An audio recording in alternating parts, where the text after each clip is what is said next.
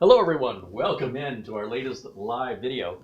It's World Traveler Mitch, folks, Chad. You have a torso of a PC. Yeah, maybe glad to be back. Maybe I need to step over here so people can see you. Yeah.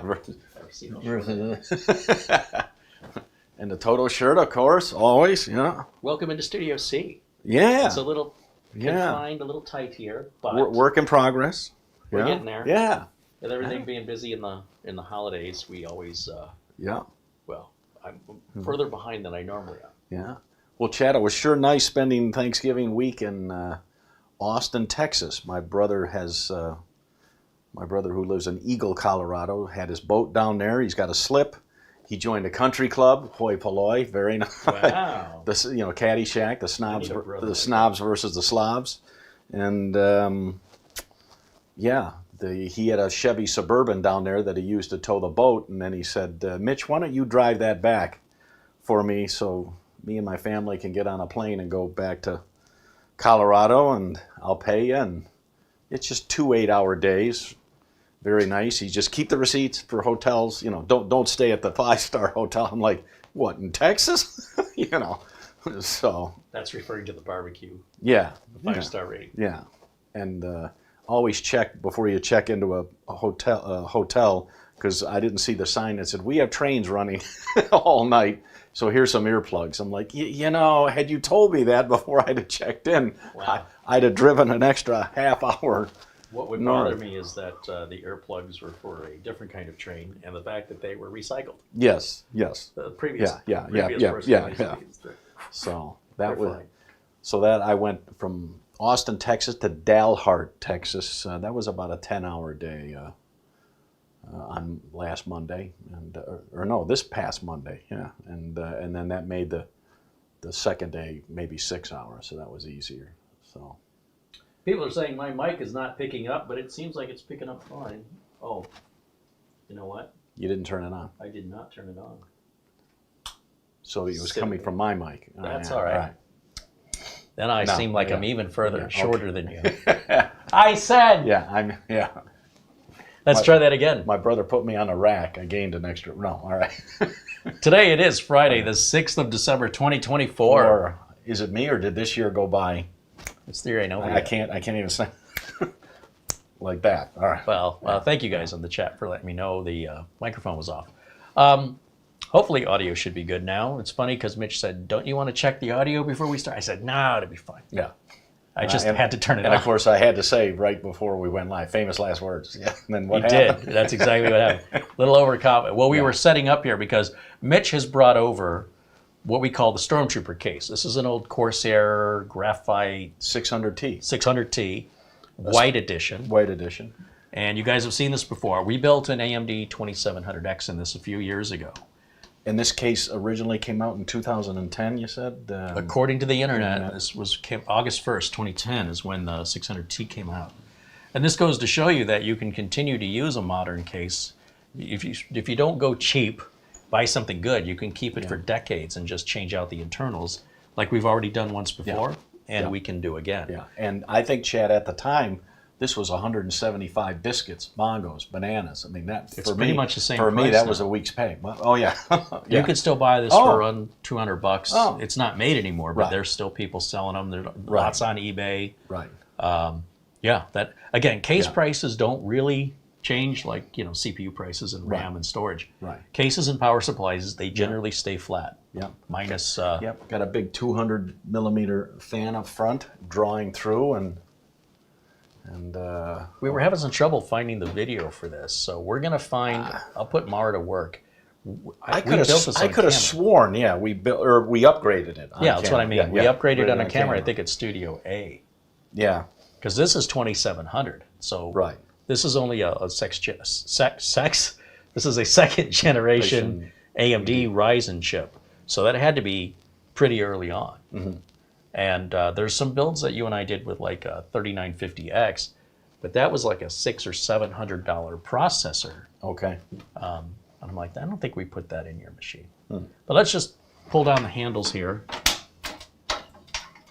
No screws needed. I'll show you guys. Look how clean Mitch keeps that. I was like, maybe we need to dust this before we go live. He's like, I already did. Yeah, but sometimes people say they did, and it's Yeah. still pretty bad. But you actually did. Yeah. Like a good job. When you live alone, that's all I do is open my desktops and Everything's very dust clean. them on. Yeah. He lives in a museum. Yeah. Let's say hello to everybody joining us in the chat. First of all, a shout out to our good friend Buster, Peter Laycock, joining us from Scotland with a 10-pound super chat. Says, good evening, Kerry and Mara and everyone in the chat. All the best from Bonnie, Scotland, where the temperature in Edinburgh is 39 degrees Fahrenheit, which is 3.8 degrees Celsius. Well, I'll tell you, Peter, and we'll get into it as we build with South America, where nobody spoke English. I told Carrie my next trip is I'm going to plan on going to some place where people speak English. So I think that means Ireland and Scotland, because I think Ireland, I want to rent a motorcycle and putter around. That's a keyword, putter around, not drive around, putter around Ireland.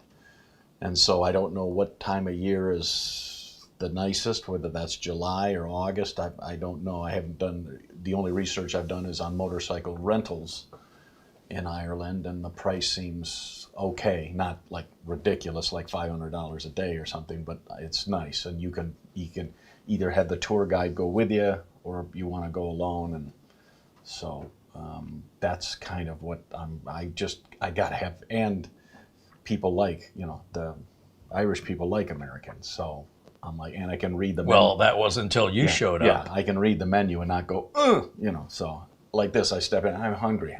They should come in South America. Food? Yes, we are. So. Is that how that worked? Yeah. I just went, and they're like, come in. So. What was that character's name in the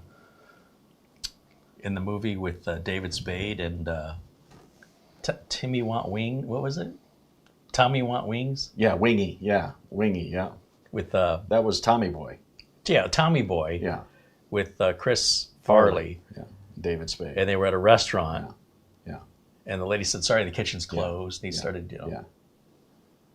And then the trivia for you, chat, for you old people like your Uncle Mitch, with the cartoon Quick Draw McGraw, he had a dog that would beg for dog biscuits. Oh, I remember that. And people, I always go, name the dog, and people are like, he used to say it, but, and I'm like, and they would say to me, you know it? I'm like, I have way too much time on my hands.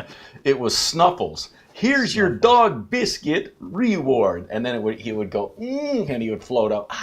And say, that's exactly what Jimmy did. Yeah, never knowed a dog who was so crazy on a dog biscuit. Jared Gilholm says hello. There's Paul Newman joining us. Z Jinkster says hello, as well as Ron Barnish. I see Andy Kane, speaking of Ireland, saying hello. Okay. Michael Sayers says hello. Chris Garrett joining us, as well as Eddie Casanova. A lot of highs. Kyle Hubick says hello. Yeah, and I wish I was. All right. Oh, who are you kidding? Okay. Yeah. All right, Lou Greedy joins us from Vermont. He says hello, and there's also Phil Stodd and Matthew Bird and John Rogers. And we've got Scott saying hello. Jonathan says hello. Scrolling. Doman 2000. Dustin Fuller. Marlena's in there hanging out and speaking on our behalf while she's working behind the scenes doing a bunch of other things, like she'll be updating the video notes throughout the video.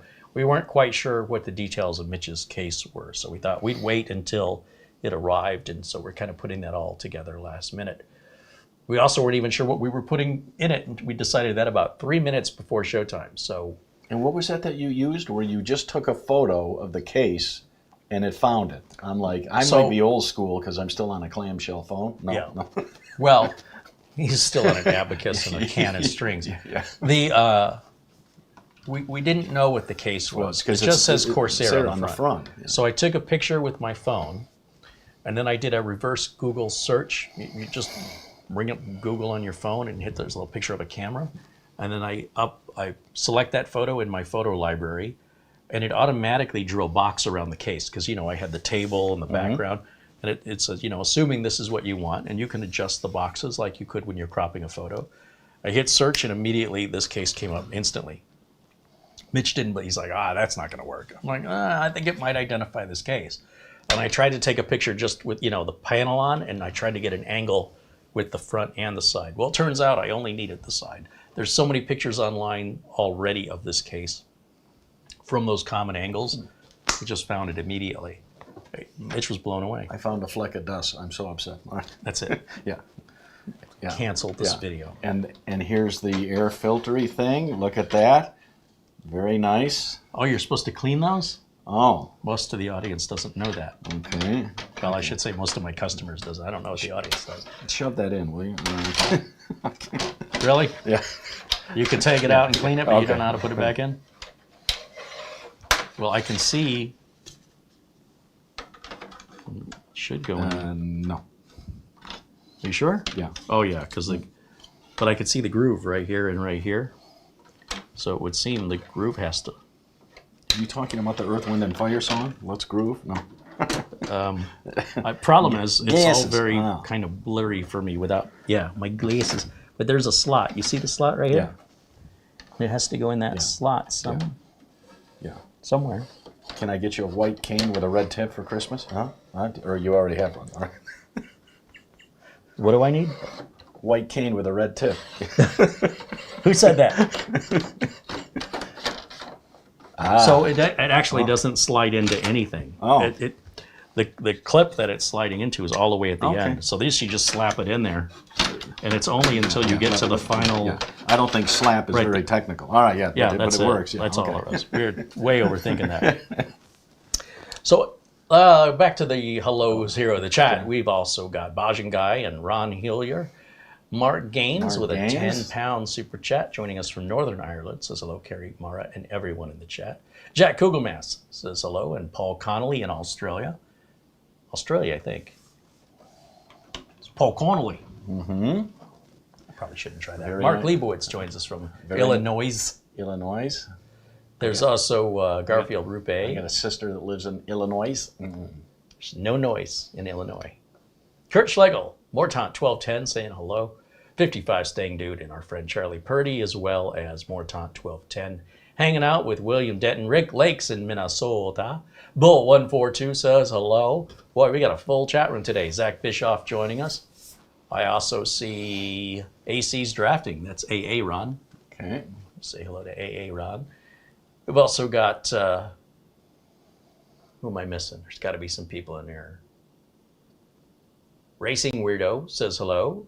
And nice guy Rudy joining us. Todd Holter From joining us. New York City. Love it. Computer Len. I haven't seen Computer Len in a long time. There's Bill Knott and Mike all saying hello. Love the Big Apple. Some folks saying the audio's a little low. You go pretty first. well. Okay. Check 1 2. Check. No, that audio's perfect. How am I? Check 1 2. Check. Yours is a little low. What, I gotta go higher? Yeah, you're way too low. Mitch was asking me earlier. I said, put it at your sternum. Somehow he put it down, and I don't. Do you not know where your sternum is? Right here. It's right by my liver. Ow, my liver. Okay. Yeah, you see how you're touching the red? Okay. Just want to touch the red. Yeah. Okay. All right. Well, hopefully that'll help. Yeah. Andy Kane says it's good to see you. Mitch?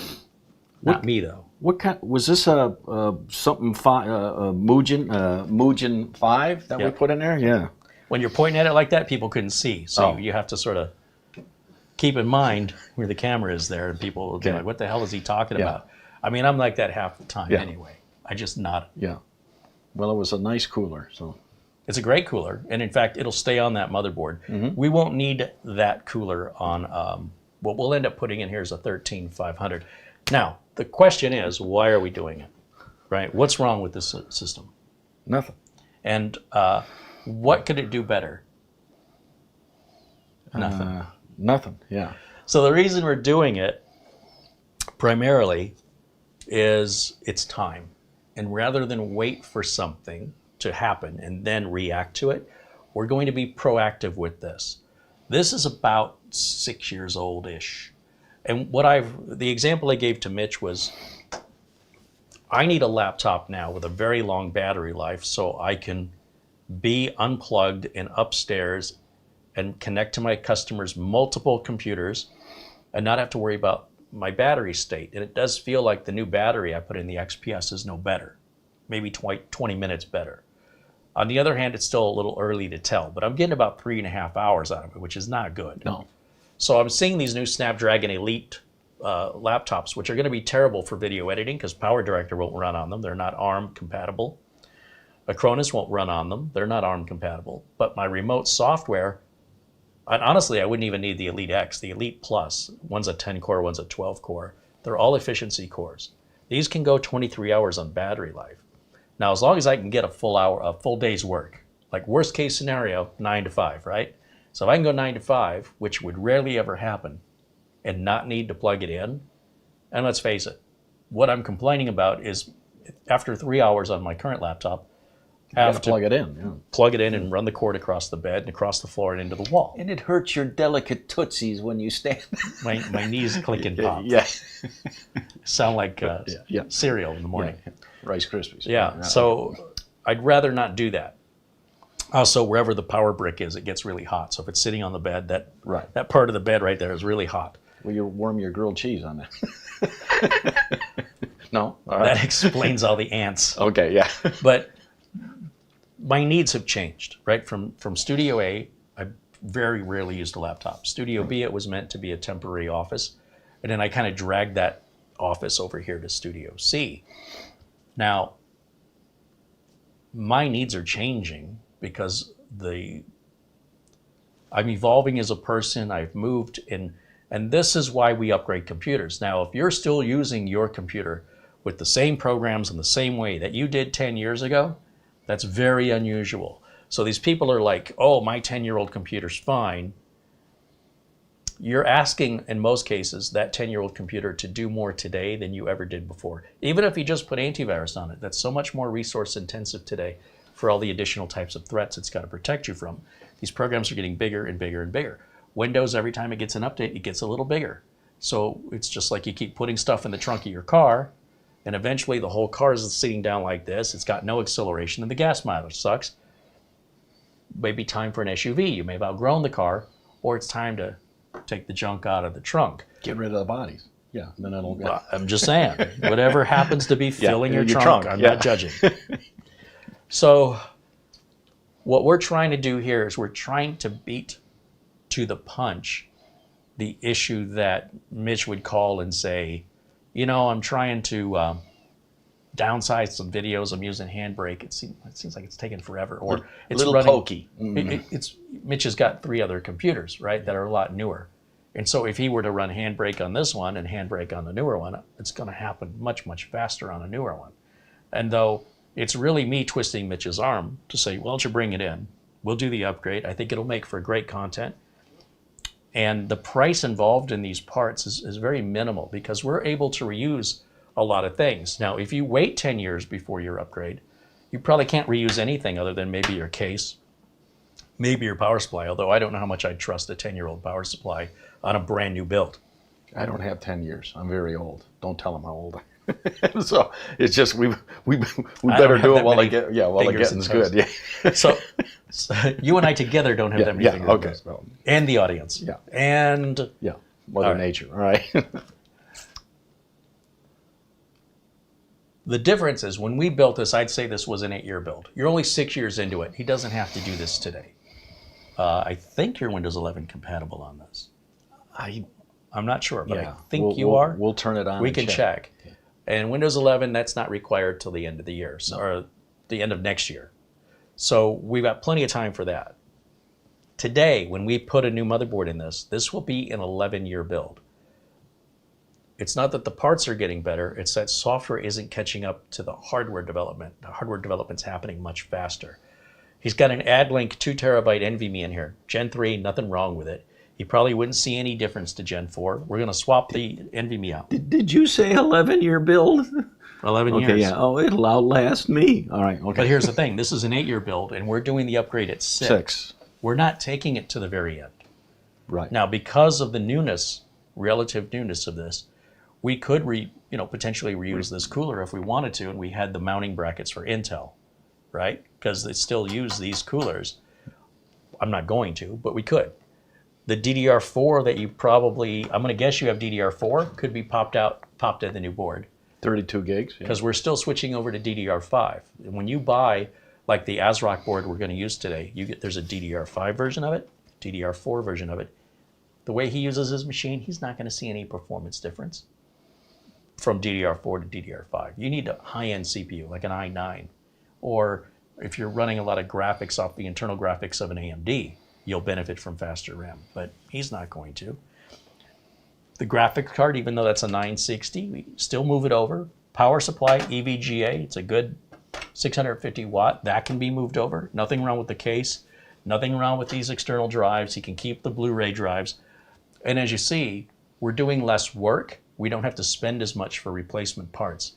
But if you think, and I want you to think about this for a minute, but if you think you're saving money, if you think you're fooling the system because you can make that older system last longer, it's just a question of when you're spending the money. You can spend a little bit now, wait and spend a little bit more, or wait to the very end and just start all over again with a brand new repurchase everything, potentially reusing the case and power supply. But you'll almost have to replace, at that point, storage, RAM, motherboard, CPU, cooler. At that point, you're building a whole new system.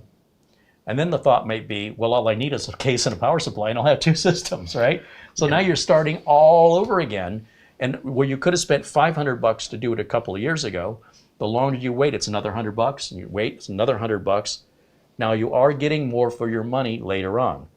What we can get for $600 today, it still would cost us $600 a few years ago, but we'd be getting, say, a 9th gen instead of a 13th. And an i7 9th gen is slower than an i5 13th gen. So you're still going to spend the same amount of money in that regard if you're not replacing all the parts. So there's this delicate balance between waiting too long and there's really nothing you can reuse in your case. You could still keep your SATA drives, obviously. You may or may not be able to reuse your cooler depending on what you bought at the time. You may or may not be able to reuse your graphics card. I mean, compared to integrated graphics, this might actually be slower. So at some point you realize the idea isn't to wear it till the tires fall off. The idea is to keep it somewhere right down the middle as long as you can. You don't want it down at the bottom, and you don't want it all the way up at the top unless you got a lot of money. And the only thing I said, chat, is can we get a motherboard with a 2 gig Ethernet, because I'm on Gigablast from Cox, and they're hounding me to go from 1 to 2, and I'm like, well, maybe I'll do it. So. He could do that by adding a network card in here. He could also do it by adding a USB adapter to it. But if he's going to upgrade the board, he's like, I might as well go ahead and have the 2.5 gig network built into the board. Because I'm all about hardwire. So. And then he's going to have to replace his router, and he's going to have to replace his modem. And nothing on his Wi-Fi is going to run any faster. Yeah. It's only one computer plugged in. That's even his Synology is still 1 gig. So there'll be the only thing that he will access faster with that is the internet. That's it. And if those websites he's accessing on the internet are slow, well, it's like having a Ferrari on the freeway at rush hour. And I was sad to learn. I'm discouraging him from making this decision, but it may be more of an emotional, like, I want to see these numbers, than it is an actual difference it's really going to make. But, and I did some research. I don't think I have gigabit power line adapters around my home, and I don't think there are 2 gig. I could be wrong. 2 gig power line adapters. I don't think Powerline can handle it. Handle that fast. So I'm like, you'd have to go Wi-Fi 7, and that means you're going to be buying a $500 router. Yeah. And then you need a multi-gig modem, a DOCSIS 4 modem. That's probably $200 somewhere in there. And then your monthly rate will go up forever. Yeah. It's your money. Yeah. I don't know why you do it. Your YouTube videos are still going to play at the same speed. Yeah, that's true. So if you're downloading or uploading a lot of content online, like the Dropbox or Microsoft OneDrive, that's going to happen faster. Yeah. From any computer that's physically wired. From everything else that's running through Ethernet over Powerline, or if it's running Wi-Fi, you're pretty much stuck at your Wi-Fi speed regardless. So now, Chad, I'm kicking myself because I told Uncle Kerry I bought for $30. I bought a 2 gig Ethernet card that you could put in there, and then a new modem. So. But you got 3 other PCs.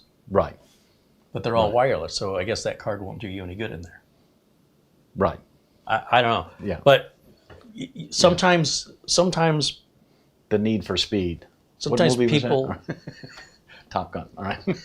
sometimes people want something because they want it, not because it makes any sense. And so for me, it goes right up against my miserly status that like, why would you spend the money? But it's offered, right? He can be faster, and that in and of itself may be worth the money. Just to have that feeling of, I've got this if I ever need it. Right now, as I understand the way he uses the computer, he's going to barely notice any difference other than the one in his wallet. And that's going to happen every month. His bill's going to be higher for that. But it also may be something that he needs to experience to determine if he's throwing money away or if it's totally worth it. I mean, at the end of the day, I'm not using it, I'm not paying for it. But I'm advising Mitch in the same way I would advise a customer. I would run wired across all the computers, or if he was moving a lot of data, I would definitely upgrade the Synology to 2.5 gig. So at least one computer in a Synology could communicate faster, but that's not an easy upgrade on the Synology. You're basically having to replace the whole unit.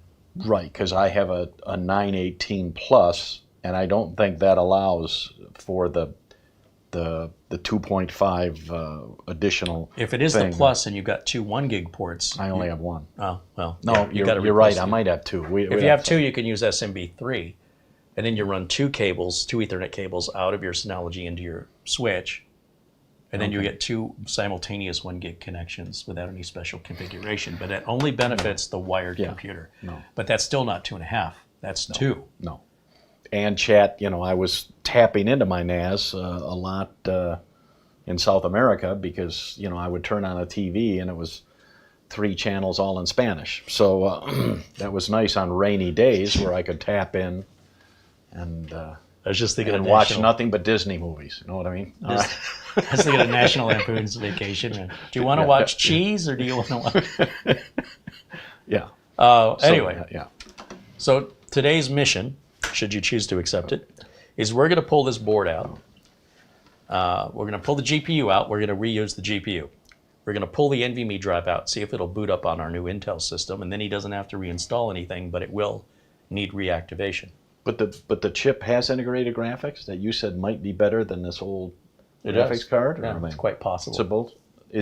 How do you test? I mean, Google. I'll take your word for it if you say the chip graphics, and then I'll give you the graphics card. Well, that'll go into a stack. I mean, I don't need it. Okay. But here's the point. It probably isn't going to be any noticeable difference to you one way or the other. Okay. Because you're not gaming on it.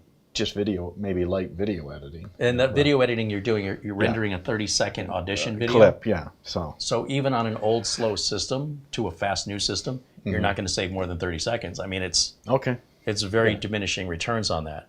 So it won't hurt you to have this other than you've got all those NVIDIA drivers that constantly get updated that are massive that you wouldn't deal with on the Intel side. But like you said, it's one more thing that can go bad. It is, the chip. and it's more fans that make noise. That make noise. Yeah. I'm just saying, I mean, Well, you could try it without it. I'm going to miss you, little car. You could try it without it, and if you don't like it, we can put it in. Yeah, But you might be surprised to see that there's, for your use case scenario, I imagine, and I could be wrong, that you won't notice any difference one way or the other. Right. But if I'm wrong, you can always put it back in. Okay. So if we take the card out, we're going to unplug everything from the motherboard, take the screws out, take the whole board out as one. We'll put the new board in. Now, the new board already has RAM on it, RGB RAM. Does this have a window? No. So if you don't care about the RGB RAM, I take it back. We're not using this board. We're using that board. Right. That board does not have RGB RAM. I had a few prep boards. And I've got one board that's not prepped. That's the board we're going to use today because we're going to put Mitch to work. My arthritis. So what do we want to do first? Should we prep the new board first? Yeah. Because I'm just thinking where we're going to put everything. Because when we take this board out, I got to find somewhere to put it. Because we're going to take the whole board with the storage and the RAM and the cooler on it. We're going to remove it, set it down somewhere. Mitch will leave that behind. We'll use it in some cheap build that we'll put on Facebook Marketplace or something. 2700X was at one point what the old streamer at Studio A was upgraded to. And then I upgraded it again. But that was like the first AMD streamer I built. And that lasted quite a while, no issues. It's just a bit long in the tooth now with the 9th gen, the 9000 series AMD chips out. This is a 2000 series. That means there's been 7 series. So it's about 6 or 7 years. Well, let's set this down because they're only seeing my head, not my physique. You know, welcome to the gun Toto show. logo. All right, where do you want to put it? Well, that is the question, isn't it? You're younger, so you can lift it. All right. Remember that, Yeah, always. Always. Bend with the knees. He's got a bad back. All right. Where is my niece? Yeah, lumbago. Come over here and lift this for me. Lumbago. Isn't that a cheese? Yeah. Give me a slice of that. Very stinky of lumbago. Give me a slice of that lumbago. Let me think. How am I going to move this? And don't judge me, Chad, because I have mechanical drives in there. If you knew how old he was, it would all make sense. You'd say, "Oh, I understand." Probably some Werther's candy wrappers in there too. Love my Social Security. Anyway, all right. Yeah, he's the reason why none of us will get it. Okay. I'm going to move the Wi-Fi point. Hopefully it doesn't interrupt our broadcast here because I need this out of the way. Okay. As you can imagine, lifting this up from this angle. So if you see us both freeze. It's the end scene of Police Squad. Yeah. I started downloading Angie Tribeca again. Oh my Yeah, I love gosh, it. that It show just is so stupid. laugh out. It was only one season. It's 5 seasons. Really? I want to say, well, at least 3. Okay. No less than 3. Yeah. But I think it's 5. Yeah. Could be 3. That starred. But Here's it's that- trivia, Chad. it's that- who starred one of Quincy Jones's daughters, who happens to be an actress. She was Angie Tribeca. Yeah. Oh, is that who that is? Mm-hmm. He had 6 kids, or 7 kids. So. Who does he think he is? Elon Musk? Yeah, he had a lot of children. He was busy. And she's got a kind of weird name, Angelique. I don't know her name. But it's a Steve Carell back show. Yeah, And, Chad will know. But, it's that airplane humor. Right. Just stupid humor. But I just think it's a scream, yeah. Angie Tribeca, yeah. So they'll say something like, let's say we're going to the park. There's they a go, park. and everybody goes, Yeah. let's go to the park at the same, because they all say it. Let's say it. So it's that kind of stupid humor. I miss that. Yeah. Is it supposed to crack and creak like that, or was that me? No, that was actually, yeah. You're weak, but steady now. All right. You know what? I'll just Yeah. put it on top Yeah. of this one, Okay. where it can fall over. Yeah. I Well, apologize. while he's doing that, Chad, I'll tell you a little bit about South America. And here's my review. Yeah. So, again, to my surprise... You're going to leave a Yelp review on South America? Well, it just... If it wasn't for me having Google Translate on my phone, to be honest, I'd have come home after a week. Because at least, all Uber drivers, cab drivers, habla inglés, habla... No one except the front desk at the very swanky hotels that I stayed at. They spoke English. But the second I stepped outside, no one. So you kind of feel, I walk into a restaurant, come, they hand me a menu. Now, luckily with your phone, you could snap the photo in Spanish, and then it would go English. So that I wish I had these problems. Yeah. Otherwise, they'd serve me raw eel or something. But I was staying home the whole time you were traveling and seeing the world. Yeah. And almost ran out of the box of Cheez-Its. Yeah, okay.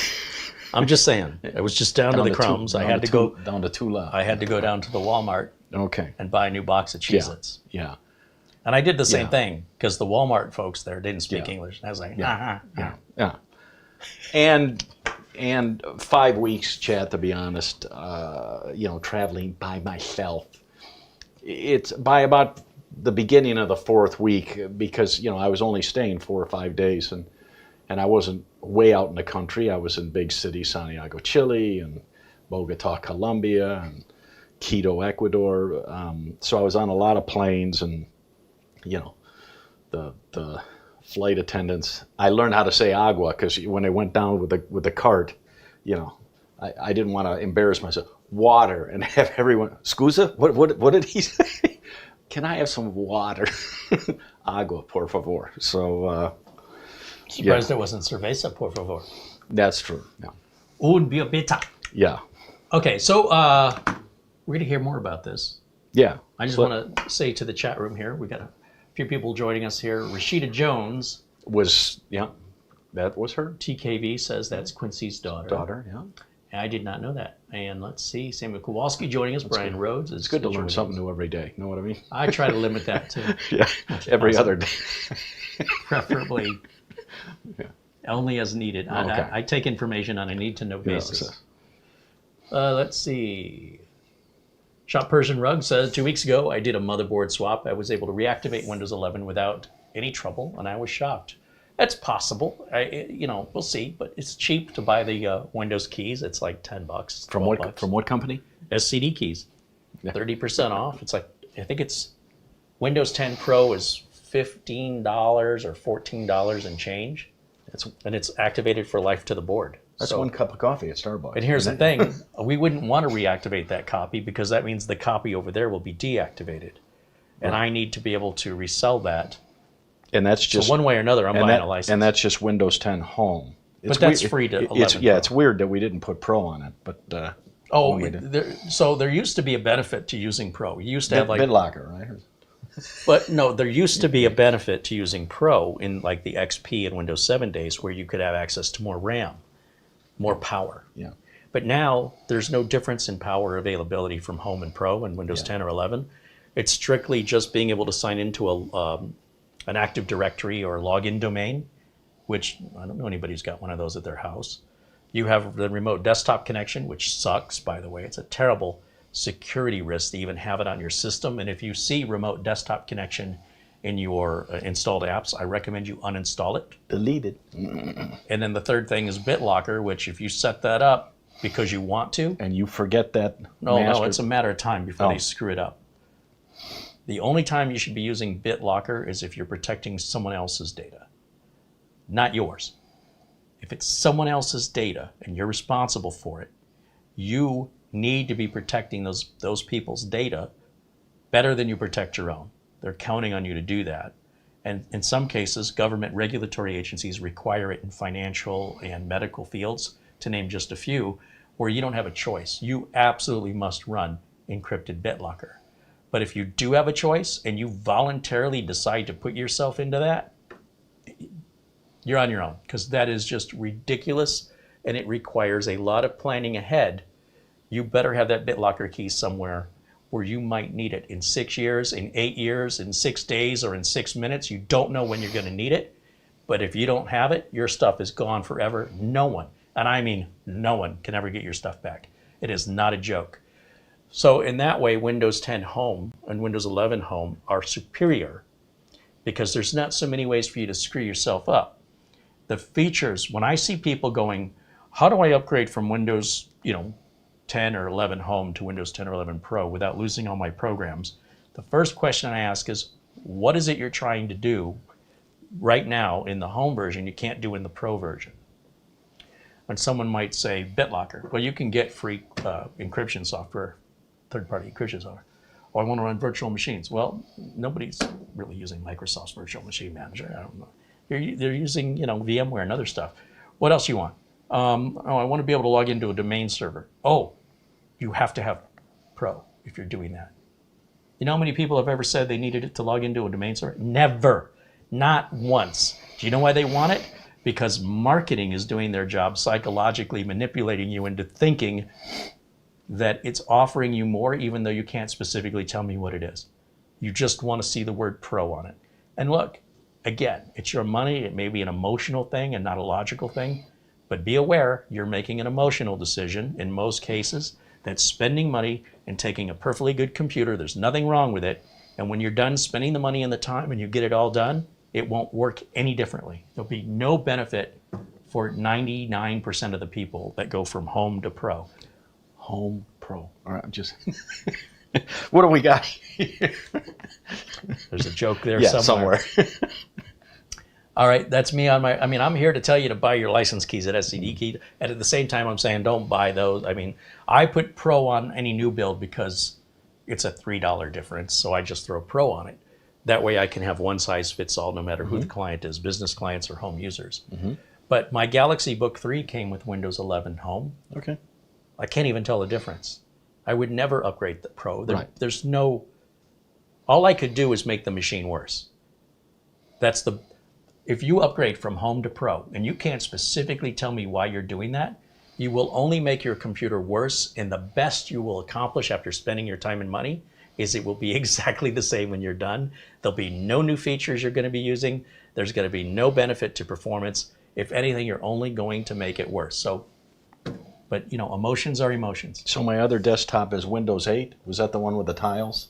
Yeah, that was Windows the 8, one with 8.1. You probably can't upgrade to 10. You used to, yeah. but so just like when 10 support ends in mid-October of, you know, this next year. mid-October, then probably the free upgrade to 11 will go away. Right. But right now, Windows 10 Pro keys can be used to activate Windows 11 Pro. And that's the way it was Windows 7 to 8, 8 to 10. Yeah. And then when the product goes end of life, then that free upgrade is over. But if you upgraded, it stays upgraded and activated for life. As long as you were grandfathered in before that window, you're good to go. You never have to have your activation retracted. It doesn't happen. So just to be prepared for what's out there and why people do things, the Pro version really is for logging into servers. As far as I'm concerned, if you're not logging into a server, you don't need it.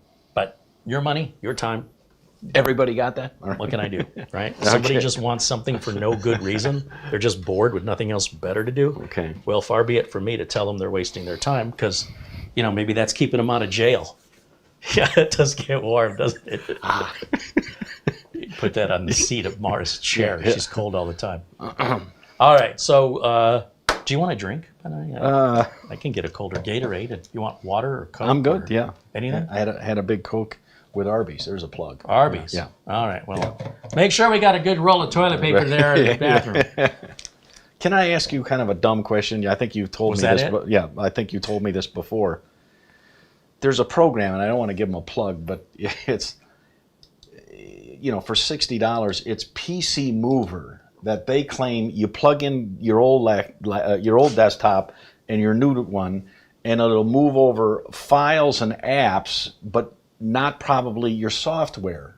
Am I correct? Apps are software. Because that's all. Yes. That all has the registration code. So you're telling me it'll move, and then the nice thing is if you want to completely move it over, or the people said, well, I like that I get to pick what I want to bring over. You'll have a list of installed apps. You can check each box you want. Yeah. But it's a little like being in Las Vegas.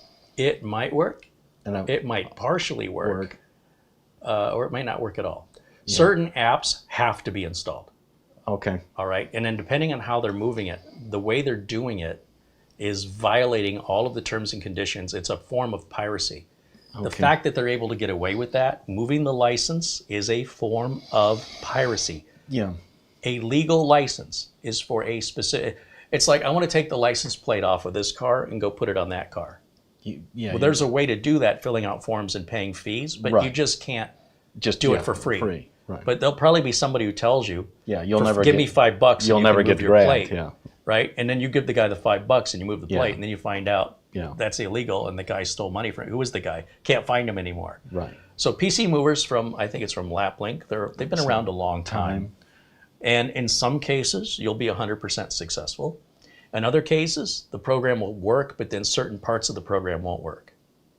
Yeah. And then the other issue you run into is if that program is out of date, you've not been keeping it up. A lot of times people are too cheap or they're too stubborn to move forward. And so holding on to an old piece of software. I've done this with Peachtree. Yep. Had to pry that out of my cold, dead hands. Yeah. And eventually Mara took over all the billing and I let her use whatever she wants to use, but that's what I used. The Peachtree became Sage, and it just got more complicated, but my needs for creating invoices are the same. So I just needed the old software, but it would only run, it barely ran, I should say, in Windows XP. Yeah. It was designed for like 98. And Chad, you should have seen It would crash, I'd have to restart the whole You should have seen the machine he had it on. Yeah. Well, they've seen it. Yeah. Well, I don't have that anymore. Yeah. But the bottom line, it was an old Intel i7-965. That cost me $1,000 for that chip. Yeah. And I was going to get 10 years out of it if I'm dropping $1,000 on it. Yeah. And that's $1,000 in... Hey, correction, you still have it. It's upstairs. It's hiding. I don't have it. No, you're wrong. We're going to light it on You're fire. mistaken. Yeah. We're going to light it on fire and dance around. That machine, there's a gentleman that wanted to buy a bunch of used stuff for me to resell. Okay. And he saw it sitting on the floor. And at this point, Mara had taken over the billing, and it was working really well. And I figured there's no sense going backwards. Okay. And I just took the drive out of it. And I said, here, you can have the whole thing. The test bench, the bare board, the power supply, all of it, just take it out of here. Because I didn't have anywhere to put it. Did you find it? Give me a second. No, you're going to have to go over to Ben's house. He has it. You sure? I know for a fact. And that's why on the StormTrooper, is this right? I kind of got in the habit with the mechanical drives where my C drive, I try to keep mostly the operating system. And then like my programs, everything goes over on the mechanicals because I like just keeping kind of nothing but the operating, or is that kind of old school? Nothing but the operating system. I wouldn't even call that old school. On the C drive. So you have this really I'm fast... old, remember? I said you have this really fast NVMe drive. Okay. And that's where you want all your programs and your operating system. Okay. Right? So when you click on Word, it comes up fast. If you have some massive program, which in today's terms is typically going to be something like a game, a video game. Yeah. And these video games can take up lots and lots of space, maybe more space than the SSD can hold. Okay. Right? And if you have multiple games, put those over on the mechanical drives. But you also have a NAS. So you should pick one or the other. Like either put it on the NAS, which has mechanical drives, or put it on your internals. But I would not do both. Okay. Those, just having mechanical drives installed are slowing your machine down. And the reason they're doing it is the operating system keeps checking. Are you there? Are you there? Are you still there? It's called polling.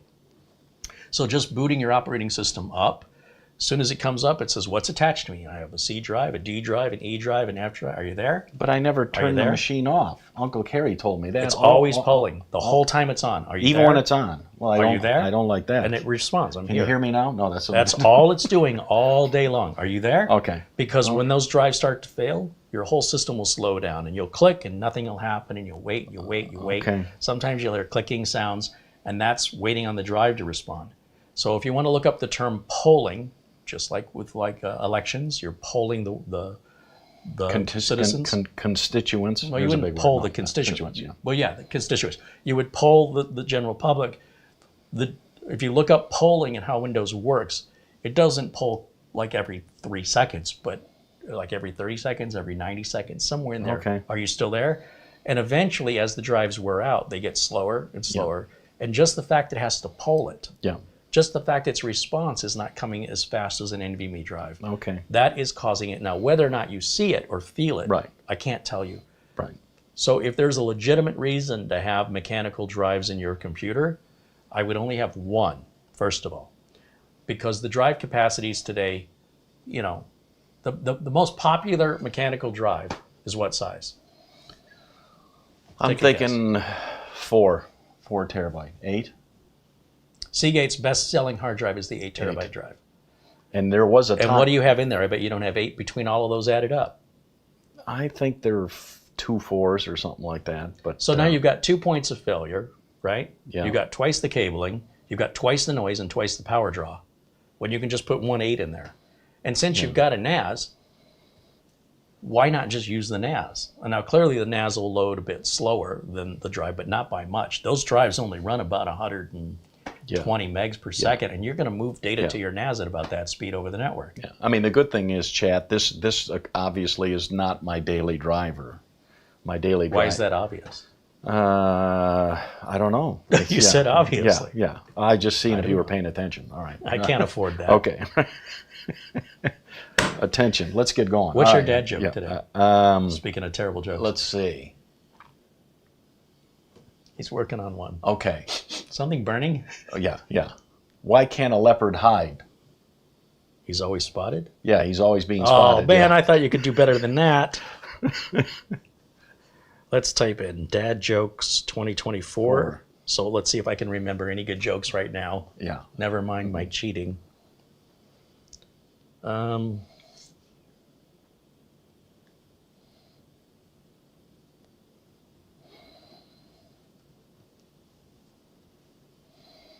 Those aren't jokes.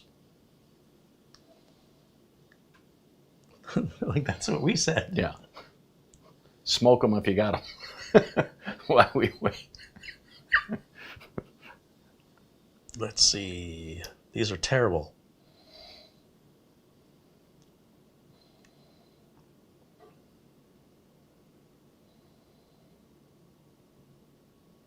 How many tickles does it take to make an octopus laugh? How many tickles Does it take? Well, he's got 8 arms, so 16. Oh, you need tentacles? oh, okay. Ba-dum-bum. Yeah. Oh, that one hurt, Yeah, didn't yeah. it? I saw you And wince. we'll give him the hook. And with that, and with that, moving on. All right. Joseph Jardistorfer. Your dentures are slipping? Yeah. Well, On the floor. yeah, okay. Welcome in, Joseph. We'll just call him Joe. Yeah, happy Friday.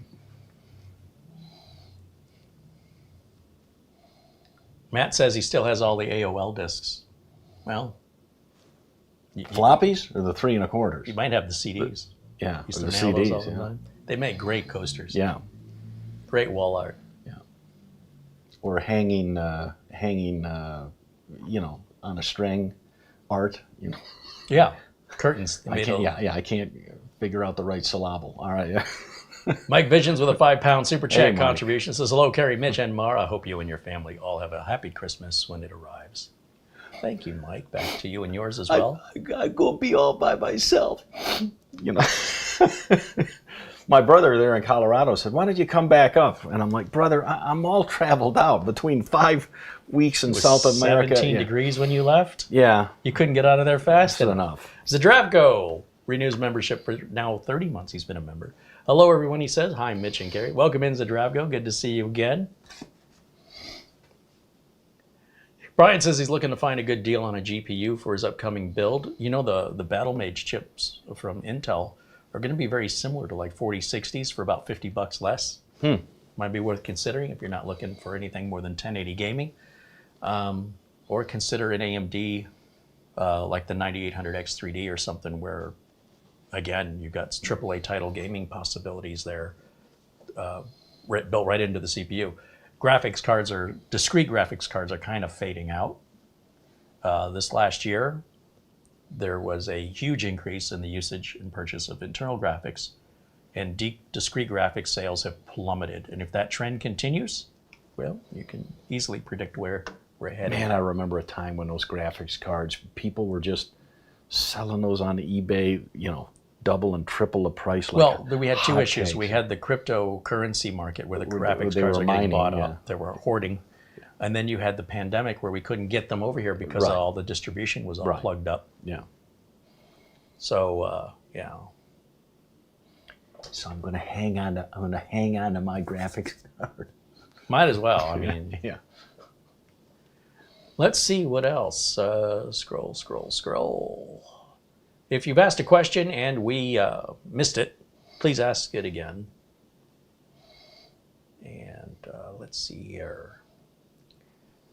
Computer Len wants to know, what are the badges about? The badges are for our membership. Essentially, the YouTube advertising platform is just about dead. It's on its last leg. Those ads that YouTube is forcing you to watch, those, if we played enough ads, like 100 of, would it be 100? No, we would make $10 when 1,000 of those ads played. Like all the viewers watching combined, once it added to 1,000, we'd make $10. Now we make $1 for the exact same thing. So what does YouTube do? Now they throw in more ads.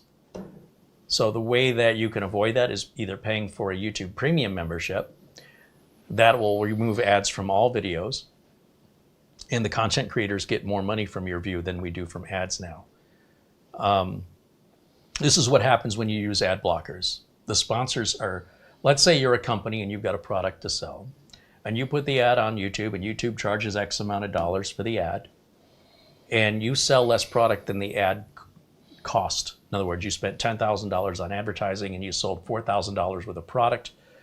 primarily because either people weren't interested or they're blocking your ad and they never see it. Then you're going to say, well, I'm not going to spend $10,000 to earn $4,000. That's dumb. And so you go back to YouTube and you go, look, I only made $4,000 last time around, so I'll give you $2,000 or I'll give you $1,000. I'm not paying you $10. And YouTube says, well, take a walk because we're not taking it. And then all the other advertisers do that, and then YouTube's got no advertisers left. And they go, wait, come back. Tell us again, what was that, 1,000 you said? And so that's how this happens. Your own ad blockers are the reason why this, I already told you this years ago. I said, as long as people keep using ad blockers, and I mean the majority, there's not enough people remaining to make advertising worthwhile.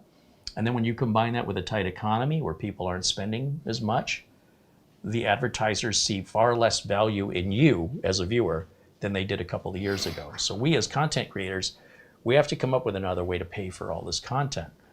One way is to make content that doesn't cost anything. Like I could sit here and read the news that other people have written as though you need me to read you a bedtime story like you're 4 years old. I think it's personally insulting to see somebody create a YouTube channel to do nothing but read what other websites have written days earlier that you could have already read. I don't like that. I will find interesting stories from time to time I want to share with you, but I'm not making a whole video of just news. If I did, that's telling, because what that's saying is we don't have any money to put any product out here, so we're just going to read the news. That's just the laziest thing you can do. Some people might like the convenience of having the news spoon-fed to them, and it's a very cheap video to make, but at the same time, those videos also don't earn anything. So then what other way can we come up with to be able to generate revenue? And that would be for memberships. And so folks who pay the $9.99 a year, and keep in mind, YouTube's taking $3 of that right off the top. That's a month. You said year. Oh, sorry, $9.99 a month. Thank you. Sharp as a bowling ball. Yeah, thank you for the correction. This is different than the YouTube premium subscription that takes out the ads. This is supporting an individual channel. And with your support, that money goes right back into the channel. It doesn't go to my future Tesla. Like that's not even on the radar anymore. We're just trying to stay alive. So what do you get for that? Well, in exchange for that, you're going to get live videos specifically only for paying members. They're never made public. Every Monday. Every Monday at the same 1 o'clock time. Much smaller audience, much quieter chat room, more informal, more intimate. I get to know you, whereas you guys get to know me. As a member, I get to know you. You get unlimited support or questions to us here. We make time to make sure that we answer all of your questions. We love to hear from our members. And we do any video that's over 12 months old gets put into our archive. The archive is only available to members. So we're trying to encourage people to support us and give them a benefit for that support. So that's, you reach out, any questions, any problems, you have a priority response to your email. You have full access to our videos going back to 2008. Anything older than 12 months old changes from public into members only. So all the videos will stay up for 12 months. After that, if you want access to the archive, you need to be a member. And then finally, what was the third thing? Oh, the members only videos. Every Monday we do a video strictly for our members. And we do that every single Monday. We've never missed a Monday. And I want to make sure that everybody's getting their money's worth and everybody feels like I get to know them. A lot of the viewers that kind of come and go, someone might say, I've been watching you for years, but if they're not active in the chat or they haven't been around in a long time, I've completely forgotten about them. We have a worldwide audience. Our friend Buster joins us from Scotland. Our friend Paul Gray is in Australia. Our friend Oystein is in Norway. Our friend Frankie B is in New York City. We've got lots of viewers in like Andy Kane, Ireland, Mark Gaines, Northern Ireland. We have viewers in France. We have viewers in Canada. It's a little overwhelming at times. And what we're trying to do here is just keep the channel up and floating and make sure the people who are helping us get more because they're giving more. And this was the inevitable, not the conclusion yet. The conclusion is going to be all videos are going to be paid. Because unless the ad problem gets fixed and people stop using ad blockers, the ads are going to be a complete waste of money for any company trying to advertise to you in that way. And then either everybody moves to another platform like TikTok or something, where there's no community on TikTok. It's just you're flipping through videos. You don't even know the content creator. Heck, half the time you won't even remember what video you just watched. Yeah. We're trying to build a community here. So when you see those badges next to people's names with a number, that is how long they've been supporting us here, which, and I cannot stress this enough, without whom this kind of content would not exist. And the only other alternative I have to keep the channel up and running, if all the membership stopped, and the YouTube ad revenue is pitiful. Like I could maybe fill the tank of my car with gas 2 or 3 times, that's it. I couldn't make a house payment, I couldn't make the utilities payment, it's that low. Then the only thing I have left is to make to sell myself as a corporate spokesperson for a company that's going to script what they want me to say, and it'll no longer be me speaking. It'll be my face, but it won't be my words. And they will have to approve everything before I'm allowed to show it to you. And I will have to make any changes or they won't pay me. You know, if they say we don't want this or we want you to add that, I have to do it or they won't pay me. So the reason they're paying me is because they want to control their image. By being independent, we can buy whatever we want and there's nothing they can say or do about it. And when we work with companies like Asus or Minisforum, there's no financial remuneration for that. It's just they're sending me a product and I am free to review it when I want, how I want, and they appreciate it. And so there are certain companies you're going to see here time and again. These are companies that in that way are supporting us, and we hope you consider supporting them back. Our friends at Acronis, Roboform, SCD Keys. These are not commission-based relationships. They must offer you guys a value, a discount they don't offer anywhere else. If they don't do that, we don't take them on, and it must be a product I use in my real life business or I don't take it on. As you can imagine, I have restricted myself from making money because most channels, a lot of channels, especially the popular ones, the only way you get that big is you sell out. I'm not willing to make that trade, so I'll stay small, I'm good with it, but I still want to be around. That's the part we're struggling with. And without our members, we would not be here today. Or I should say we'd be making maybe 1 video a week. So chat, anyway, don't make Uncle Kerry sell a kidney because he's already sold 1. I've already sold 3. They weren't mine. He's only got 1 left and that was... Okay, let's get building. Yeah, there. Charles, that's like, speaking of which, renews membership. He's been a member for 30 months. That's right on. So you'll see members have their names in green. You don't really see the blue folks anymore because all those issues, that's in the past. We don't have this trolls and stuff like we used to. And now we've also got Mara as our administrator. And then we've got some great friends like those I mentioned that have really, really helped us. So with that, are you going to do all the work today or what? Why, certainly. With my 10 thumbs. Well, I guess we're going to start by getting that motherboard out of the box. Okay. Let me clear some room for you over here. And then it was, did Mara, no, she put what's in my very antique machine on the video notes. This is already on, is that? She's like the production manager back in the other room. She's probably already added these parts while we were yakking. You've never opened this. I told you it's brand new. I was just making sure. It's like Christmas. All right. What do we got here? We got a bag with instructions and doodads. That's very technical. Okay. And then we got the board in the saran wrap. No, anti-static. And you always build on the box. Let's take the innards of the box out so we can use the... Okay. Mamma mia, that's a spicy pizza. All right. Yeah. Set that over there. Okay, 3D. Set that over there. Now you can build on the box. And some of them just have a little piece of tape, or some of them just have it foldy over. Everybody got that? If you're wearing headphones. My ear. Aziz, sound.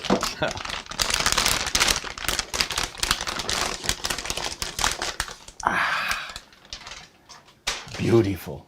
Should I keep it in the, whatchamacallit, in its thing? No. No, all right. Ron Barnish renews membership, now a member for 28 months. Thank you, Ron. Oh, it's attached. So we need snips. I thought it was MSI that did that. We need snips. All right. Snips? Yeah. There you go. Try not to lose a finger this time. Preferably not one of mine. Okay. A 1. Oh, there's a 4? There's going to be one in each corner. I'm wearing my short eyeballs, so I can't see. I don't know. And you I need- think it's and you- inappropriate and for you you- walking and- around town with your short eyeballs in. And you need your glasses. All right. You're not a teenager anymore. Though. That's for sure. Flaunt your short Yeah, eyeballs. that's for sure. One in every corner. Yeah. Mark Baggett says hello, Carrie and Mitch. Welcome in, Mark. Trevor Dunn joining us as well. Paul Kitching says he still has an Amiga. Well, don't spread it if it's catching. No. Beautiful. Look at that board. So now, the way I take it out is I would grab right here, Okay. and then I would Do just, I have to do it? All right. Yeah. All right. See, did you look? Yeah. Put it back. Let it go. Did you just see me grab it like that? No, it was this way. So use your other hand. Oh, I have. Oh, there. Yeah, there's two of them. There you go. You just chuck that bottom anywhere. Ow, my eye. 2.5. I guess with this bluey or something. People can't see what you're pointing Oh, okay. 3D. at. Now, we've used this board several times before. Clearly, I like it. There's a little, see this little pull tab right here? Yeah. The smoke come off. All right. What do I do with it? All right. Oh, Peel it. Put your finger here. 2. Didn't have my Wheaties this morning. All right. Just Twinkies. All right. There's a plug. All right. You have Twinkies for breakfast? Yeah. Single man. Yeah. All right. Do you see any other plastic on anything here? Usually over anything that says Asrock or Can't a say logo. that I do. Okay. Pro Series. Very nice. All right. And the CPU, I guess we can start there. And this is a I wrote cardboard box. Okay. Turn it the one direction you haven't looked at it yet. There he is. Now, reading my writing is a Yeah. whole other problem. Yeah. Is your arm longer? 13,500. 13,500. Okay. I recognize my chicken scratch. And it comes with a beautiful fan here. Yeah, you got a stock fan that's plenty powerful for keeping that chip cool. There's no reason. No, you can just slide the... Well, the chip out. Yeah. Look. What are you, chicken? Click. Oh no, that's look. Click. Yeah. You got to slide this right out like this. Look, see like that? Okay, and now you were trying to pull this up here. Right. But you can see it's attached right here, can't Oh, I you? cannot. You don't see that piece of cardboard just is one kidding. piece? And it clearly has to open like a door. Ah. So if you look, there's a little, see here? Okay. And then that's going to expose our thermal paste that's already been pre-applied. Okay. So we're going to set that aside. We don't need that quite yet. You're scaring me. Okay. All right. Now you're scaring me. Yeah. I need the white cane. All right. So I'm glad you're not yeah. a chemist. So then we gonna lift the arm and the plasticky thing covering all the pins. Very technical. Covering all the pins. You like that? All the pins. Are you playing a piano right now? What's happening? Yeah. All right. Do that now. Okay. There's no pressure. It's just the world watching and judging. It won't go up. No, See. they don't do that anymore. Oh. It's a jip. All right. But you have to lift it. Oh. You see the piece sticking up? No. Well, I mean, you could do it that way. That's fine. But you could also do it this way. You see this piece? Yeah. Push on that. Right here. Yeah. Push. Push away from you. Oh.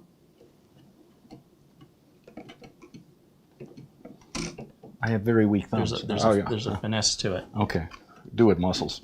You could also, you see this piece right here? I did that, yeah. You could lift it there. Okay. There's lots of different ways. Unfortunately, This makes me very nervous, to be honest, Why? to put that in. Well, because this is a lot of money, so it's like... it's not that much money. It's only a 13,500. We're not dealing with an Ultra 9 here or a 7800 X3D.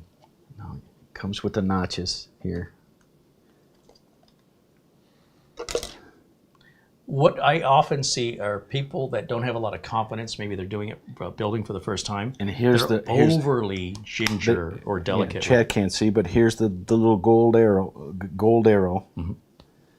Then you got to look on the thing here.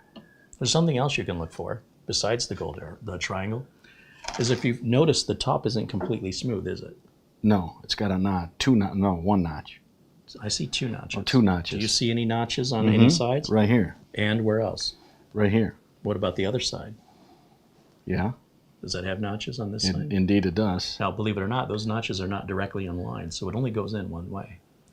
Now, the best way, the easiest way on most ATX and micro ATX boards is if you know the board's going to go in vertically like this in your board, in your case, and all the writing is facing top down, then that writing would also match that. It only changes on mini ITX boards. So essentially, if we face this towards you, well, we can't do that because the door's in the way.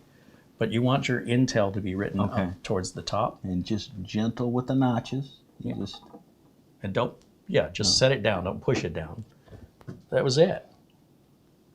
Is it down? I can't Well, I'll tell. check. I'll double check your work because I can't even tell without my glasses on. But one of the ways I tell, first of all, is just look at the orientation. Yeah. There's a small lip around the entire frame of the socket here. And so I'll just grab the edge of the heat spreader and see if it wiggles left and right, but do not push it down. As long as you're not pushing it down, you're not going to make contact with those pins. And I can see it's in all 4 notches. Okay, so now what do? You close the thingy-majig. All right, so close the thingamajig. Or as Mara likes to call it, the what? Okay. Oh, you got to press down and then do that, or no? Two-handed? Or what? Or just go ahead? No, you can't because that's got to go under that. So yeah, so then you do this. That's supposed to come off. And now it's... Now you're going to need some, you're going to get resistance here, so push down hard and latch it underneath the catch. You're all good. Now if that is in cattywampus, if it's not quite seated, your system's not going to boot. In theory, it shouldn't hurt anything, but you could be damaging the pins underneath. But that's why the 4 notches are great, because like you said, if you just see that they're in there and do that, I kind of miss the old time when it went down and seated in there. You know, when you set it in there, and then you used to just go, and it would drop a little further, right? It would but they're getting bigger and bigger. The number of pins, this is 1,700 pins on this chip. Okay. And then this little cover, you know, we have to keep this. You know why? Yep. If you got to send a board back, so you got to take the CPU out, and if you don't cover this back up, or you leave those pins exposed, your warranty is void. Manufacturer, it doesn't matter if it's Asrock, Gigabyte, Asus, MSI, universally. You do that, warranty's done. But you also don't send a board back with warranty with any RAM, storage, or CPU on it because you won't get them back. So keep this and hope you never have to send your board back. Now, did you say just for fun we're going to take that NVMe and put it in here to see if it'll boot? Mm-hmm. But we're not ready for that yet, right? Because in order for us to do that, we're going to have to move some stuff around. Yeah. But otherwise, if we already had it out, we could put it in right now. In fact, you don't have to put it here. Okay. That's only a Gen 3 NVMe, so you could just put it here, or here, or here. So I could put 3 on there. You could, absolutely. Okay. So what, RAM? We should probably put the cooler on. Oh, yeah. So the cooler is easy because, you know, all of your internet snobs and elitists will tell you this is not a good enough cooler. That would be me. Well, then you, like them, have a lot more money than the rest of us. To buy something you don't have to buy to fix something that's not broken. Don't tell everyone. All right. Whoops. Sorry there, Mr. Warbucks. Yeah. My G5 is over G5. at Scottsdale Air Park. Okay. He's referring to his bingo card. Yeah. G5. Tropic Thunder, baby. So that, we put this on so the cable is going to be closest to these connectors. To those. But it really could go on any of those directions. Right, but and then we'll zippy tie it if it has a little. Oh, we're definitely going to clean that up. Little slacky. So just push down on each of these towers, but do opposite corners. Wanted to pick any corner to start. Push down. I heard a click. Yeah. That was in his head. All right. Okay. That was my knees. Okay. Those didn't sound too good. Well, check my work.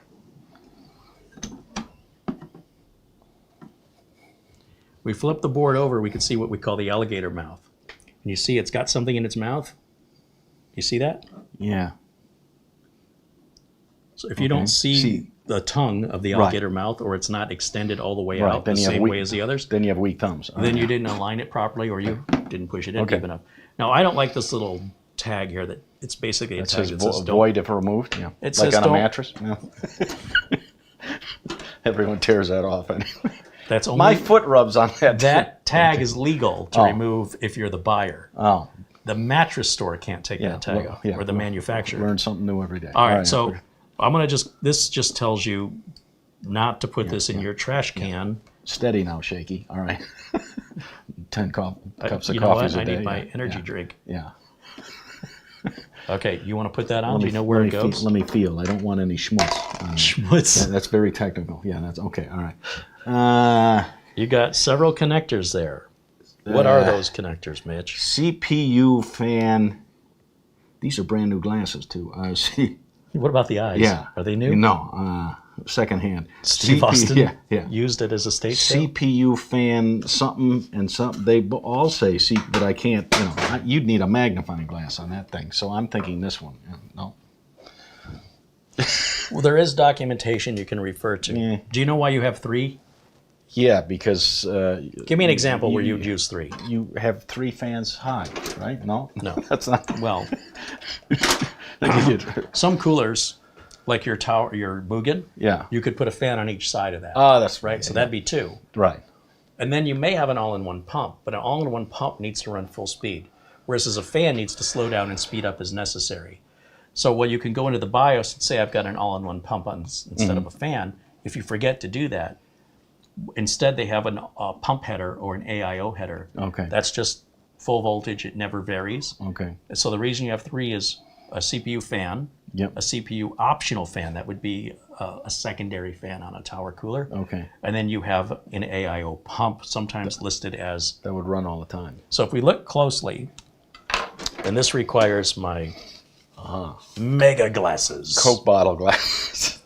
Shouldn't give them. This one time at band camp, Yeah. Shouldn't give them a plug. All right. that says all I drank. CPU fan 1, Okay. CPU fan 2/WP. What do you think WP stands for? Wonderful party? No, that's a. So not close. Okay. Water pump. Okay.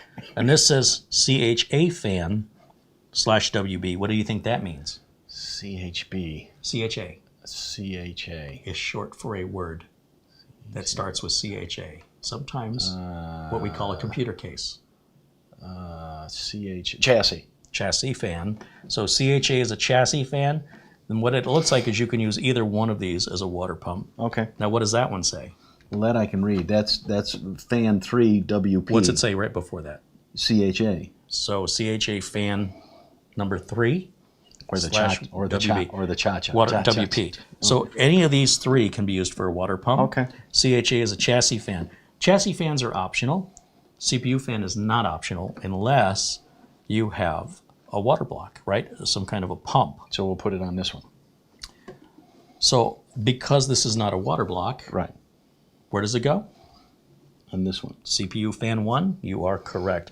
A lot of motherboards will have that a different color. Like they'll be white where all the other ones are black. Because that is, if that plug is not detecting a fan's plugged into it, you may get an error at startup that says, we're not going to let you boot because without a fan, you're going to overheat and you're going to kill your motherboard. Fix that and then reboot the machine. I kind of like the dangle. Nice cord. Listen, nice you cord. keep your personal life out of it. No, you still want to pinch it? With a nice zippy. We're talking very technical here, but we're glad you're amused. I hope. I should have stopped at dangle Yeah, all because right. now pinching it Okay, yeah. is like a whole nother issue. Did you get that roll of toilet paper in there? Yeah. I think the Arby's is having a subliminal effect on So us. zip now, yeah. That was that double beef, all right, and cheese. Yeah, bet it was. They offered a half pound. I'm I like, bet no. they did. Yeah, I'm like, no. We could get that out of the way. There's a little can of zip ties right there. I don't know if you can get that without tripping over yourself and filing a little homeowner's can, insurance yeah, claim. yeah. Right here. Yeah. I normally have that over here. I was cleaning up. A lot of good that did me. And now, chat, this is the musical portion of the show. Not too much rhythm. I know. Okay, I'll get you one. You can tell I had that super big gulp. I'm jonesing. Was it all Mountain Dew? What the yeah, heck? Yeah. All right. Yuck. That's all right. At least you're not falling asleep Yeah. like you usually are. Yeah, that's like all my audience. All right. Oh, he does. Gary, I like to watch your show when I can't sleep. The sound of thank you. the sound of your voice Just droning is on one forever. notch above Bob Ross. It's one notch above ambient noise. knocks me right out. Yeah. You are my Ambien. Well, thank you very little. All right. Right. You want me to hold that? I'll go. Yeah, let's try Okay, that. Let's okay. see how that works. Yeah. It's not going to work. No, it's not going to work. Mitch is like, Okay. I got it. Go ahead, put it on there. Yeah. Do you have any more Coke? Yeah. Cola? If I did, I wouldn't be doing a show right now. Yeah. I'd be Yeah. running to Oregon. Yeah. Save some gas. And Mitch, why did you go to Bogota, Colombia? That's on a need-to-know basis. Yeah. That and Medellin. All right. Had to pick up that specialty flour that he's Yes. using for his Colombian pizza. Everybody loves Colombian pizza.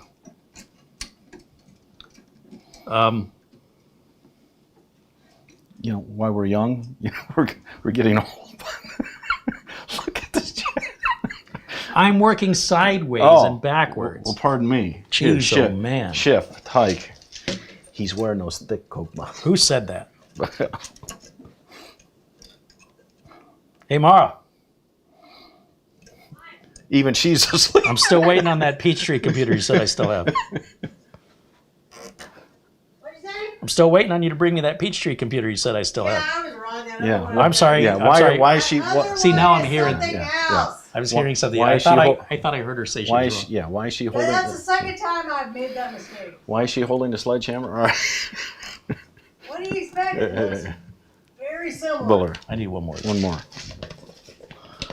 What looks similar?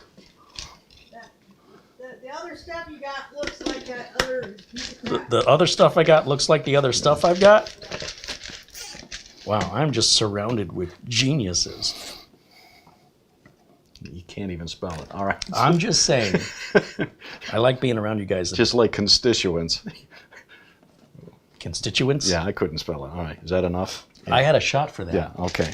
Yeah, you can just put that on the floor. If you can bend over safely. Use your knees. Use your knees. Here, you can throw those on the floor too. I'll have Mara pick it up later. Lumbago. All right. Okay. Oh, a bagel? No. This. I'll have that with some Yeah, cream he cheese. certainly is deaf. All right. All Okay, right, so I that's want you the- to do this. Okay. It's your machine. All right, So if you all right. screw it up, you got to live with it. All right. So Just what like now? the rest of what? us. Yeah. What now? All right, so on these RAM sockets, you'll notice this side doesn't open, Nope. but that side does. Go ahead and open all those, all Yeah. 4 of them. You did it. This is some used RAM, very lightly used RAM, DDR4. Each stick is 32 gigs. For See, I 64? spared no expense for you. Since you're such a good friend, I had this laying around and I said, what can I get rid of and make him think he's getting something good? Slightly soiled. All right. This is way... Take it easy. The bad news is that wasn't me. Okay. All right. I'll just leave it at that. Show them how you pull that out. All right, yeah. All right. So the RAM, we're going to just bend the package to get the RAM out. Both sticks are a matched pair. Ideally, you only want to use 2 sticks of RAM. If you've got 4 slots, when you add more than 2 sticks of RAM, you're using more power. You may not be able to use XMP or DOCP or whatever they call it. Your likelihood of being able to go faster if you want to is reduced when you use 4 sticks because all 4 have to be in time. The heat around each memory module is hotter because it doesn't have the airflow around it. And your chance of a failure is twice as high going from 2 sticks to 4 sticks. So I'm not saying you can't do it. I'm saying it's not recommended. If you've just got some RAM laying around, you're on a budget, and you want to slap it in there and see what happens, have at it. If you're building a brand new system for a customer and you do that, enjoy your support. Now, how does that go in? Well, there's a notch. Which slot are you going to use first? Usually it's listed here on the board, da-da-da. You see that on the board? I don't even see the board. He says, I'm pretty bored right now. No. Turn it around so you can, because it'll be upside down. And what you're looking for, apart from the documentation, is written on the circuit board near the RAM sticks is going to be some very small lettering that gives you like an A1, A2, and then a line will connect 2 of those together to be what we call a channel. Progressive. You don't even have to read it. Do you see the A1, line? yeah, A1, A2, B1, B2. So which one is A1 and A2 and B1 and B2? A1, yeah, A1, A2, B1, B2. And where are you going to put that stick of RAM? Well, there's a parenthesis. Is that the word? Yeah, there's a bracket. A bracket Connecting. around A2 and B2. So you're going to use Every if you other. only use 2 sticks of RAM. Every you follow other. the bracket. Should I turn it around to shove it in, or I mean? Well, do the first one so you Okay, can see okay. it, right? Which way does that go in, and which slot are you going to use? The second one. Second one from the front or from the CPU? The second one down. There's 4 of them, and so I'm not going to So use the from one his close. perspective, he's calling the first one the one closest to the CPU. Because you could see this as being slot 1 from your perspective, Yeah, or you might A1. see it as this one being Right. slot 1. But the So we're going to skip the one closest to the CPU. Yeah. You're going to go into this one, yeah. third from the bottom here, third from the side. Yeah. That is correct, sir. You have the answer correct. Yeah. That's Yeah. pretty Al- much, yeah, always pinkies, for class. pinkies out. for class. That finishing school paid for itself, didn't it? Yeah. Now, it's got a notch in it, right? Yeah. And there's a notch in the socket. So which way do you think that goes? This way, because I visualized it that way. Okay. With my short eyeballs, I think. And you're not going to force it in there. Just lightly set it into the tracks, and it should just slide down easily without... Maybe that's got to be it. Let me start with this side. Yeah. That looks right to me. What do you think? Thumb it. So, thumb it.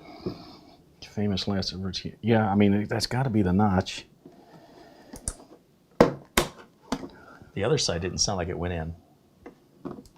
No, it's on the vertical. No, it's not. I think I That heard does not look like it We'll went try in. it, yeah. It went in.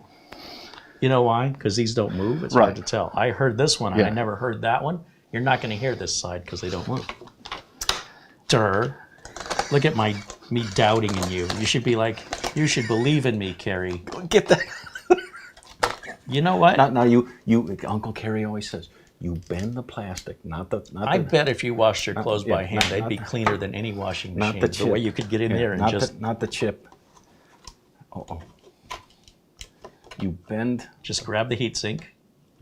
Well, let go of this piece. Hold on to the edge. This one. Yeah, and now hold this RAM. Okay. And now bend the package with your left hand while pulling up on the RAM with your right. I didn't know. Look at that. Didn't know my left from my right. Okay. So then. It's so the then, opposite yeah, for that. Yeah. So, yeah, we weren't in the first slot. We're in the second. We skipped the third, and then the fourth. And you got it oriented the same direction, right? The stickers will face the same way. That's one easy way to tell. Perfect. Yes.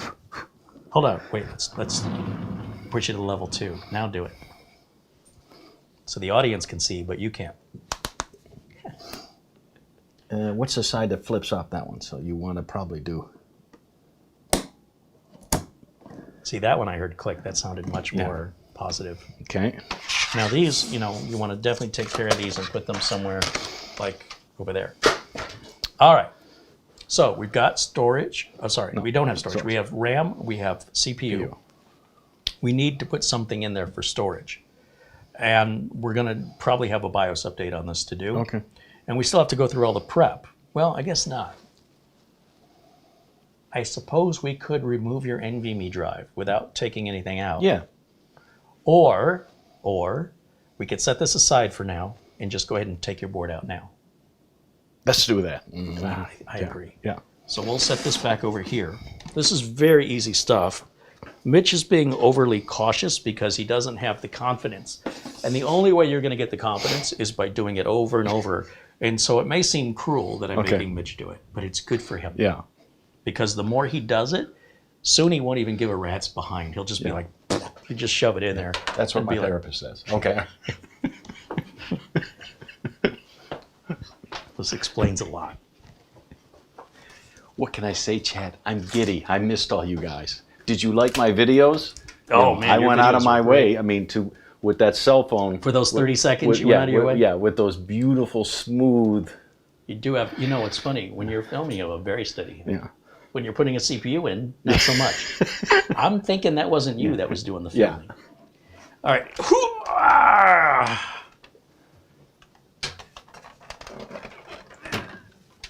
All right.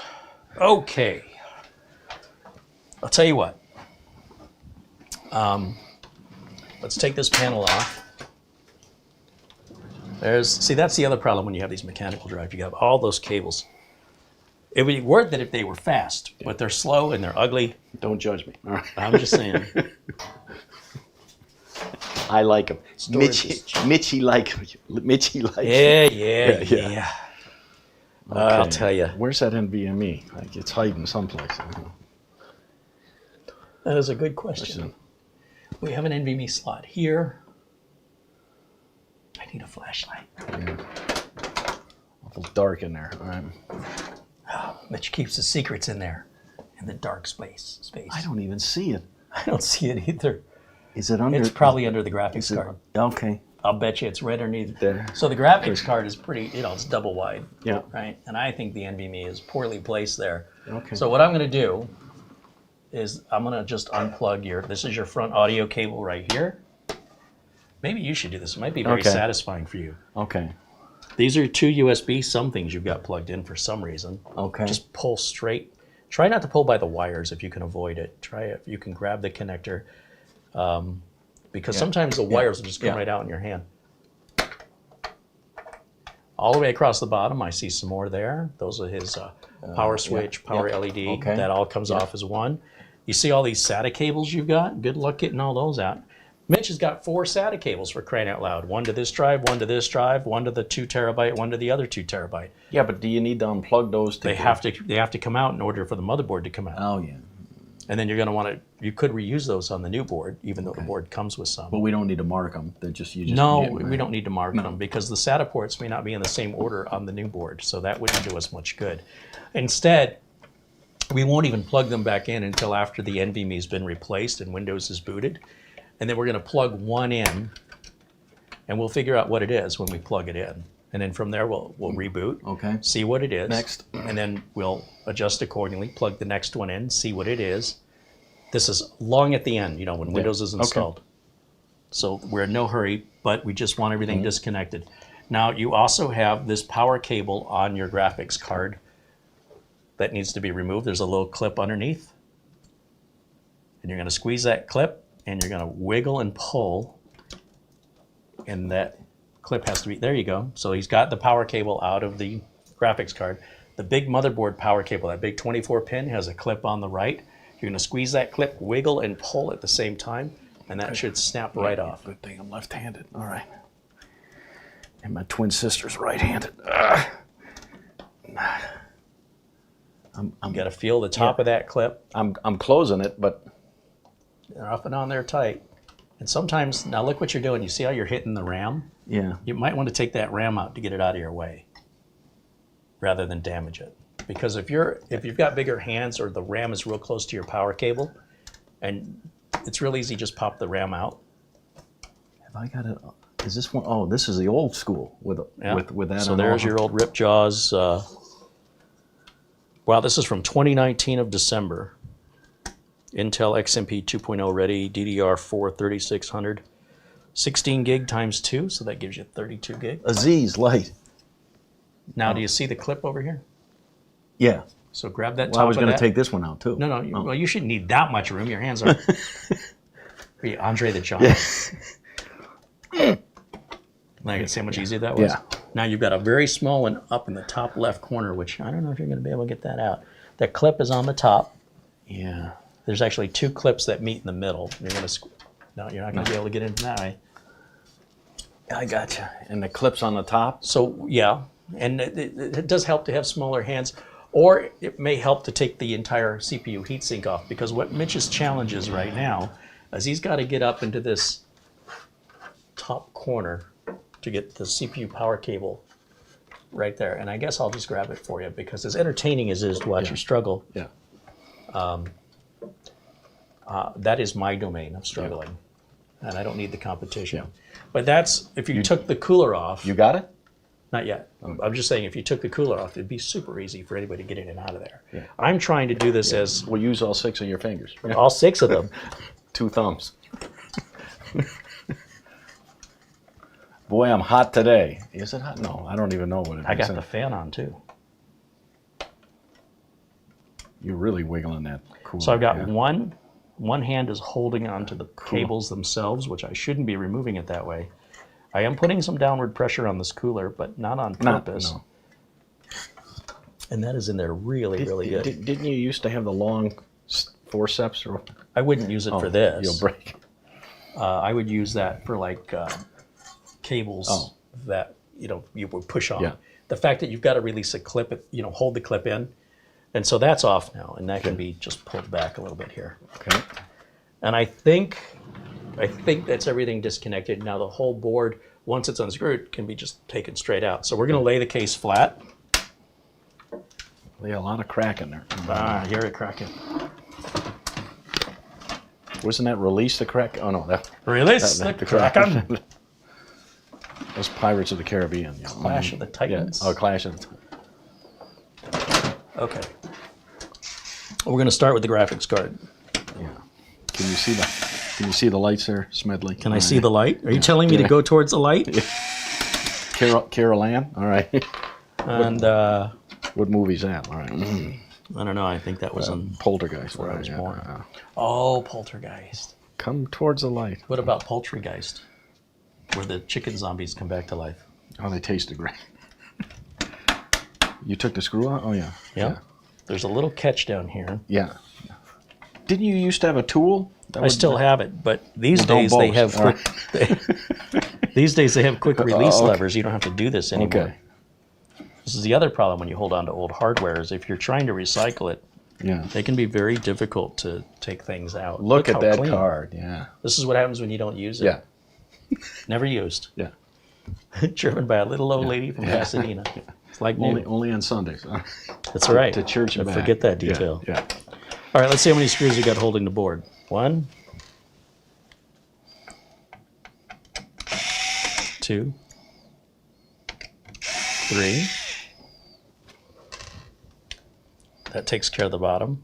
Let's go across the middle. Yeah. 1. We're going to reuse these screws. Nothing in the middle there, that's a post. 2, that takes care of the middle. Now we're going to cross the top. Remember, the heat sink is going to require us to use a long screwdriver to get around it, or you need to take the heat sink off, which isn't rocket science. Let me try one. Yeah. You got to be assertive, Mitch. This way or this way? Whatever you think. What seems intuitive to you? This way. There you go. There you go. Lift the screwdriver straight up. The magnetized tip will hold on to the screw, and go on to the next one in the middle. Oh, yeah. That's a tough one to get to because the heat sink's right there, and the top of the case is right there. I think. That's it. As soon as you start hearing that, it's already out. You can hear it. And then the final one. Be right in the corner. That can be a difficult one to get to as well because I don't even see it. oh, well, you're right, because this cable is blocking it. We have a rear case fan we didn't unplug. So if we take the rear case fan off, now can you see it? Yeah. Yeah, the rear case fan. Some motherboards, they have a rear fan header, and I like to use that because it hides the cable really well, even though there's no screw on the end of that, Mitch. Even though he doesn't have a case window. It's just like I have it. Just magnetic. All you got to do is, there you go. Just like the way you're going to be in a couple years with your metal detector on the beach. It's a plate in my head. Okay. All right. right. Can't go through TSA. All right. So, Now what I want you to do is I want you to grab your motherboard by the heatsink. okay. Okay, so This hand or this hand? which is going to stand over where I am? This way. Because You're going to hold a lot of weight of that board. 'Cause Don't grab it by the fan. Every time I hold my hand a certain way, you're going the. Yeah. I'm holding it vertical. You're going horizontal. Does that feel comfortable to have your wrist twisted like that? Not really. No. Use this arm. This way. Yeah. And then pull straight up. Away, go. Wait, we have something plugged in here. Whatever this is. That's to my front headers, I think. You have something USB going Yeah. to the front. The front, these top headers. Yeah. They should just plug into the board. They shouldn't plug into the back. No. We'll figure out what that is okay. later. But in the meantime, it has to, everything on the back has to be unplugged. So what you're going to do is you're going to, first of all, make sure the board's loose. Lift it up in the back. Yeah, did you feel it break free? And slide straight out. And you're gonna have to push these cables. And then, oh, we forgot another fan header right here. Let's unplug that. There we go. And now I don't think you have any more leash. Perfect. It looks like you forgot a keyboard mouse dongle. We can't let you forget to leave without that. That was yours, isn't it? Or was that mine? That's your board. Oh, okay. Yeah. Oh, you know what? Didn't you could have plug- been mine. Yeah, you plugged it in. So Yeah, that to you could see, I yeah, could see what it so, was. Yeah. All right, so we're going to take this, and there is also, you missed a spot there when you're dusting. We also have the I/O shield. And the way I pop that out, do you have the screwdriver? No. Just pop it.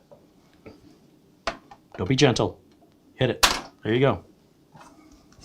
You want to keep this with your board, right? If you intend to Very use- nice board. What will it take for you to drive this board home? You have any color you want as long as it's black. There's your NVMe right there. Oh. So it was underneath yeah. the graphics card, so you couldn't see it. That's a terrible location given how much heat that creates and how much heat this creates. To put those right one above the other was not a good design. But we didn't know better. That was the So now you need the number one the early 2000s. screwdriver. Yeah, we're just going to go right here.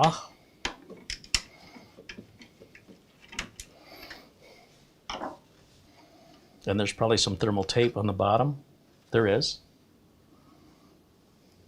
And then I never even heard of that brand. Addlink? Did you give me a Jiffy brand? A Jiffy brand? It There's a was, word, a it Jiffy was, brand. it's a lesser known brand, but they're very good. You never had any problems with it, did you? No.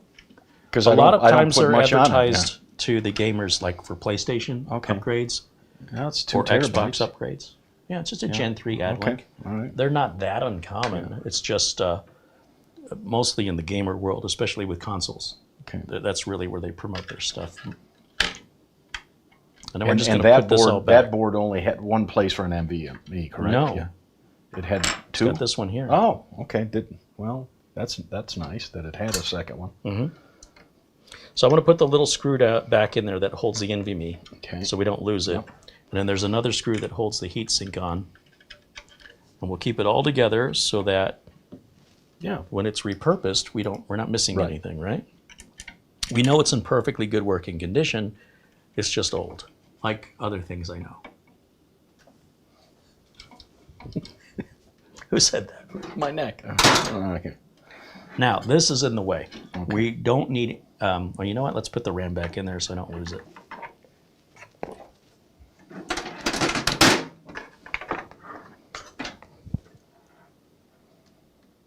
Back in the track. All the screws and everything we removed stay with the case. The only thing that we take out with the motherboard, CPU, RAM, maybe the storage, the CPU fan, and if the I/O shield's not attached, be sure you remember this, because without it, it'll work. It'll just look like crap. Bye-bye, board. I'm going to miss you. You served Uncle Mitchy well. And he says, yeah, you neglected me. You're a horrible person. You barely Are you ever kidding? used me I in would all always, those years. I would always blow this thing out. Hey, it's a twice family show. Twice a year. The kid-friendly show. Used to be a family show. Yeah. I'm going to set that over here. Okay. With the pile of garbage, valuable stuff I've got over here. Even my rubber grommets where the cables come through are still very nice. Look at that. No never brittle. used. No brittle and very nice stuff. Yeah, that did go to my. Yeah. That was mine. Yeah. Damn it! I wanted to Pretty blame sharp you. for an old guy. I Right, wanted yeah. to blame you for stuff, but Okay. you're not letting me get away with it All today. right. All right, you wanna? Can you grab that board now? I set it right over there. Let's see if Mitch can. Remember, the floor is lava. Okay. Don't knock it over. Reminds me of Twister. There's an old game for an old guy. All right. Here we go. All right, so we're just gonna take this, set it in. Okay. I want to make sure we have all the same holes in all the same places. We are missing a standoff. Do you notice this motherboard Okay. right here has an extra hole? Right. And the case has a place for that, but without having the original standoffs that came with this case, Yeah, it's 10, 15 years old. Yeah. right? Which is why you want to put that stuff away, like Yeah, I warned you. Look out for this one here. Well, I'm not worried about it right Okay. now. I just want to set the board down because, I'm going to get a nylon Oh, standoff. the snips? Because we don't have to put a screw in there. Right. We can, in fact, we don't have to put anything in there. I don't like to see a hole Right. not filled. Make your own jokes, but I'm just saying, if there's a hole, I'm filling it. So I'm going to grab one of my nylon standoffs. While he's doing that, chat, any questions about swing in South America? Really, of all my travels, I think I liked Santiago, Chile, the best. I mean, that was a big, booming town, very modern. Liked it. I spent, I guess, that was the first stop on my trip, so I spent 5 days there. And, yeah, I really liked Santiago. Solve that problem. Okay. Now it's just a matter of pushing the cables out of the way. And just do, you can't push them all out of the way at the same time. Just kind of work one side, get it seated in there, work the next side. Some of the cables may encroach back underneath, and you'll know because the board won't sit flat.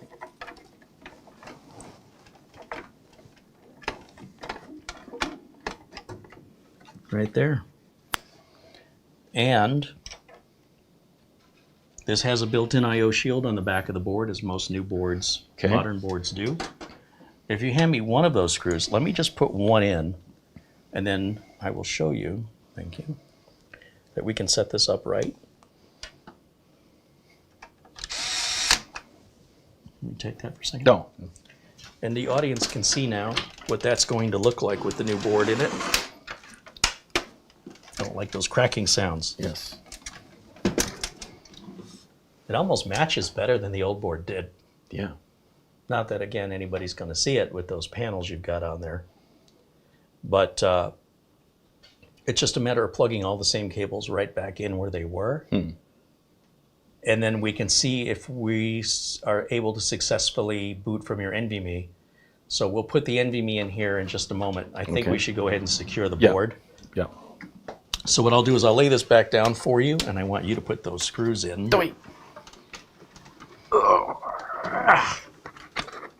Man, these things are not getting any lighter. I'm going to plug the power cable in because it's bugging me. Stealth mode. Mitch, did you get a chance to visit Poi the Lady in Bangkok, Thailand? When I was there 2 or 3 summers ago, Bangkok, loved the city. Would go back in a second. But it was a bit of a haze. I was having agua, please. Water, please. Yeah. But love the city of Bangkok. It's booming and the traffic's horrific.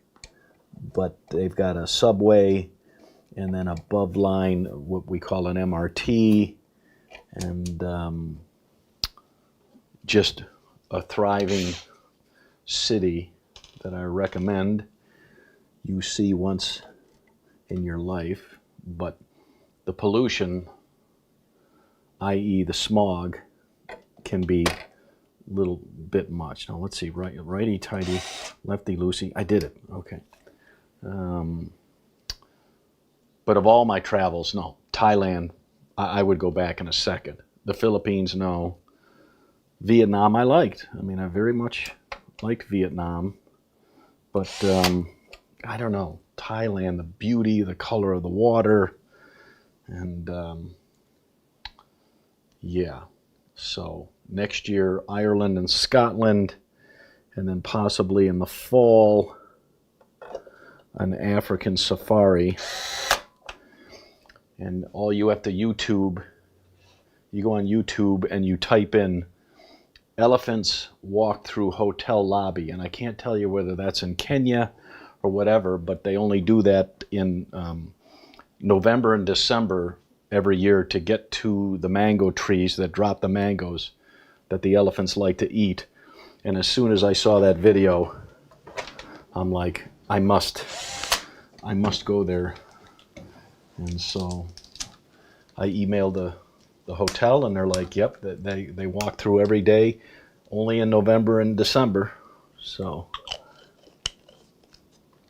and it's a little pricey per night, but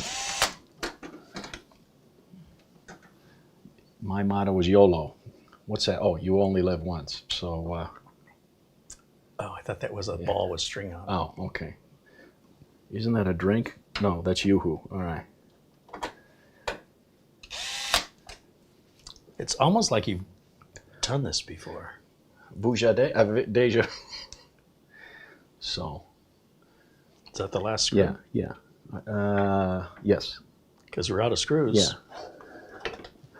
You always have a screw loose. Oh, no, that doesn't count. All right. That looks like 9. 1, 2, 3. 1, 2, 3. I 1, don't think 2, it was 3. 8. It was, 1, it 2, was 3. 8, wasn't Yeah. it? Because the middle one's just a post. You know, my Falcons do any minute. All right. All right, good job. Now we can put the NVMe drive in. Now we're not going to use the electric driver for that. So where does the NVMe going to go? Without sounding graphic. All right. Without sounding graphic. Under this one, probably. So there's two things you could do. So underneath the heatsink on the board, there's a Gen 4 or Gen 5. What does it say up there? M2? M2 That's got to be armor. Gen 4. Armor. I can tell by the thickness of the Okay. heatsink. And this is only a Gen 3 drive. So we can put it in a Gen 4 slot. It'll just run at Gen 3 speeds. That's all. Gen 3 isn't getting as hot, but also the little NVMe heatsinks are very inexpensive. But what if I want to add extra storage? Then You've got 2 more slots. I got on 2 this more board, slots. So. but they don't have heatsinks on them. So what? So if you're adding something that's a high-end Gen 4, okay. you want to have a heatsink on it. Well, then I would save that for this one. You could save it, or Use it or lose it? No. use it now since you've got it. Okay. But if some point in time you want to upgrade to a Gen 4 drive, then take this one out and then maybe get a little heatsink for it for $3 on Amazon or something. Okay. And then put it into one of the other 2 slots. Yeah. You may be fine without the heatsink, but they're so inexpensive. Stick of chewing gum won't work. No. You know, Yeah. I don't know. You could try it. A little bit of fruit stripe. Yeah. But So let's take this off. yeah, take the I guess. heatsink off. And again, it's very small screws holding the heatsink on, and also a small screw, as always, that holds the M.2 in. So And this very there'll careful not to lose there'll this. be thermal tape under this. Yes, but it should. Oh, there is a drive in there, isn't there? So it might be kind of stuck to the drive. Okay. Remember, because we prepped this. No, No, we we didn't. didn't prep. No, This is no, brand new this out is of the brand box. new, yeah, Oh out of yeah. the box, Not only so- will it be thermal tape, it'll have film over it. Right? It's got the film on it to protect. Indubitably. Perfect. Now there should be another screw there to hold the NVMe drive down, or no?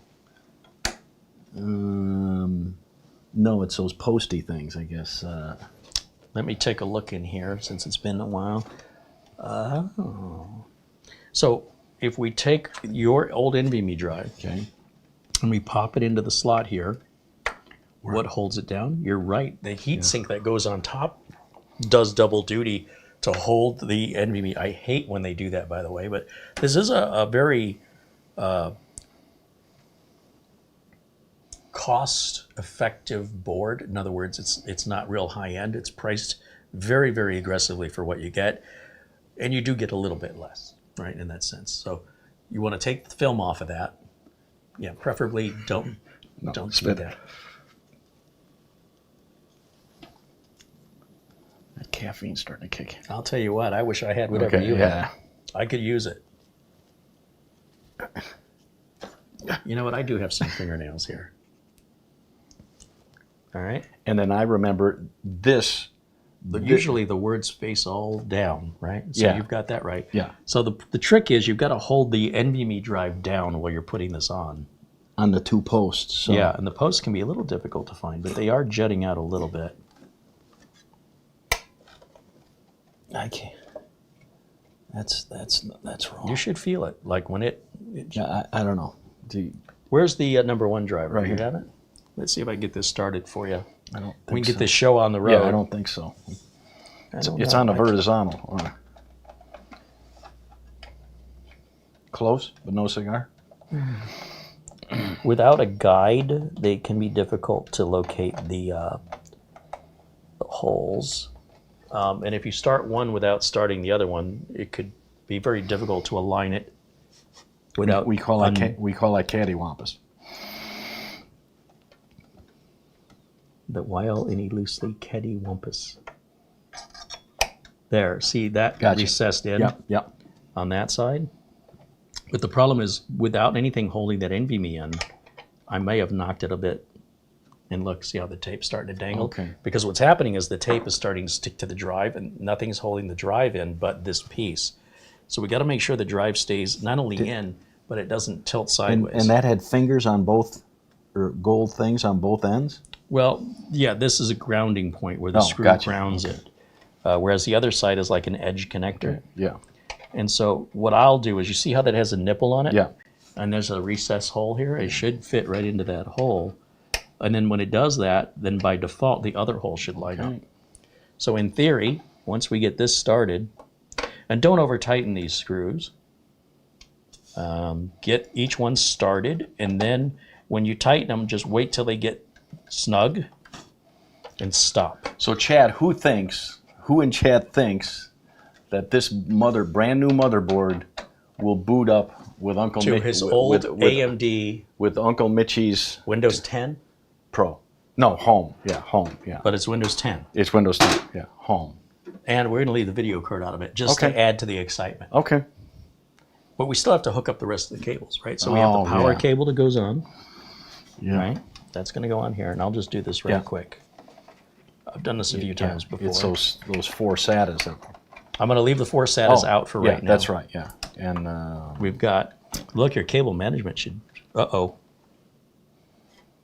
you may only have one USB 2 on this board, but you've got 2 USB 2s you're plugging into it. I need to know what these USB 2s are going to. You said you have a front connector here? well, here on top, Well, that's built into the case. That should, and that's what I thought this was. the So in other words, this plugs into one that then makes all those four work. okay, then what are these 2 for? Got me. Well, we don't plug them in. We'll find out Yeah. what doesn't work. That's a real smoke test. I'll tell you what, this is Okay. why I'm not a surgeon. Okay. I don't know where this vein goes. Let me cut it. Is the patient And, still alive? and they're not marked? Yeah. They're marked as being USB. But, USB what? Okay. Also, that cable goes the other way. So this is our front audio cable I'll plug in right here. And look, the cable management stays the same. Isn't that amazing? Then we have 2 USB plugs, but only 1 USB socket. And these are all backwards. In other words, what was on the top of your other board is on the bottom of this board. I'm going to just plug one in randomly Yeah. and see what it does. And then we have our power switch, reset switch, power LED. And that one is, the cable tie on this one is cut a little too far to the left. So we're going to cut that cable tie free, but I'm just trying to leave the cable management alone as much as possible. And if we're not, changing from micro ATX to ATX, a lot of times you don't have to move much in the way of cable management on an upgrade. So here we've got the hard drive LED, that'll go on right there. The reset switch goes beside it. Don't they now make it to where they're all together, where then you just slide it on? That's up to the case manufacturer. But those are nice, versus yeah. versus these little skinny ones. And Yeah, but how often are you doing it? Yeah. And didn't I read that they can go on either way, or no? Or they've got a plus and a minus. No, they have to go on. Well, switches can go on either way, but LEDs, Right. those have to go on positive to positive, negative to negative. Yeah. I'll hold it. You're going to hold. Yeah. Aziz! Yeah.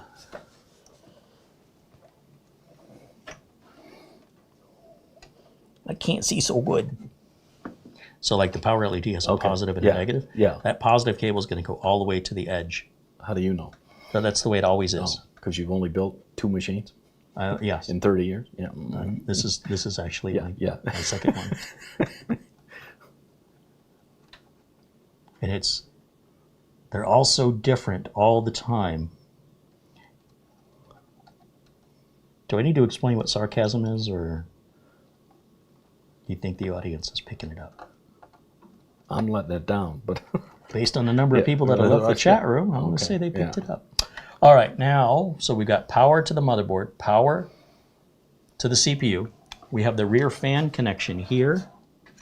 Do we have a rear fan connector on this board? Because that's a Gigabyte thing. We do not. no. So, but we do have fan connectors. They're all the way over here, but nothing over here. And it won't reach. Well, this is an Noctua fan, and they're famous for keeping their cables relatively short. Just to plug this in somewhere, we do have a bad location for a fan header right underneath the CPU. I don't know why many motherboard makers put one here. But I kind of want the back fan going. Oh, well, and so you shall have it. And then whatever this USB goes to, we can plug it into the back. Yeah. Any of these ports are fine. Yeah. We just got to make sure the front one, the ginormous 200 cc, not cc, that's liquor, the 200 millimeter fan. I'm glad you're shining the light over there where I can't see it. Yeah, fan. Oh, that cable management is a little tight, but I think it's gonna. Did I cable manage that? We'll maybe go see how you're going under. How about we go over, and that would give you just a smidge more. I'm trying to make it look good. Looks, I don't. I'm gonna just. Yeah, make it fit. I think it'll reach. It's just tight. Okay, you're not on the last pin. Are you sure? Yeah. Sure looked like I was from my angle. You need all 4, right? There's only 3 on this one. Oh, okay. Then knock yourself out, yeah. Thanks for your help. Yeah. Okay. Yeah. Right. I mean, that's very taut, but I think there's a nylon zip tie. Oh, wait. You also have a 2.5-inch SSD. I do not. What is this? Oh. Well, look at that. Maybe you could shove 6 more drives in here while you're at it. What are you, just like... Yeah, no thanks. What's going on? But I don't know whether that was plugged in or not. I don't know. Something's holding it in there. Okay. Like, because I thought it was only C drive, this and this were the only. Well, so that may be all that's plugged in. Maybe. Okay. In other words, something's plugged into it, but maybe it's not power, or maybe it's not data. Right. Maybe it's one or the other, but some cable is holding that in. Although I don't know why it's dangling there. Well, it's dangling because it wasn't secured. Yeah. All right. Oh, look, you numbered them. No, it's got power and data. Oh. Okay. You missed a spot. I did. Yeah. Oh, look. So let me just show everybody what's going on here. He's got this Samsung 2.5-inch drive. This is a 500 gig 860 Evo. It was apparently plugged in, but he's also got a SATA plug here, a SATA plug here, a SATA plug on this optical drive, and a SATA plug on this optical drive, which is great if it's $19.99. Well, in theory, though, you don't need to plug in both. You could only Yes. you can plug in just one. What do you mean so in other words, the other one's just for looks, you don't actually use it? Well, if we don't have enough thingies on the we have board. enough. Thingies, yeah. The problem is, just because you've got them doesn't mean you have to use them. Well, I don't have the black. If you were to pull one of the You have the flashlight? if you were to pull one of the DVDs out, you Let's see how many SATA ports this board has. 1, 2, 3, 4. Well, they usually have 6. I stand corrected. You can't have 5. You shouldn't have had 5 to begin with. I'm going to chew you out for that. Shame on you. You really need the extra 500 gigs, Mitch? It ain't nothing. well, no, whatever's on the SSD, I don't think is critical. Well, you can have what's on the SSD. Just move it to one of your other 1,400 drives. Okay, yeah. That's sarcasm. You think? Yeah. See, that was sarcastic. Yeah. Never mind. I'm too funny for my own good. Yeah. All right. So let's just plug it in, turn it on, and see if the smoke comes out. Yeah. You ready? Okay. Yeah. All right. Plug. Plug. Snoo? What's new? I don't know. What's new with you? Yeah. I'm going to raise that there.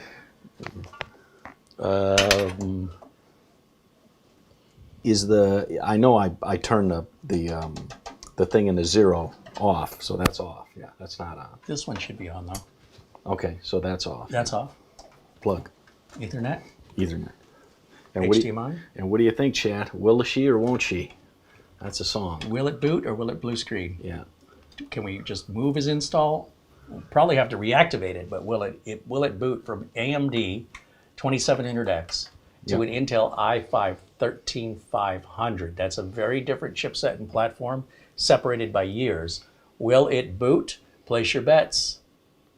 Place your bets. Now, we need that keyboard and mouse, so take the dongle off the back of that mouse and just plug it into any USB port you've got back here.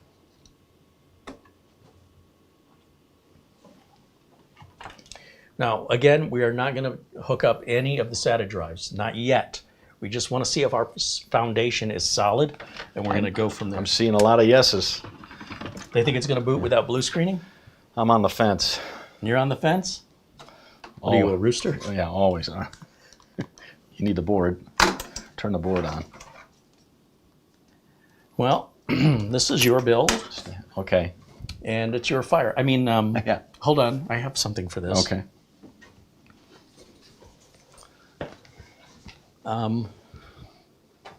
Just in case. Ah, In case you have a tiny fire. here.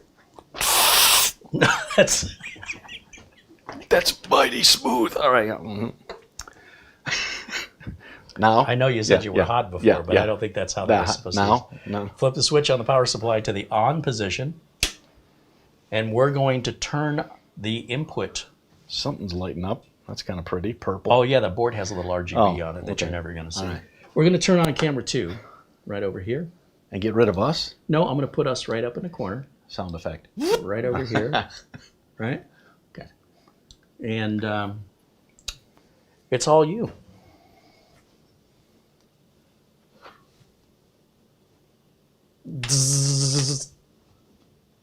Nothing happened. Did you hit reset or did you hit power? I think that's power because that has an arrow. Is your power cable plugged in all the way? It sure does look like it's jutting out of there. Yeah. Hit the power button again. Just tap it? Yeah, press and release. Oh yeah, now it's lighting up. Ooh, something's going. Here we go. Will it boot without a blue screen, or are the drivers all AMD and Intel gonna conflict with one another? Are we even gonna get a POST, a post power on self-test? Remember, this is the first time the system's been turned on. So it's thinking. It's got to train the RAM. It's going to take a second. It's going to take a few seconds. And we probably have a BIOS update to apply as well. Absolutely. But there's our post. There's our toilet bowl flushing.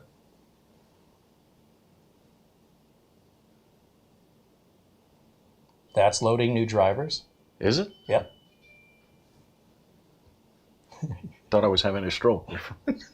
No cracks. Please. You act like you got stuff on here. That's really important. Yeah. I'm adding excitement. Okay. He's making it dramatic. Yeah. Those damn acting classes are Actor, paying yeah, off. okay. Yeah.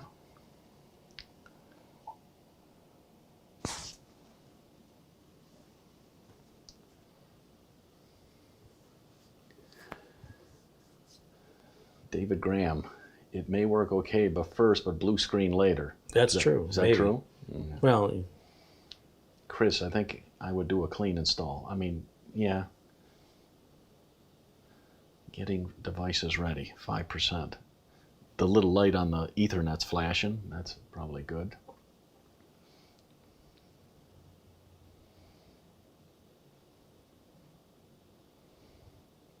we're still booting, huh? Mighty pokey.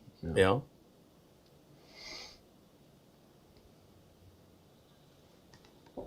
right.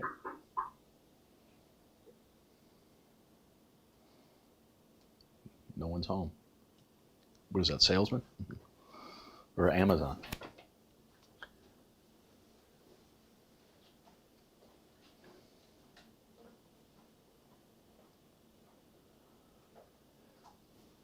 Looks to me like it's frozen.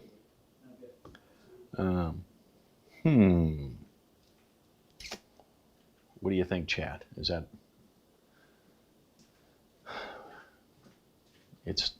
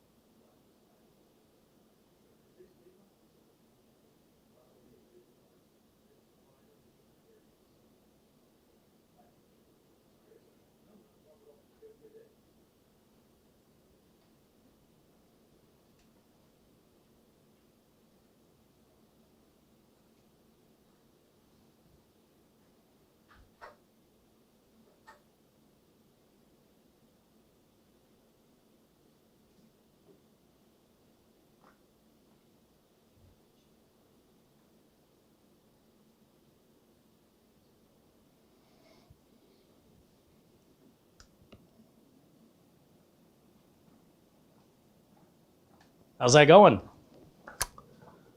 Well, it seems to be just, I mean, the thing is spinning, but it's kind of locked on 5. Oh, it's working.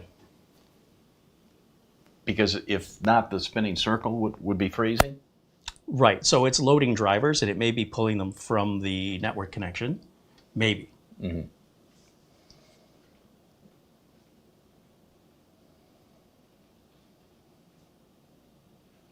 Oh, yeah, it jumped to 10, so that's good. Yeah. Yeah, it's. Yep. This is risky because this could work, or you could have issues either right out of the gate or down the line. Mm. That's why when we do a clean install, we know we're getting the best performance. Nothing is holding us back. You could have software configuration changes through just the everyday usage that could cause this to be unreliable or not work at its optimum. We just don't know. Yeah. And people are so opposed to reinstalling their programs when often they complain about it longer than it actually takes to do it. Like the amount of time they'll spend with anxiety is a fraction of time in comparison to actually just getting it done. And when you get it done, no one ever regrets doing it. They only fear, oh, this is going to be a hassle, right? They have all this anxiety and they want to avoid it. And in doing so, they're creating all different kinds of potential problems and uncertainty. Whereas if you did it clean, you could be 100% certain that if you have any issues, they're going to be mostly hardware related, not because you dragged over an old operating system. And people say, I don't have the programs anymore. Well, let that be a lesson to you that when you install a program, you keep a copy of the installer. Uh-oh. So this is exactly the potential for what happens, right? And so where somebody's trying to save time installing, when someone's trying to save time by not reinstalling their programs, they're going to spend time trying to fix these problems instead. Right. It's a trade one to the other. I can't read what the blue, doesn't the blue screen of death normally give you a code? Or Usually, like that? but that code may not help us. Yeah. So right out of the gate, we have a brand new build that has a problem. And the problem is likely none of the hardware. But if you're a first-time builder, how could you be so confident that what the problem's coming from? So if you don't have a lot of experience in this, you now have potentially everything. Power supply, motherboard, CPU, RAM, storage drive, drivers, or your old OS. And that's why we always start with a clean OS install. And if it blue screens, then we know we have a hardware problem. But when you do it this way, the possibilities are wide open. And this makes a very different, very difficult diagnostic process. Well, let's wipe it out. Let's put Windows 11 on it. Well, if you'd like, we can take this NVMe out. We can put another NVMe in there if there's anything you want to move off of this. Okay, yeah. I mean, but programs won't move. I mean, I think I have one of those. Even if you could move a program, you should not, because that is a form of piracy. But more importantly, sometimes programs appear to move, and you find out when you go into like some menus to do some things that they don't, certain functions no longer work. And then if you need support and you call the company to ask for help and they find out that's what you did, you know what they're going to tell you to do, right? Yeah. So we can save a lot of time by just doing fresh, clean installs. That also means that you have a nice, clean registry. There's no temp files we're carrying over. Who knows what we're carrying over from your old build? And some people are like, well, if it's not causing a problem, I don't care. But I can, with that old NVMe, I can put that in an enclosure. And you could even put it in the second slot. And then look at the software that I have and write down the codes, right? The code numbers, and then I'll have them, right? And then just reinstall the registration code numbers of the software or whatever, because I don't think I've got them, written down. Yeah, or oftentimes when you buy your software, you're logging into a website where they sell it. Well, that's true. And if you log back into their website, you should have a record of your history of purchases. I could see every version of Acronis I bought going back to 2009. Yeah. Okay. I see every purchase ever made on Amazon since 1997. Okay. But if you don't know your account info, you log in with your email address and click I forgot my password. All of this is super, super easy. Okay. If the company's out of business, there's a reason why it's out of business, and you should not be using that software for security reasons. You should replace it with something. Okay. All right, so there's all these things you should do, and then there's the things people do. Okay. And when people don't take my advice, I don't have much help for them because they They could have avoided the whole thing if they listened. Yep. And if they decided they knew better, then I would say, you know, find someone else to help, because I have. Well, go ahead and yank it out. So, all right. So what we'll do is we're going to turn the power supply off back here, and then we're going to take that drive out. We should put a Gen 4 drive in there anyway, don't you think? So let's go back full screen on camera 1. And now Trevor wants us to reboot again. And again, we could sit here all day. Yeah. The fact that we get one blue screen, the idea that you're going to reboot it again and maybe it'll work, this is not professional work. This is like, oh, I don't know why it works now. Here you go, customer, and give me some money. Right. You are going to have a customer, likely, Yep. who's going to have a future problem. And maybe before you even get out of the driveway, where they've turned it off and back on and it blue screens again, they're going to lose their confidence in you. And if you're a home user and you're just messing around, you know, again, you have all day and you have no responsibilities to anybody but yourself. We don't represent that here. That you'll find on most enthusiast channels. As a working professional, I operate to a certain level, whether it's a friend or a customer. It is the same. I hold even my own builds to my own standards. I don't do anything differently for anybody. And if things don't meet my criteria, it's not good enough. Okay. We never say in the professional world close enough. Not if you want to stay. Well, Can you imagine a surgeon? We'll That's close enough. Well, we'll put Windows 11. It's about time I start learning it. Well, let me see what I've got back here for an NVMe drive. I know I have some. What is that? 2 terabytes you got in there now. Right. All right, let's see.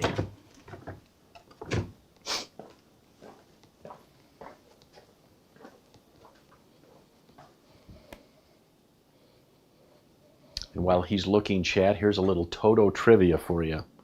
There's a jazz singer by the name of Mr. George Benson, who happens to live right here in this town. He did a hit song called Turn Your Love Around that he called up my band Toto and said, I have a song. Will you guys play the music on this song? And the boys said, of course, George. And it was one of his biggest hits, Turn Your Love Around, with a little help from my band Toto. So there's your Toto trivia for today while he's looking. So my issue is I have a lot of Gen 3 Samsungs. Okay. Like you said, though, from 3 to 4, I'm not going to notice a speed difference, right? I mean, No, it's mostly me just, what is this? Avery says, it's good to see you again, Mitch. Yeah, I've just been traveling the world, and now that the weather's nice, cleaned up my motorcycle and detailed it all very nice, and she's purring like a kitten, and so, I don't know. Tomorrow may take another ride, and yeah, just figuring out my next trip. It's tough. Ireland. Beautiful country. Let me ask you a question. I didn't do it. What? No. Wait, which way am I? Okay, would you rather have 1 terabyte that's fast or 2 terabytes that's not as fast? 2. Okay. Is that okay? Yeah. There was no wrong answer. No. I don't need speed at my...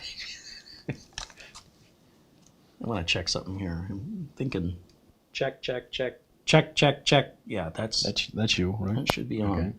Okay. This looks like that's not what's in the package.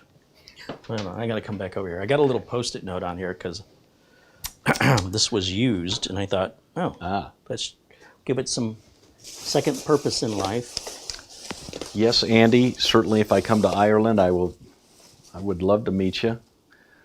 I would give you the heads up. Maybe you can tell me what time of the year next year in 2025 is. June, nice weather. July, August. Again, I want to go when it's not raining, since I plan on I won't spend my whole trip riding the motorcycle, but at least a couple of weeks around Ireland. So I would prefer not to ride in the rain. First of all, I don't own any rain gear.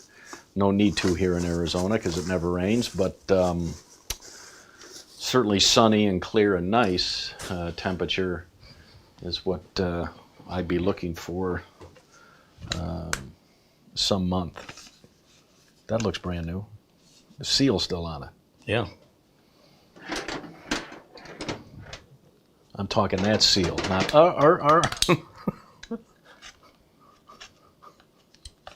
Well, given that we're in the desert, Yeah. if there's a seal, it's very lost. Okay.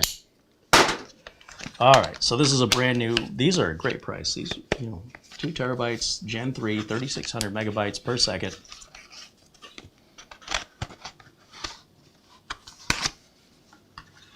Andy says June or July. Well, thank you. That's good to know. It's less research I have to do. We'll make sure this is unplugged when we're working on it. In fact, I'm going to just get these other plugs out of the way so I don't trip over them.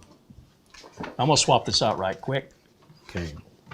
Oh, that's documentation that's under that we don't need. Put that back.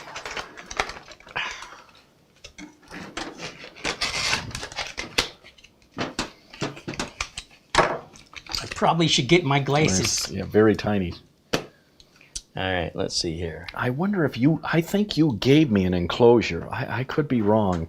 Kind of a portable. You don't need an enclosure. You could just pop it in one of your spare end tubes. Yeah, here. but that what's nice is you put it in the enclosure and then you can move it around. Well, you bounce it in a USB slot or something. And then like what? That. I don't know. You have a NAS. Then you look what's on it though. And then what? Well, I don't know. I can make a note as to. You could copy what you want off the of programs. it, and then what do you do with it after that? It seems weird to me you'd have a 500 gig hard drive, but you won't put a spare 2 terabyte NVMe in there? Well, yeah, but I mean, wouldn't I? Ideally, you would wipe this clean and then put it on as a storage. You could do whatever you want. Yeah. Well, not that one. That one's the new one. Oh, yeah. But the one we're taking out, Yeah. you could put it in as storage. You don't. I mean, if you're going to ultimately put it back in, just put it in to begin with. And wipe it out. Just take what you want off of it. Oh, gotcha. Yeah. Then erase it. Yeah. And you don't need the external enclosure. Yeah. You don't need to move data from one computer to another. You have a NAS. But then as soon as I put that in, I got to go into BIOS and tell it. You don't have to do anything. Which one boots first or something like the new. It'll always boot to that then. Mm-hmm. By default. Now, if you go in the BIOS and change that default, No. then you'll have to keep changing it. Right. But Yeah. we're going to start by putting Windows 11 Okay. on this one drive. And again, we're not hooking up any other drives until we get the operating system installed. We only have one drive. Dave says RAID 0. Yeah, I suppose you could do that. But if the speed doesn't matter to you Right. and either drive fails, you're SOL. I just like the extra storage. Well, yeah, if you combine them, you do get the extra space on one drive. You're still getting the same space, though, right? If you got 2 terabytes per drive, and those 2 drives act together as one 4 terabyte, you're still at 4 terabytes regardless. It's just how it's presented to you. And for organizational purposes, it may be in your best interest to separate the data, just to be able to find it faster. Yeah. But then the data transfer on that RAID 0 will be twice as fast. I'm just nervous. But if he's already made clear, folks, that he wanted capacity more than he wants speed, I'm just more nervous about the mechanicals. Them going bad, but I mean, the mechanicals don't go bad as frequently as they used to, but they will be the first to go bad. Right. Compared to everything else in your system. Okay. I can't say when it's going to be, but whatever it is, that'll be the first. Statistically, most likely to fail. Gotcha. It's also the most power consuming of your storage. It's the loudest of your storage. And it takes up all these cables. With these NVMe's, we don't have any cabling. Yeah. So, not that you have problems with cable management in a case this big, but it's still a big mess back there. I mean, if you took all of your mechanicals and your SATA drive, if you took all the SATA stuff, even if you only left the Blu-ray drives, you still have more cables than most people do, unless it's RGB. So where you're not running RGB, you are in fact running a lot of SATA and power to each individual drive, and you've got 5 individual drives, that's 10 cables above and beyond what most systems I build today. They have 0 for storage because we're using strictly NVMe storage now. But it's your choice, Yeah. right? Just understand there's pros and cons. The hard drives are cheaper, slower, and less reliable. But they're also not unreliable. But They're Chad, just less- unlike Uncle Kerry, who's very meticulous about his cable management. I have customers. For me, if the cables in the back fit to where I can close the case or the back, and the back's not bowing anything like where it'll shut. To me, it's like out of sight, out of mind. As long and as you know what? When as you're long as cooking everything's and working. you accidentally spill something out of the pan onto the floor, and you're like, it's fine. That's fine. But if you're cooking for me and I'm Right. paying you to cook, That's true. Yeah. I will sue your Yeah. butt off if I find out about it.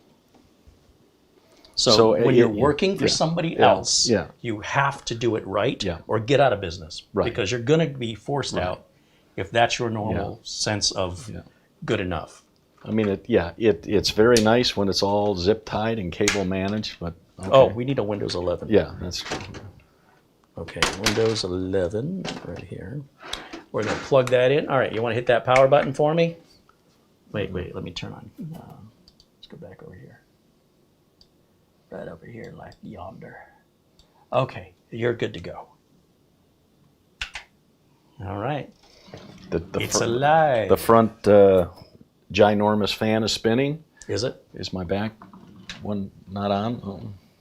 You can't tell because it's a noctual. Oh. They have It these is spinning, support beams back there. It is spinning, yeah. Yeah. Yeah, that's fooled me a few times too. Yeah. All right, I haven't paid attention in the chat room. Oh, and I haven't looked at the phone.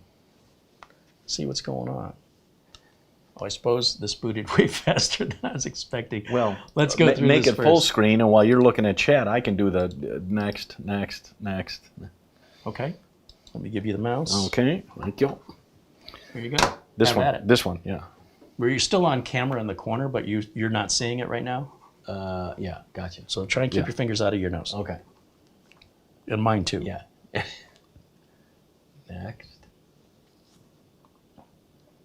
US.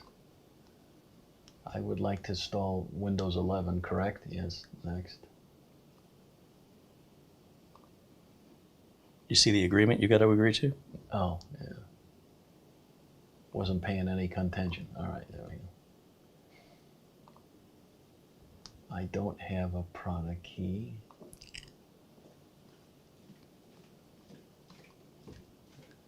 Windows 11 Home? Pro. Windows 11 Pro.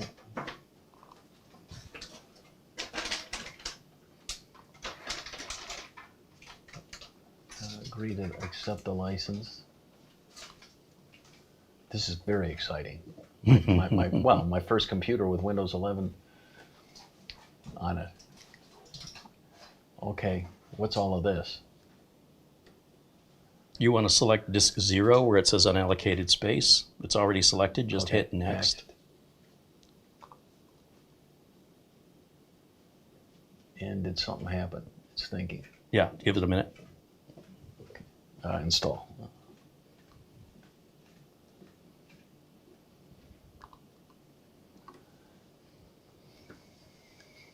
It's pretty fast. It should happen pretty quickly.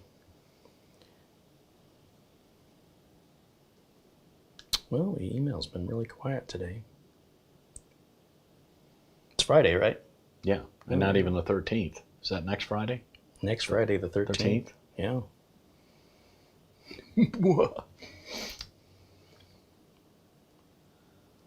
Apparently I'm live right now. Yeah, I just got an email alert. yeah.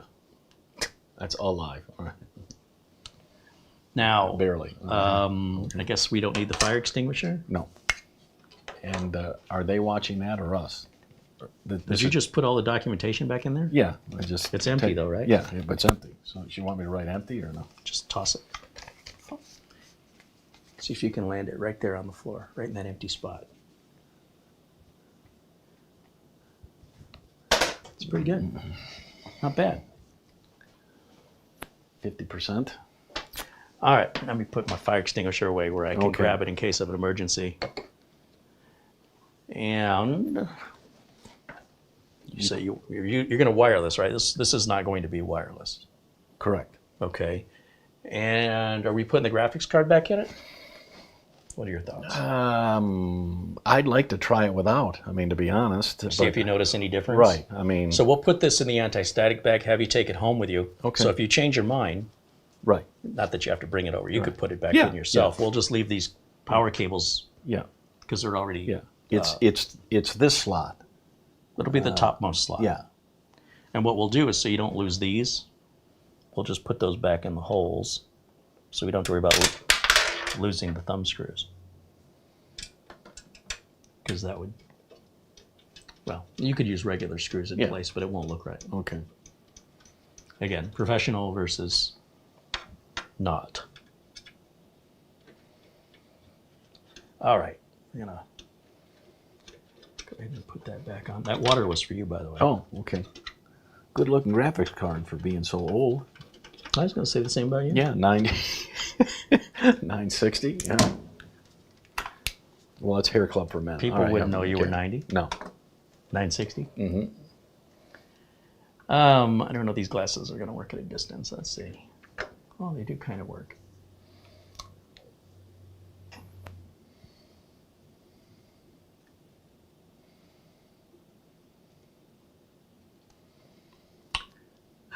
I've been missing out in the chat room. Phil Stodd there joining us. John Paul Bacon and Dave Price all saying hello. We also have Ole Peterson in the chat room and Fast Alpha. I had Bajan Guy. I think I mentioned him earlier.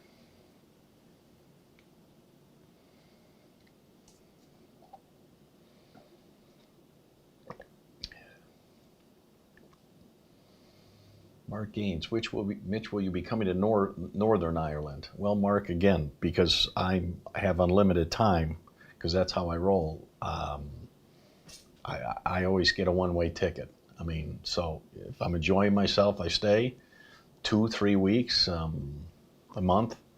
Probably not 2, but... he does the same when he comes over for visits. Yeah.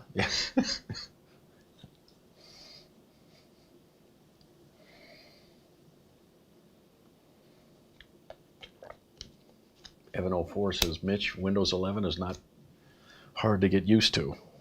I'll remember that.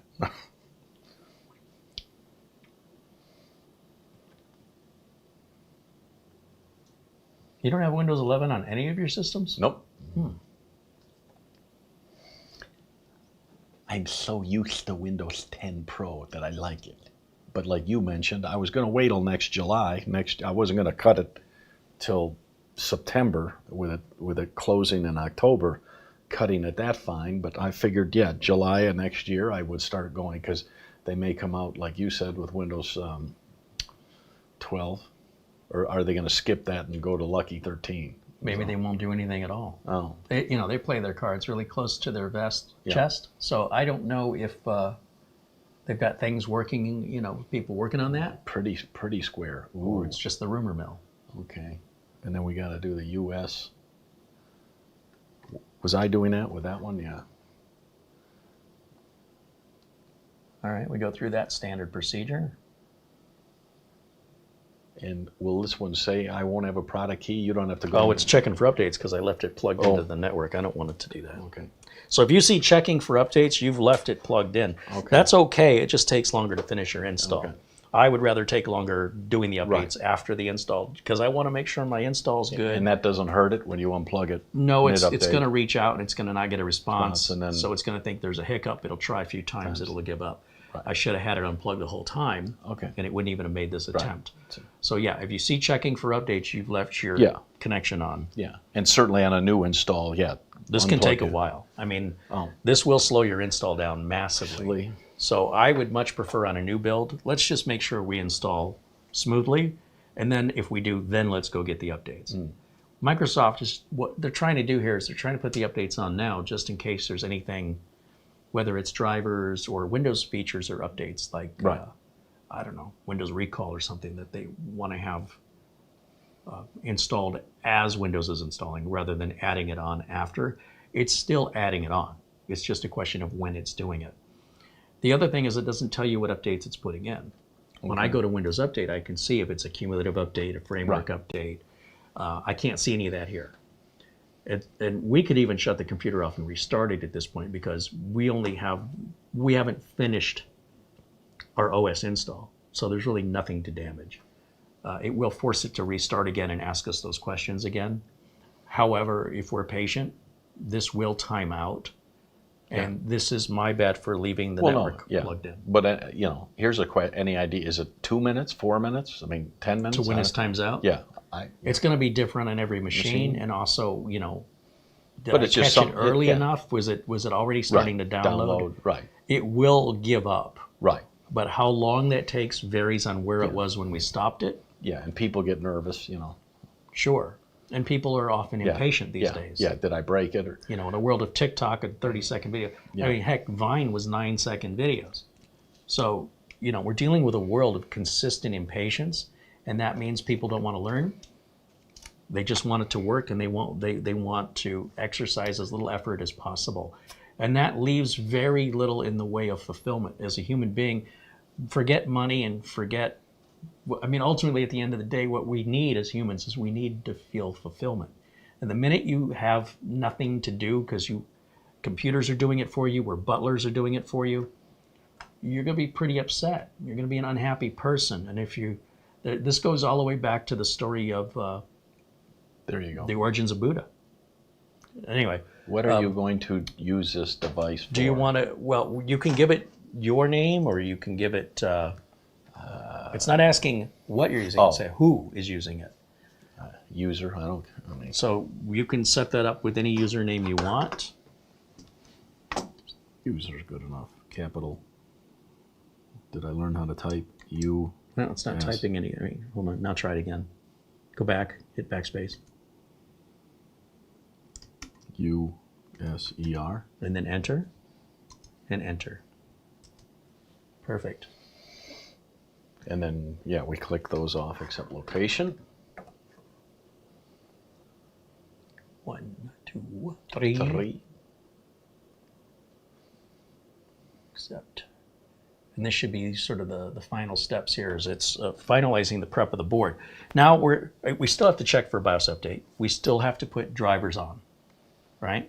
The one thing it didn't ask that, I don't know why, maybe I missed it because I blinked. It used to ask about a second keyboard, a second layout or something. I must have missed it. Yep. So. It did ask. Okay. And we hit skip. So as far as like upgrades go, this is a pretty straightforward upgrade. And I wanted to film it live to inspire people. This is not that big of a deal, but if you've waited 10 years, you've punished yourself, and this won't be so easy for you, and it won't be so cheap for you because like in Mitch's case, we could reuse his RAM. We can reuse his NVMe.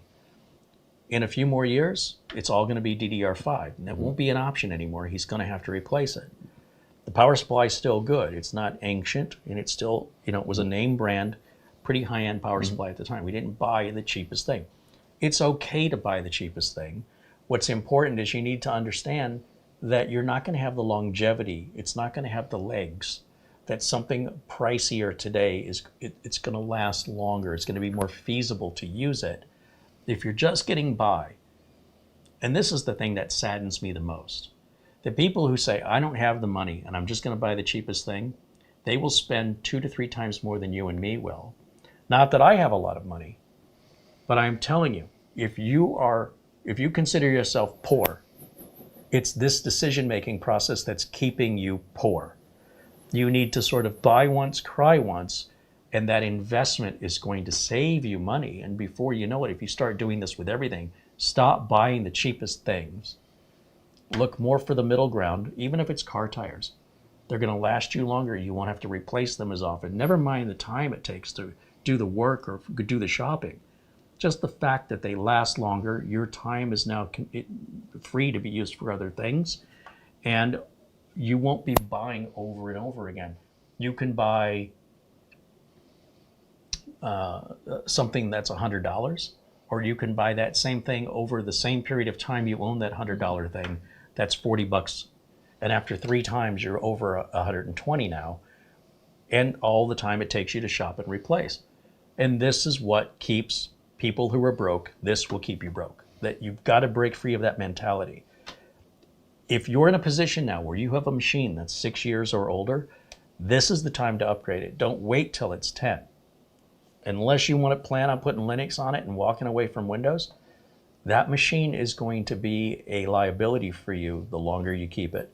And it's your choice, but make an informed decision. Now I can do the upgrades at home, so I'd rather have you plug in my 2 mechanicals to make sure, you know, I see them or whatever. But it's up to you. Yeah. If you want to plug it in and have it do its thing. I mean, while we're plugging in the 72 SATA port. We're done with the Windows 11. Okay.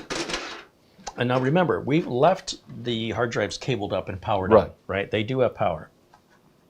I do want to hit Windows Update because I want to make sure if there's any drivers or anything, I want those drivers installed. Okay. And they may be part of Windows Update. Okay. So I want Windows Update to process, and then any drivers that are left over, we can grab those from Asrock, from the motherboard manufacturer. And the thing is, I don't want to duplicate the work. So let's let Windows Update provide what it can. And it will take a minute. Yeah. But that's a brand new H27 of Windows, right? Or whatever the install, meaning that's not 24H2. Yeah, that's not an old one, so that's No. Yeah, so the update should be pretty minimal. That's what I was kind of. And we have a fast internet, and we have a fast machine, and you can hear that stock cooler. Right. It's very, very cool. Yeah. You don't even know it's there. So this idea that stock coolers are junk. I was more nervous about that giant 200 millimeter fan. We already replaced that once, didn't we? We sure did. Yeah. So while we're waiting here, I like to turn a few of these advanced options. And sometimes there'll be drivers in here after it's checked, like it says 0 here. But I want to turn this on and this on and that on. But yeah, sometimes after it checks, then you'll see like drivers in there. But you've got to let it finish checking, which it did do, and it's installing right now. Yeah. So with that, we'll just sort of put that in the corner. And can you do the device manager just to make sure? We have to do this first. All right, because that's what I mentioned. The drivers may be provided through Windows Update. If not all of them, some of them, or maybe not. So let's try and get it from Windows Update first. And if anything's remaining, then we'll address that. We also have a BIOS update we can grab and do, and then we can hook your drives up. Maybe this is the type of BIOS that you don't need the flash drive. It's over the web. You know what I mean? No, on Asrock boards, no. No. On Gigabyte boards, yes. They have the Gigabyte app that will allow BIOS update. Asrock does not allow that. So it's USB. It has to be done in person. Okay. Or you have to use something called a KVM, and with a KVM you could do it. But that's just again, you know how to do it, and it only takes a minute. The latest BIOS. In fact, while we're waiting, we can look and see what the latest BIOS is. I just need a blank flash drive here. I don't even need to check what BIOS this has. I can pretty much guarantee we're going to need a BIOS update. Okay. And I'll use, like I use this flash drive here. So we'll just plug that in to any USB port. And so we're multitasking while that's downloading. And that's no harm, no foul? Computer is barely being used right now. Like foul? It can absolutely handle doing multiple tasks. And what we'll do is we'll jump over here to Microsoft Edge. Asrock. Start without data. What board is that? RS or B760 Pro? Yep. So what we're going to do is just type up here the make and model. So B760 Pro. RS D4 is important because there's a D5. That means DDR5. Okay. And we're looking for a BIOS. And so by giving the search those instructions, on that screen blanking out, that's the video driver. Yeah. And then the first link right here should be what we want. That takes us to Asrock's homepage for this board. So you can learn all about the features on this motherboard. And if we go down here, we should see a support, and then BIOS. And we want the latest, which is 1101. That's October 1st, so that's not that long ago. I mean, it's longer ago than I thought it might be. We'll hit the global download. And then up in the upper right corner, which our camera is covering up, it downloads that BIOS file. We're going to open that BIOS file. And we're going to take this copy, right-click and copy, go to the flash drive, and paste that. And that's copying the BIOS over. Okay. Now the BIOS is ready. However, the machine is still updating. So we'll let the machine finish. we're going to reboot and let Windows, when we reboot, Windows is still installing updates. Okay. Like right now, it says we can restart. So for example, if I hit restart right now, it's still installing. So you're going to see the updates are installing right now. When it restarts, I don't want to go into the BIOS yet because then I'm interrupting an install. Gotcha. And I don't know if the BIOS change could affect the progress of that install. So in this case, I don't want to multitask because if something goes wrong, it'll be hard for me to know if it's the install that went wrong or the BIOS that went wrong. So we want to make sure in this initial setup process that we go through each phase one step at a time to identify if there's a problem, specifically which last phase is, when the problem exhibited itself, when did it start? Well, it started when I put the updates on. Okay, well, we know it's an update. But if you try and do everything all at once to save time, and if you have a problem, good luck figuring that out. This booted very, very quickly. I was expecting to still see, installing updates. I was there. That's in Japan. Oh, is it? Yeah, that's in Maybe that's your that's photo. in Tokyo. See here, yeah. It still wants to update and restart. Okay. Yeah. And so I'm going to let it restart one more Yeah, time. the bamboo forest. Very beautiful. Yeah. That's what that is? Yeah. So we're going to let this install and update one more time, but don't let that throw you, because if we're not seeing the installing updates on the screen, then what that is that's an update happening while Windows is still loading. This is where it gets tricky. And I got a feeling it's going to show us update and restart again. And if you just let it sit a minute and just check the start button again, it'll automatically, in other words, it's processing in the background, and this actually slowed it down and didn't make it update faster. So Windows isn't exactly clear sometimes where the status is of the updates. So if I go to the start button right now and I go to the power button, oh, it did update. So we're good here.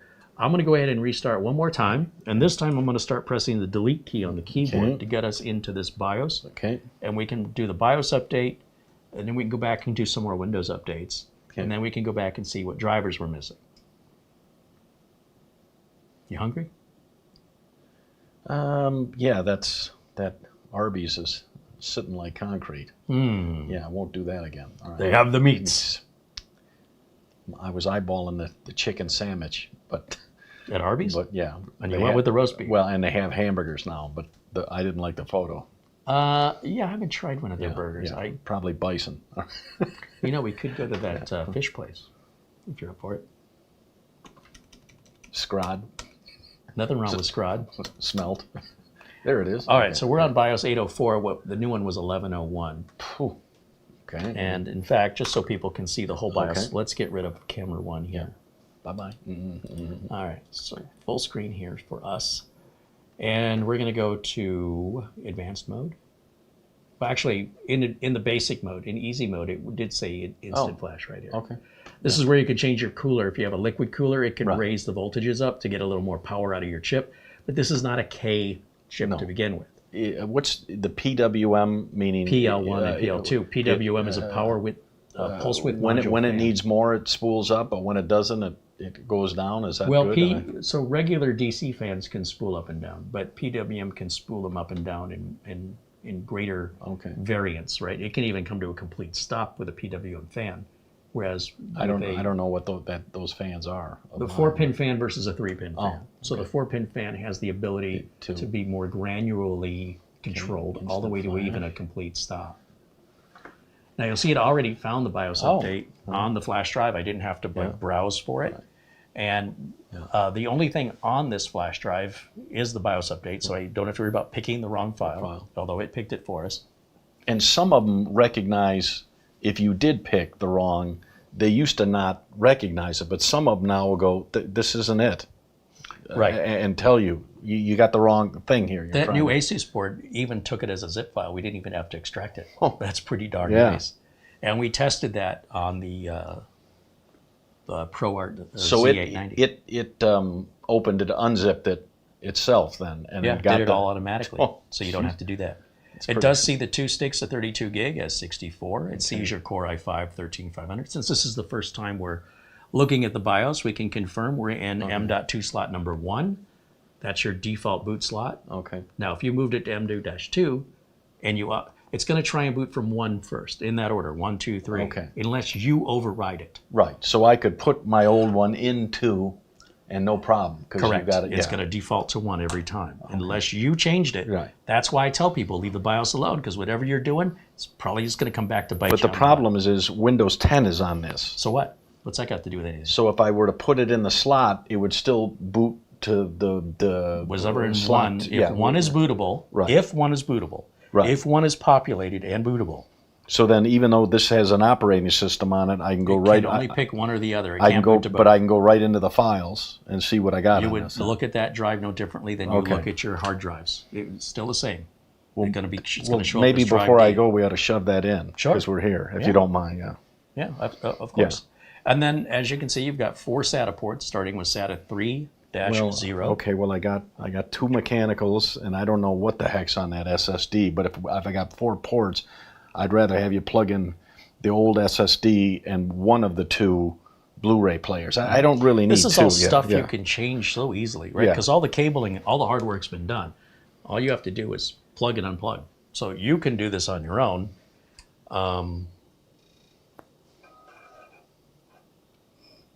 What? Yeah. I'm just looking at some of the cables back here. Oh, bad management. No, there's a extension cable back here, Oh. and I don't know what it's for. Like I said, I'm not big on. That's a power splitter to your DVDs. Oh. That's what it is. Okay, I'm not big on. Is if the panel will close. No, the cable management's actually Yeah, pretty good back here. Yeah, I can't really Okay. find fault in any of this. Heck, I'm probably the one who did it. Yeah. Now that you mention. Yeah, I do good work, Yeah. even for you. Isn't that special? It's got to make you feel special. Yes. All right, now we have the latest BIOS, and that was that easy. We Okay. never have to apply that ever again. So then you can unplug the thumb drive. And now it's going to ask for the auto driver installer. Is that good? Yeah. Yes, because what that'll do is that will officially grab the drivers from the motherboard manufacturer, Nice. Yeah. rather than relying on Windows to Okay. provide those. Sweet. But you don't have to do it this way. Right. This is just the laziest way I could possibly do it. Now you see that little flashing down there Yeah. that just showed us connecting to the network. Yeah. And in just a minute, it will download that driver updater from Asrock, and it'll run on the screen here in just a moment. While we're waiting, by the way, let me go back over to camera 1 so people can see what we're doing here. And we can we can take this flash drive out. This had our BIOS on it. Okay. I'm going to erase that, Right. and it'll be a blank flash drive for another BIOS another day. And let's see what's going on in the chat room here.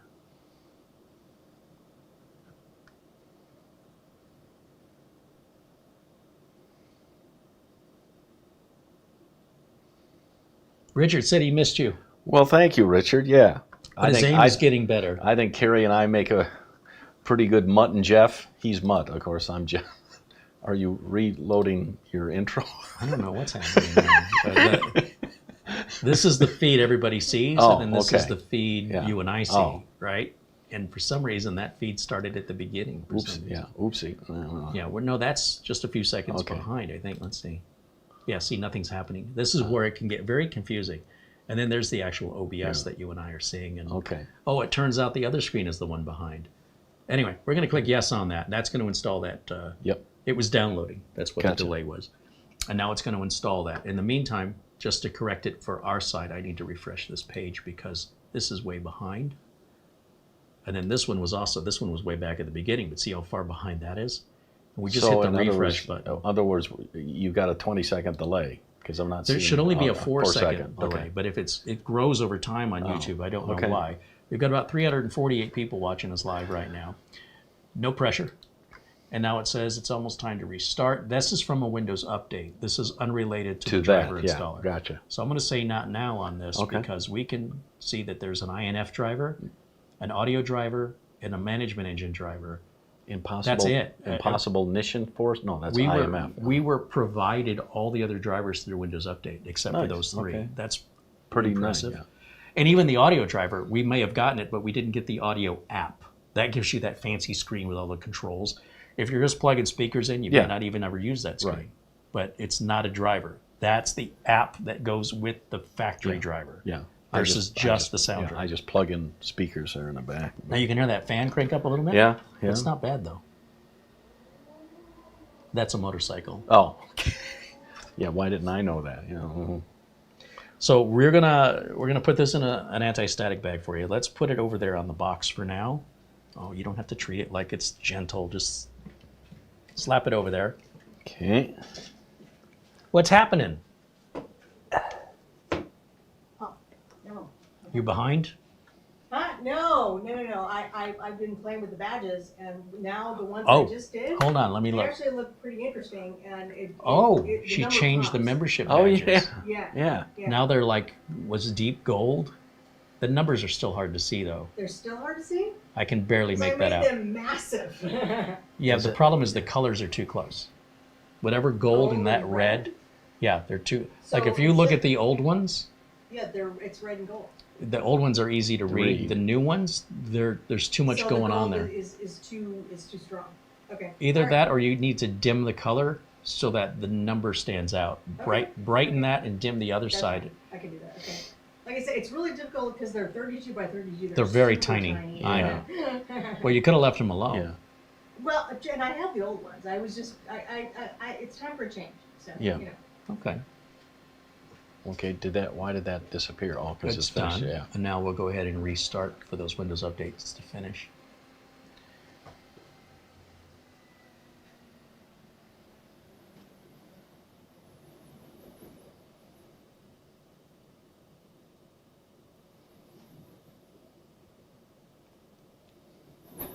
Not that I'm a voracious book reader, but I got a book that just came out a month ago on Shem Howard of the Three Stooges.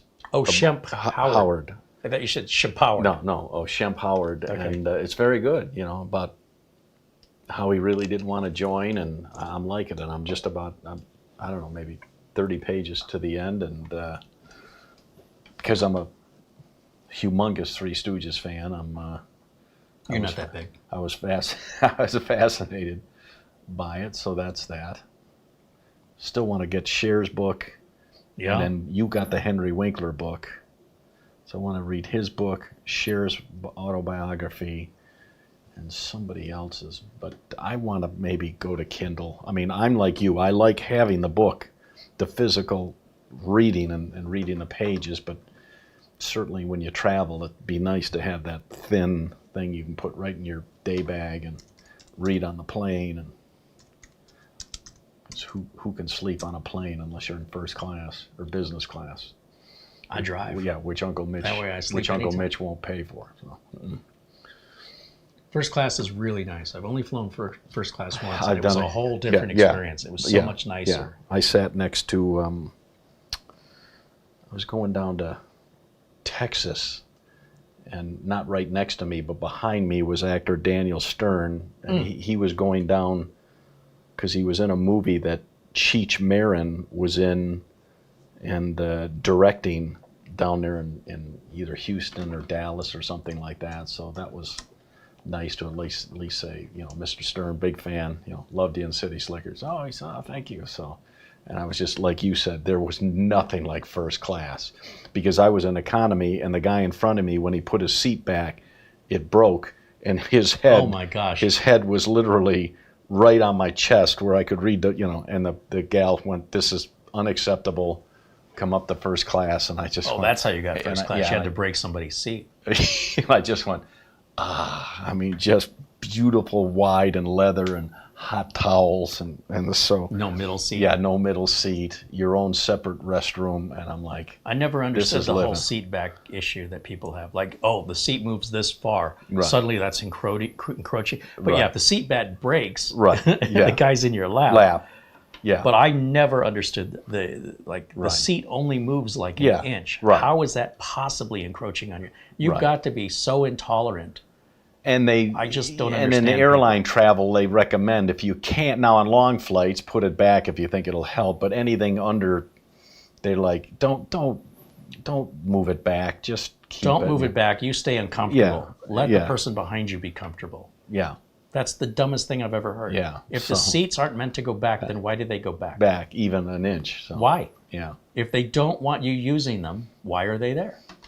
And by the way, when the person in front of me puts their seat back, it doesn't make any difference. Right, because it What- only goes back an inch. Yeah, it's not encroaching on my space at all. Nothing. Then I don't get it. Then I had a little kid. He wasn't kicking the back of his seat, but he was small enough where he would put his feet on it, and on occasionally kind of stretch out his legs, and he did it more than a few times. He's a To where, kid. where I was like, you know, Well, but as an adult doing that, that's, No, yeah, you would go. or "Do the you-" adults taking off their shoes and socks. Yeah, yeah. Do you mind? But I'm like, he's just People a just kid, don't- and he'll be asleep, and you know, Yeah. as soon as the plane gets up to altitude. But Yeah, I've never understood why you would voluntarily get on a plane that has reclining seats and then complain about the reclining. Like, did you not know the plane had reclining Right, seats? yeah, Is this a new concept for you? yeah, Do you expect they're all going to adjust it just for you? Yeah. If you don't like that, don't use that mode of transportation. I don't understand this entitlement that people think the world should adapt to them. yeah. I mean, I had that attitude when I was 5, but then I grew up. I don't know. But in premium economy, it certainly, when I went to Australia, it certainly went back more than an inch. But that's because, you know, I had 7 inches extra leg room, and the seat was 2 inches wider. So, and it reclined back more than just, like you said, an inch. So, I was able to sleep some, not a lot, but because I don't drink, you know, before I get on the plane. Some people are there in the bar. Yeah, I don't get that either. Yeah, you know. Let's see if we're missing any other comments, questions here in the chat. I can scroll back only so far.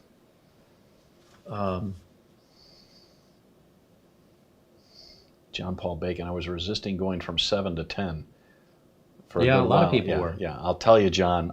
People don't adults don't like change. It's a disease of age. Well, and Children, they'll be the first. They'll Yeah. jump first. They're Yeah. like, they can't wait. They're excited. Yeah. Adults, heaven forbid, you try to force an adult to educate themselves and evolve. They will push you and fight you. I have seen adults put their life on the line to absolutely defend their ignorance and their stubbornness to refuse to adapt. We've seen Sears and Kmart and all these other businesses run by investors and the powers that be that absolutely refuse to provide the service Amazon offers. They were fully capable of doing it. They refused to, and now they're gone. This is what you can expect if you think that you can outsmart the population by holding on to old technology and doing things. You could churn your own butter for all I care. Yeah. But- And John, when I'm with you. I adored Windows 7. It had a Windows Media Center that was easy peasy and simple to pull things, and I'm like, I was crushed when it went to the 8 with the tiles. I mean, I went kicking and screaming to 8, and then that flopped pretty quick to where they're like, people don't like it, so we got to do something because they're not buying it. And then they jumped from 8 to 10. Yeah, there was no 9, so. Well, it was 7. 8 was It was the tiles. XP to Vista. Duh. Vista was pretty rough. Yeah. 7 was much better. Better. And then 7 had a difference between Home and Pro, and that's what's brainwashed everybody to Right. think they need Pro. Right. Correct. Yeah. They don't really understand why they're doing it anymore. Yeah. And It used to be good, Yeah. a good thing. Now it doesn't really matter. God, 8 with those tiles. Oh. Oh, they were so insistent we were going to use those tiles. Yeah, they would use those tiles, and boy, somebody. Mitch, new motorcycle? No, I'm happy with my 2014 Suzuki. What was it, MR 109 Boulevard? I guess the yellow Bumblebee, with a lot of special add-ons, the exhaust and intakes, and I'm thinking. After I've been saying this to Uncle Kerry for 3 years, but I'm like, at the end of next year, I don't know. Got to let it go. It's just, I love riding We can it. get you a new kind of bike. Yeah, and One with 3 wheels Yeah, on it. people go, well, yeah. Basket in the front. Well, is it the one where you've got 2 wheels in front and a single wheel in back, or what about the one with the sidecar? I was referring to one with pedals. Oh, okay. Hot Wheels? Okay. So the Polaris Spider, I think, is the one with the 2 wheels in the front and the 1 wheel in the back. Yeah. You can rent those on Turo for like $50 a day. I bet they're stable. I mean, because I wouldn't want to be in the rain. They don't have a... No, but those are like almost car tires. So I also wouldn't want to be hit by a truck because Yeah. we'd be under the truck. Yeah, but it's got to be smooth. I mean, with those three... I don't think it'll be smooth. It'll be balanced, but you're probably going to feel every bump in the road. Even with those big car tires? I don't know. I just think the smaller the car, the more likely you're going to feel it. And Chad, I mean, again, I adore riding, but it's just, I'm not worried about me and my skill. I'm worried about, drivers and them, looking at their phone and texting that, go over the line and hit me. So I think the end of 2025, so... We're not going to hold you to that. No. You'll know. And I don't know. right. Yeah, You'll and know. I don't know whether I would sell it. I mean, I would keep it. It's nice having. I used to own 2 cars, and so it was nice having a second one. I liked it. I mean, having a second car, even though it's double the insurance and whatever. But the fact that it is alternate, if in case you go out and your battery's dead and you got to get someplace, you just jump on either your second car or the motorcycle, but that doesn't help in July out here when it's 117. So Yeah, Phil Stott said it's the Spider. yeah, Isn't that what I said? Did I say Spider? but because my brother has 2 trailers, 5th wheel, he's gonna put it on a pad up there in Eagle for me for the summer. He's like, you really hate the summer. I'm like, I can't do it. We all hate the summer I said here. I can't do it. He's like, well, you're lucky I got 2 trailers, so I'll put one on the pad. You're 10 minutes from my house, and can you, water, electricity, and sewer. I said, the only deal breaker is internet. They're working on internet. It's in beta You can right get now. Starlink. So he's like, because you're the only one I know would be in there, and it's, you keep it clean. And I said, yeah, I got to get out of here. Keep it clean. This summer, so. This guy keeps everything spotless. Yeah. He had a 17-year-old Saturn automobile. It looked like it just rolled off the lot. Yeah. Even the guy at CarMax, boy, you don't drive this much. Yeah. Said this has 218,000 miles. I said, he's like, how old is this? I'm like 19 years old. He's like, come on, this looks like it just came out of the showroom. He's not I'm like, exaggerating. and I'm like, well, I wax a car twice a year, and I don't eat food in it and smoke in it, and so You don't have any fun. or other things. And so I said, Anything fun. anything fun. No. Yeah. So yeah. There will be no fun in this no car. fun in this car. So the guy took it around the block, and we'll take it. So looking at a device manager, just to interrupt you here, we should have everything solid. It is. Yeah, no question marks. Right, because that's what that auto driver installer did. Okay. We're up to date on our drivers, our updates. Okay. Right, so that's good. So plug in. So the next thing is, plug in my other drives. so do you want to plug in? So what drive do you want to be drive letter D? That's the first drive we should plug in. So do you want this to be drive D? Do you want one of these to be drive D? I'd rather have my old. And we can always change the drive letters. No, I'd rather have my old NVMe to be drive D as in David. Yeah. But or if in we my do ca- them in the right order, or then if- we don't have to relate. Or in my case, D as in dope. Yeah. So again, we don't have an additional heatsink on this board. We'll probably be okay without it, Okay. but we can always add. They're very inexpensive and easy Gotcha, to add, yeah. right? But if you have one on the board, the ones on the board are better. They work better than the add-ons. Okay. They're already paid for, Right. and they match the board Right. aesthetically. Right. What did I do with my glasses? It's my glasses. Now you're making me feel guilty for you running long, because I know you like to keep it right. Oh, I don't care. I have keep- a wonderful company. Okay. We're Right, having yeah. a Well, good that's time. true. That's true. So. You're not cracking the whip. So, Get this done. Right. I think in the box we should have some M.2 screws, and I want to go ahead and put them into the board now, so we don't lose them.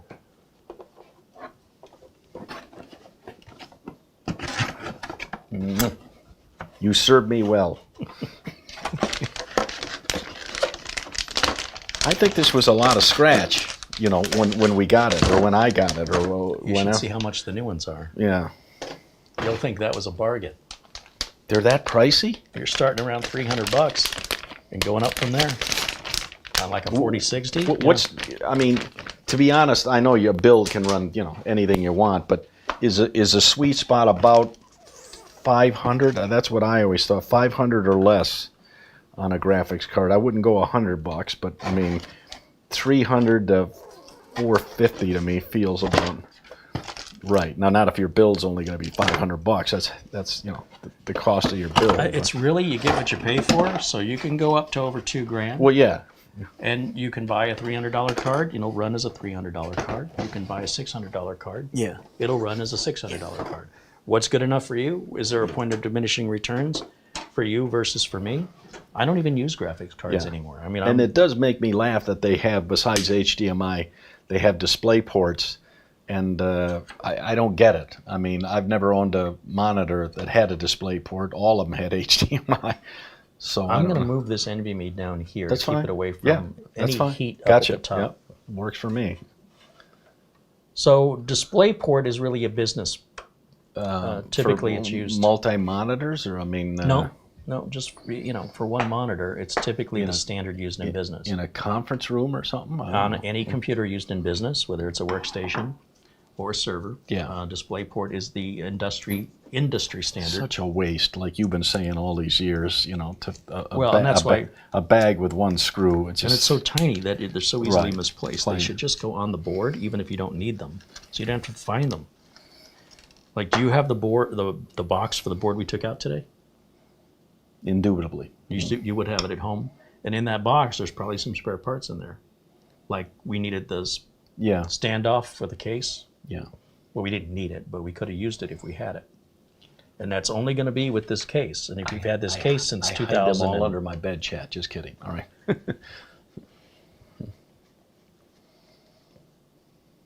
Anyway, I just want to put these in because I forgot to do Okay. it. So this is a little standoff, and this goes for your M.2 Wi-Fi card. And I'm going to place that just right here because otherwise, trying to figure this out later can be a little bit baffling if you're not a... So the board does, Techie. you're saying the board does not contain Wi-Fi. I have to put a card on? Correct. Okay. See, there's holes on the back for Wi-Fi antenna. Gotcha. And there's a little Wi-Fi adapter Yeah, that you can gotcha. It says Yeah. M.2 Wi-Fi. That's a laptop-style Wi-Fi adapter, which I wouldn't even use. You could put a Wi-Fi card, Or you could put USB. Wi-Fi USB. There's Yeah. lots of ways to add Yeah. Wi-Fi that are easier than that. Yeah, and I don't like the antennas sticking up like reindeer's antlers. Well, but that gives you a better signal. Than the USB? Well, even USB may have a little stand that can Oh, extend. gotcha, yeah. Depends on which one you buy. Yeah. And the reason they do that is just the same reason we used to move the rabbit ears around on the TV. Yeah. Get a better signal. Yeah. But I'm More all, things change yeah, more they stay yeah. the same. But I'm all about the hard wire. So Well, you say that, but you're running power line, which is pretty darn slow. Running 3 of those. They're pretty slow, but they're Are they? reliable. They're Yeah. gigabits. Or so they claim. They're advertised as gigabit, but I'll be surprised if you're getting gigabit out of them. I put that on my brand new 65-inch TV there in the Oh, that's plenty for a TV. in my bedroom, and I've never had it spin, or what do you call buffering Yeah. with the Gigablast. Well, the TV's going to auto adjust whatever service you're watching to whatever your bandwidth is. Well, and remember, it's only me. It's not like I've got a wife and Well, 7 that's- kids. that's a- you know. And that makes a Yeah. difference too, right? So- How much? But also if you're watching in 4K or if you're watching in 8K and how much bandwidth you need Yeah. and what your signal strength is, and the TV automatically adjusts your signal. You Yeah. may not even realize it's Yeah. happening. Yeah. It may drop you yeah. below 1080 if it needs to keep the video playing. Yeah, you're right, man. That 4K is almost too sharp. It just, my eyes go, what's wrong with this picture? Even though it's razor sharp, I'm like, God, this is just too sharp. I mean, for me, I'm like, I love the feel of the 1080p. Much more film-like, and certainly in the screening room. But I've never done 4K in the screening room. I maybe would go, Well, you need a 4K projector. Yeah. All this stuff costs money, Money. you know. The good news is they're cheaper now than they've ever been, but they're still yeah. a little bit pricey on projectors. I'm thinking $5,000 probably. No, half of that. There's half a trip to Bonnie, Scotland to say hello to Peter. It's always the last one that gives me trouble.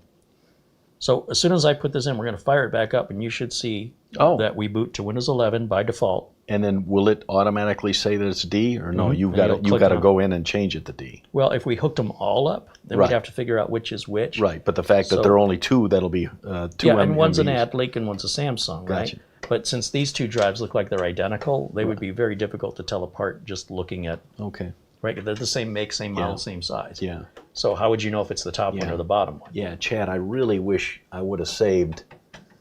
What do they call these? The covers? The covers. And I for the life Maybe of they're me, in the motherboard box. yeah, for the life of me, I could have sworn I popped when I got the two Blu-rays that I popped it out, and some little man told me, "You better save that. People don't Don't, listen. yeah, don't throw that. Oh, out. that's never going to happen Yeah, to me. don't throw that out because I really don't need the two.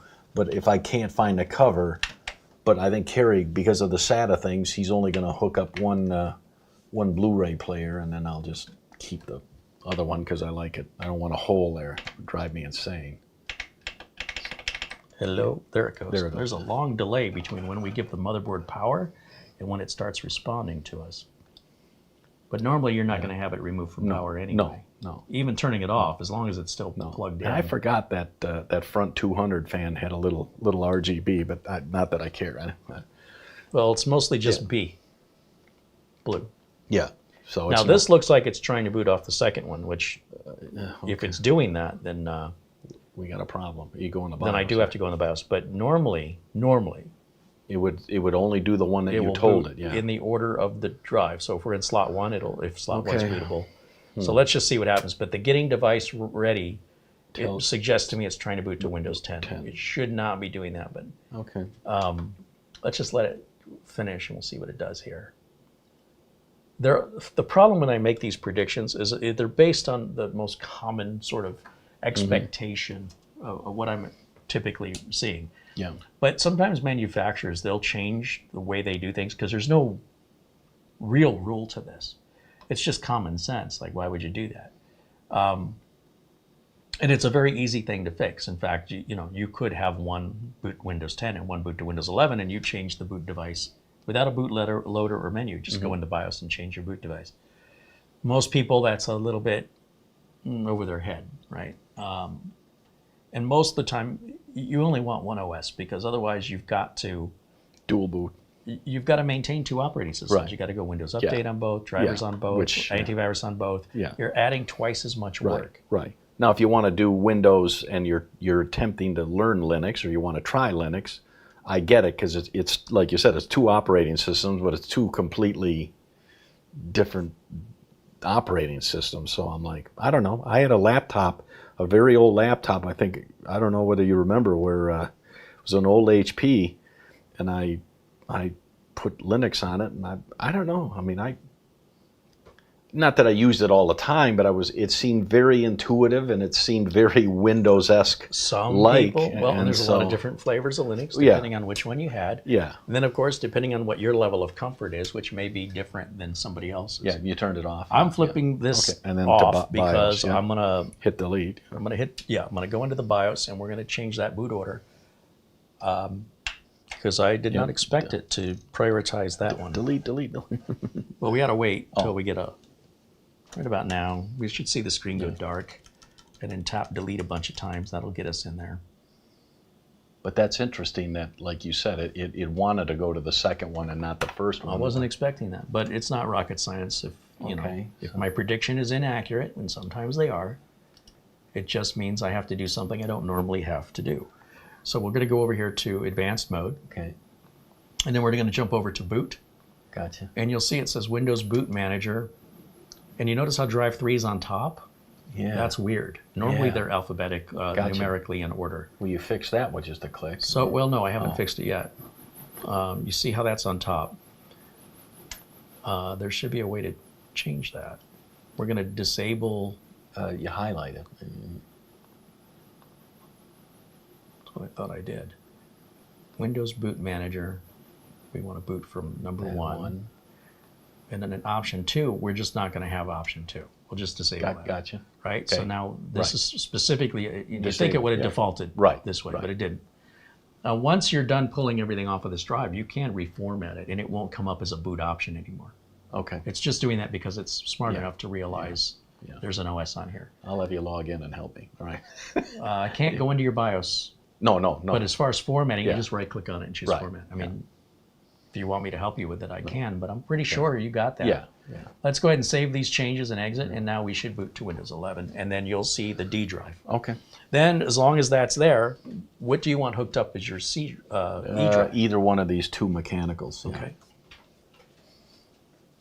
What's happening, Mara? I was just curious. I just made a change again. I just wanted to see. Oh.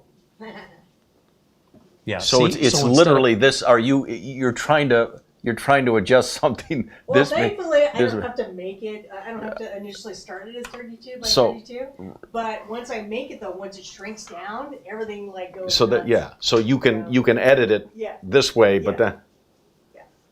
I like it. Do Like you? it? Oh yeah, that's way. You can see it. Yeah. Yeah. Yeah. Oh yeah. Right.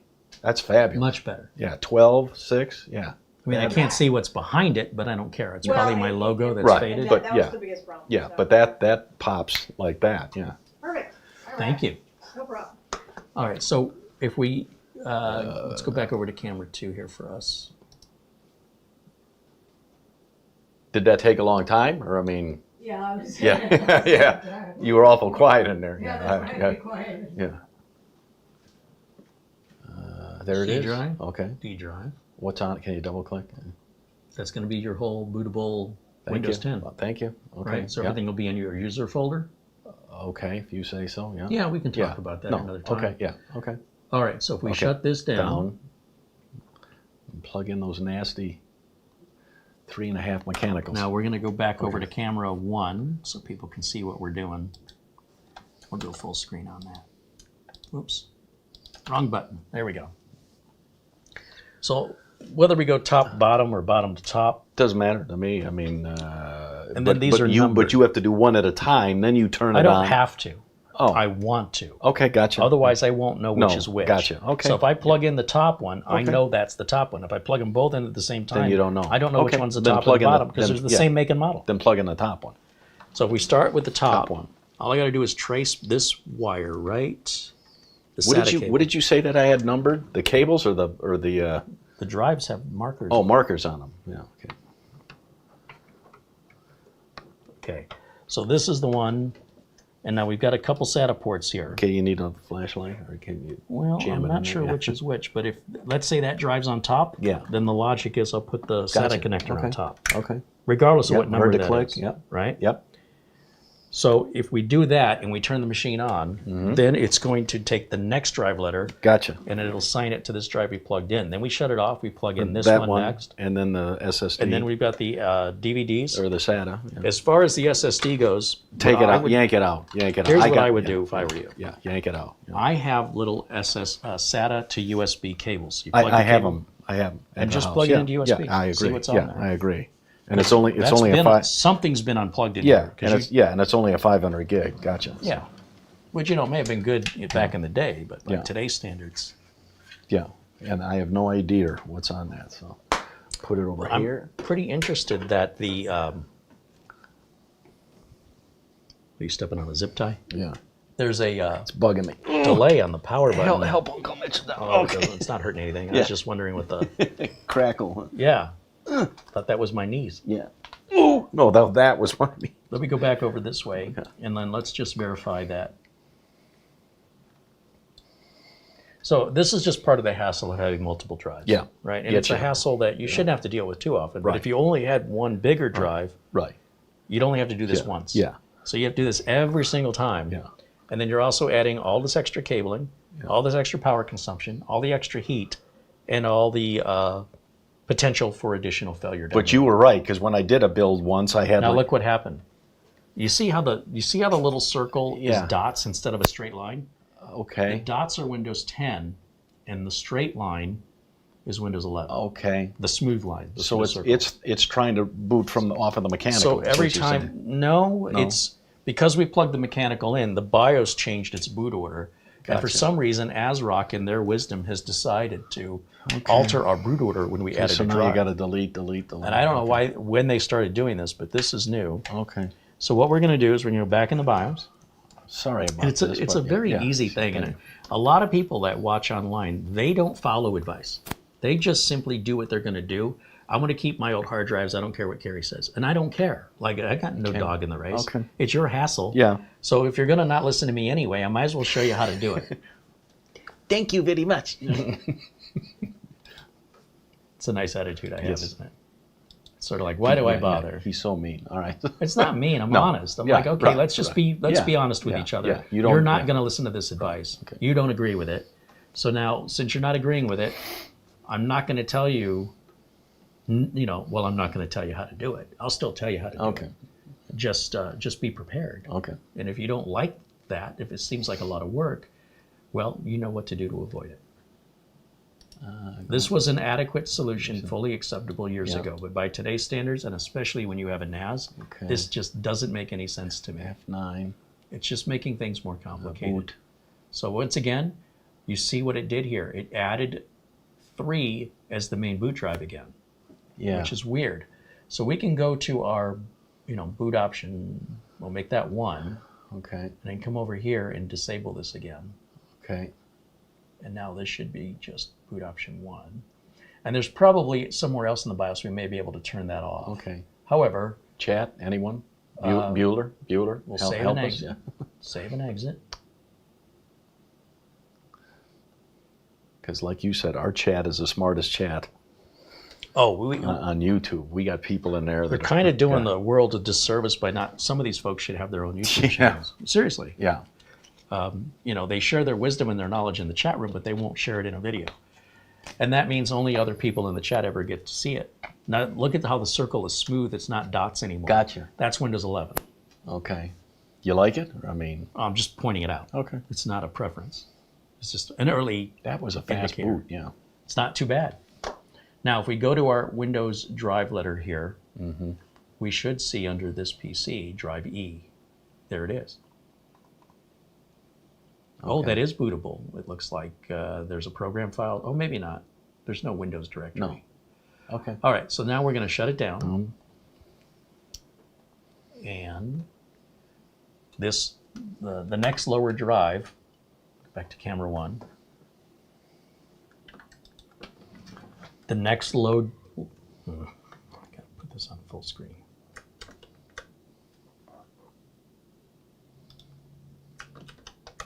This drive right here on the bottom will go to the bottom connector here. Okay. Gotcha. So all I have to do is find the SATA cable down below, put my fingers on it and start pulling on it. It's not that one, it's this one right here. Okay.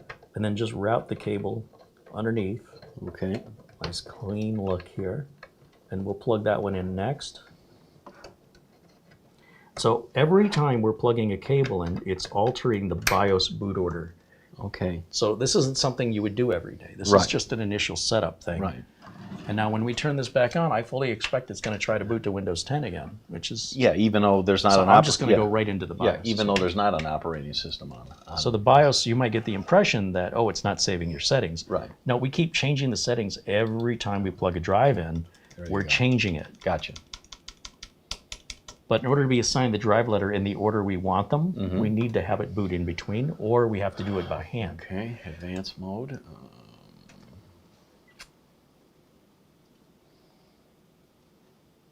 Boot.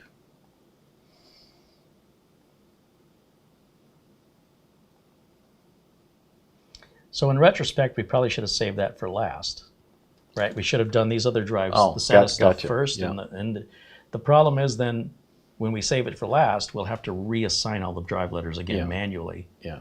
which takes us back to, okay, which one's which? Right. So I'm going to say one way or the other, it's a pain in the butt. Okay.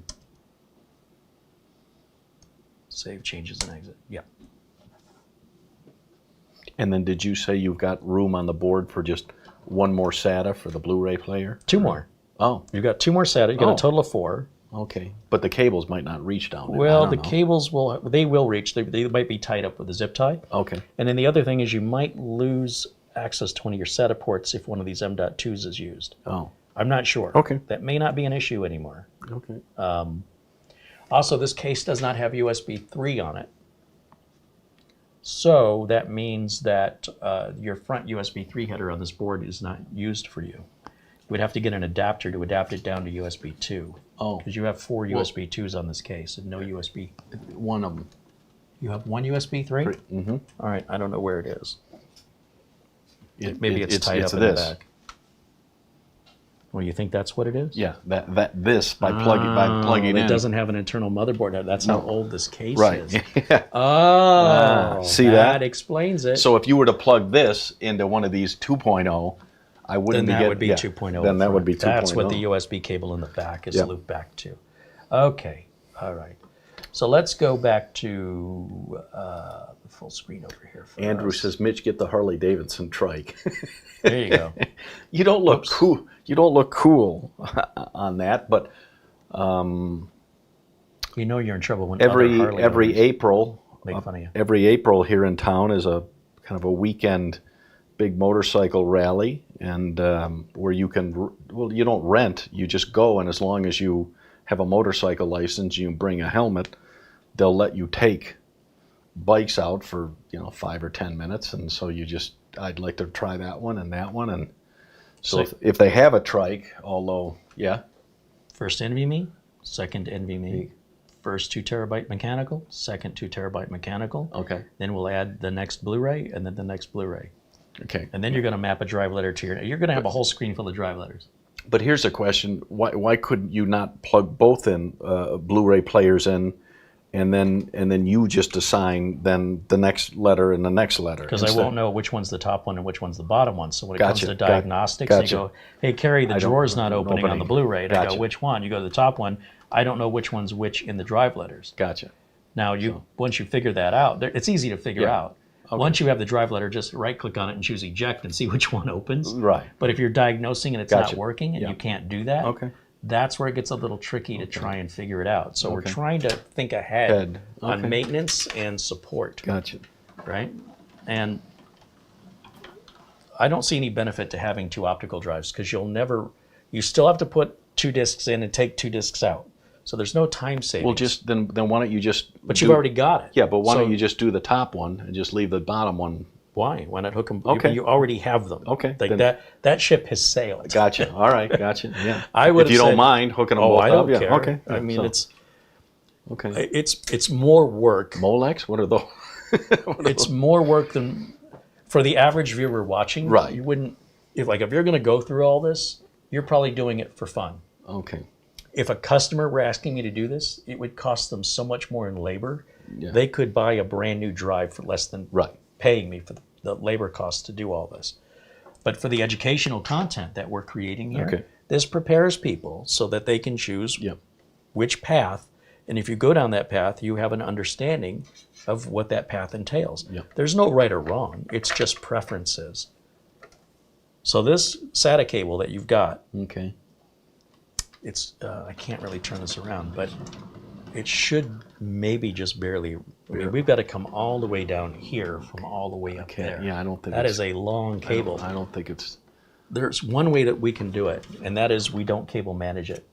If we take the cable, Sacrilege. Mm. if we take the cable directly from the back of the drive, Yes, sir. you'll see it will easily reach down here. Okay. It's possible it could reach if we cable manage it, Try it once, and then if Let's try it. Yeah. right? So you see we're losing Yeah. about 3 or 4 inches Yeah. this way. Then we have to come down back through here, and it's going to get, oh, we're okay. Oh. So now I've grabbed the bottom one. Okay. The next one we've got to grab. Well, that one will never reach then, probably. So the top one, you're Yeah. going to go a further distance Yeah. all the way to Yeah. the bottom. Yeah, that'll never. Now we could have reversed these. We could have put these down here Yeah. since the drives are. Yeah. See, this also has to. That's why you can't really tell somebody how to cable manage. No. It depends what your Right. case is, how Yeah. many things you're plugging into it, what the length of the cables are. Now the motherboard came with 2 SATA cables, but we don't have to use them. They're essentially the same as what we've already got. There may be a slight length difference, but it won't be major. In fact, the ones you have could be longer.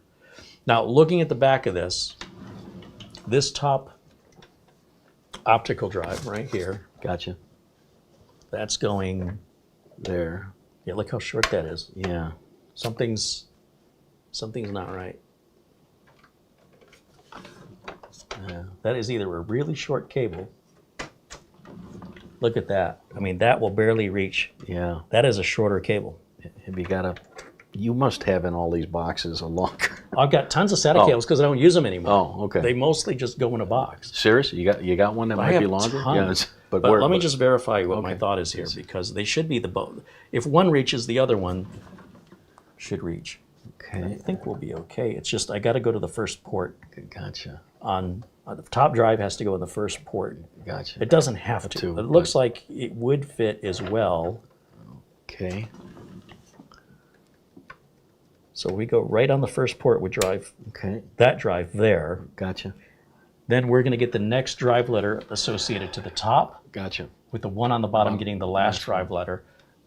Again, we can do this by hand, but it's a convoluted mess, because then we have to eject, see which one ejects, and adjust the drive letters manually.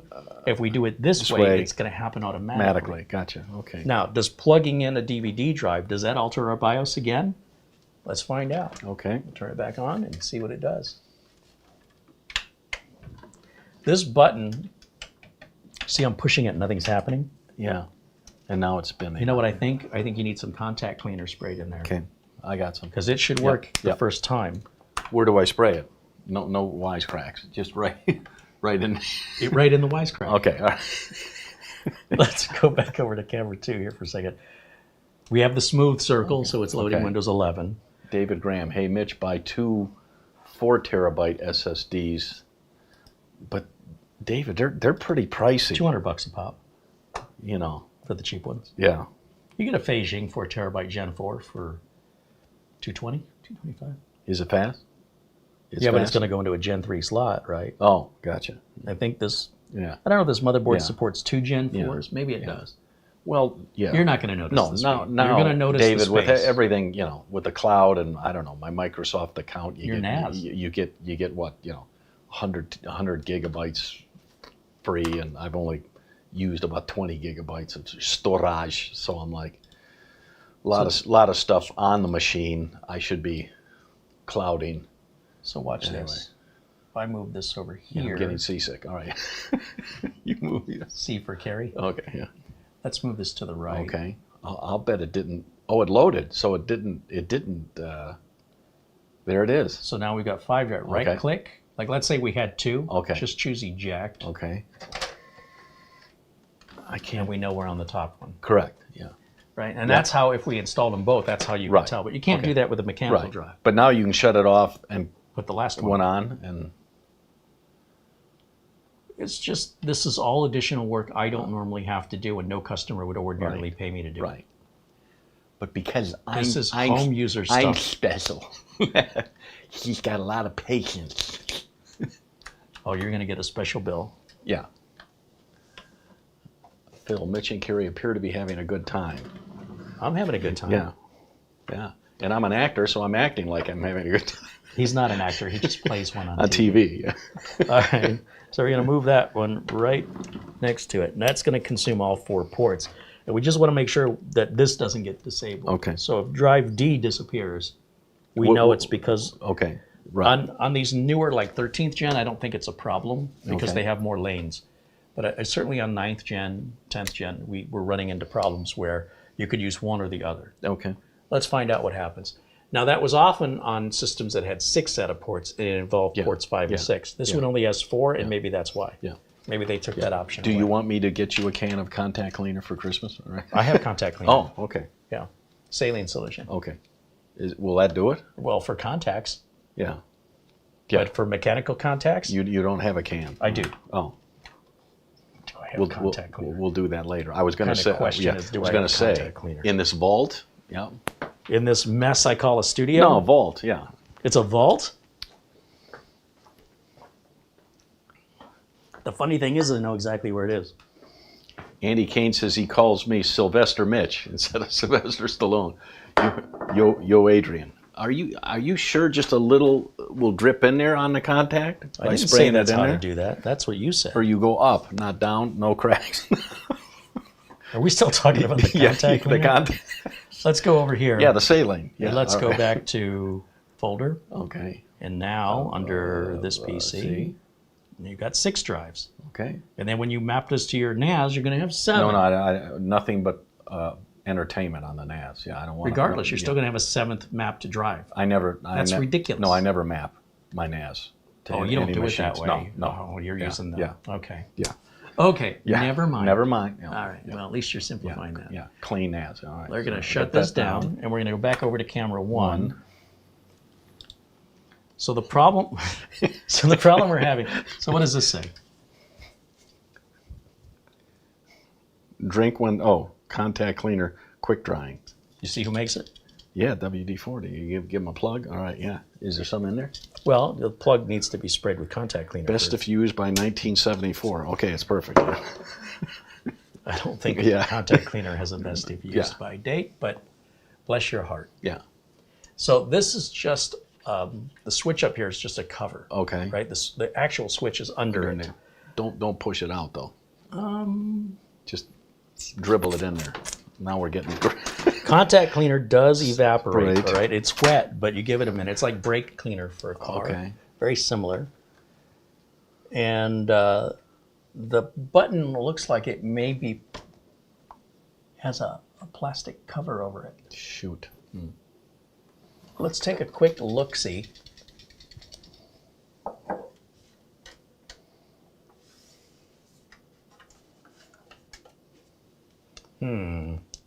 See, for some reason, I don't know why, I remember you pulling this front off. Hey, this is great. Oh. See, because it's Yeah. like a grape. Great. Yeah. Here, Alright, got some never mind. got some cheese. It was kind of cheesy, Yeah, wasn't kind of it? cheesy. Yeah. All right, fair enough. I could have sworn I remember you once I pulling think this it- front cover No, off. it comes off, but the drives might be in the way. Yeah, but just give it a little. Well, let me just see. Give it a little schmooze. No, that's probably No, not going to get do it. in where we need it to go. Maybe it will, maybe it won't. But that contact cleaner, when you get it on plastic, it could stain the plastic. I mean, this maybe color. I'm wrong, but I could have remembered you added this for me. That thing. I remember. So I wouldn't normally do that. Oh, so I remember you, but maybe it won't pull off on the clips. Don't force it. I can live with it pushing the button twice because remember, I never turn, like Uncle Kerry says, chat. I turn a desktop on. I never turn it off. She stays on. So. Yeah. Hardwired. I'm just trying to figure out if this piece comes off and exposes the control panel because it's cut around it, right? So I think this whole cover comes off. But you can't feel any clips. Oh yeah, there's clips here. No. But they're not seemingly doing anything. That's why I'm wondering if something has to come off first. What I do with my flashlight. Let's take a quick look here. We'd have to pull back the old videos. Again, as long as it's functioning, I can live with pop it on, and the StormTrooper shall remain turned on in my office. I mean, I can try and The Toto office. see. These are the USB. The power is further back. So if you took out the top Blu-ray, you could get at it. No, probably not. You know, that's a good question. Well, you couldn't because the Fan controller. fan controller, which I don't use, but I think I need to get to the top of the switch. So the top, it's surface mounted onto the circuit board. Okay. Circuit board's not porous. I can't see through it. So I'd have to come in from the top. That much I know. And the top should just pop off of here. We've got, is that a screw? What is that? Why is there only one? Oh, that's the lock that has a key that you can lock the panel. Oh. Ow. And chat, what song would you like me to play on the The washboard. on the washboard? Get you a bottle of the blood. Yeah. Oh, come on, Carrie. This. Boy, these are awfully bendy. Why do they bend so much? I'd rather you not, to be honest. I know you're, you know. Well, see, here's the problem. I got know a that dust. that's- Maybe there's a fleck of dust. I'll dust it. I got a duster that I'll just. I did turn this off, right? Yeah, it's off. I need to get underneath the button, and I don't think spraying around the edges of the button. No. We have to get into the Yeah. center. And the spray, you know, it gets into a lot of stuff. Right, But so- we have to get in from the top, not from the Yeah. bottom. I'll just air dust it. Maybe. And we have clips on the top. And we have clips on the side. I don't see any screws. It really does appear, it appears that, wow. Those clips really have to come in a far way to get around. See? Yeah. That side started. And there's another one here. My StormTrooper.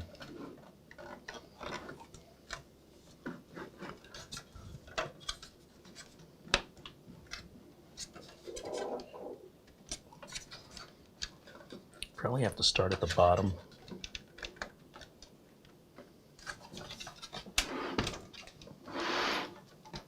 Let's go this way.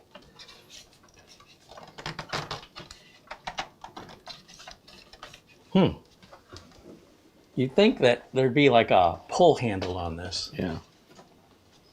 unless the rubber feet hold it. No, I don't think so.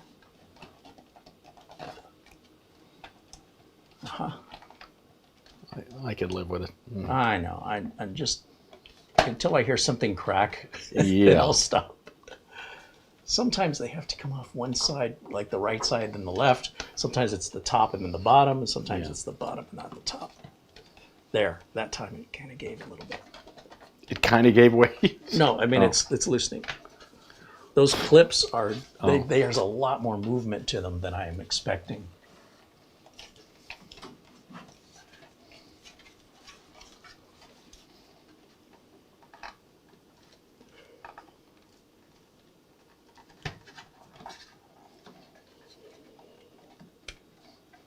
I think most of the chat, leave it alone. Well, the more I can't get into it, the more I want to get into Of it. course, yeah. Well, it was a nice case while it lasted, all right. You got a 200R and not doing nothing? All Right there. Oh, okay. Isn't it over there? What'd I do with it? Is that a Oh, white? it's right here. Oh, I have two of them now.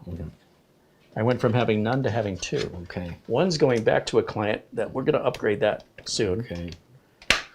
So here's what I think is happening. I think these drives are holding us in. Yeah. See how that wants to come Right. off? Yeah, it's just It's so close. right.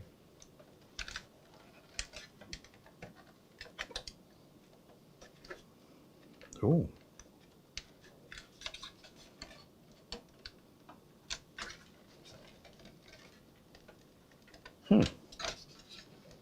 It's probably something incredibly simple. In fact, Nick, Mitch is sweating. what was that? My keys. Oh. What are you, a janitor? No, I got too big of a fob. Not to You be- got too not- big of a fob. Not to be boasting, but No, I'll yeah, tell you. yeah, I don't like how it feels in my pocket. So. Gotcha. Okay, well, essentially, when this happens and you're pushing your case button Okay. and you have to push it numerous times before it activates, Okay. that is usually an indication that you've got some crud built up. There could be dust, debris. Gotcha. And it's such a tiny little micro switch, you'd think, well, there Okay. can't be that much in Right. there. But it's a small, delicate contact, and as a result, it doesn't take much to cause that. Yep. So a lot of people are like, I got to replace the whole panel. No, all you need is some contact cleaner. Right. You want to make sure the machine is unplugged, turned off. Yep. Spray it and make sure you give it ample time to dry. If you're gonna like coat it with this stuff, it's gonna take longer to dry. All right. So just do a little bit at a time, I think that end's got to shove in here. and just like that. Okay. I mean, it's overall Yep. minus the whole putting all the drives in certain orders. Okay. The cable management is mostly Yeah. remaining unchanged, so that's easy. The upgrade is relatively inexpensive. I mean, when you consider the cost of parts here, we've got a $230 processor that includes the fan. We've got a motherboard that's like $120, $130. And then you've got the RAM, which 64 gigs of DDR4 is probably like $100 if that. And essentially you've got a whole new system. Right? We didn't have to change your NVMe out. That's Right. that's something unrelated. Yep. That was not required, but we did need a CPU to match the board and a board to match the CPU. We could have even reused dual RAM. We did not need to put this RAM in there. Right. But if we're going to reuse your board in something else, then I need a CPU and RAM on Yep. that. And And we'll try it with the integrated graphics, and we'll hang on to the. yeah, see if it notice The any CPU? difference. I In don't many think cases, I don't- the internal graphics may be superior to that that. 960. Okay. It depends what you're using it for. And that's pretty much it. The panels can go right back on. Okay. If you hand me one of those panels. Yeah. And I don't know which is which. So here's one Yeah. of the problems you're going to have. Well, the non-vented panel goes on the on the back. Yeah.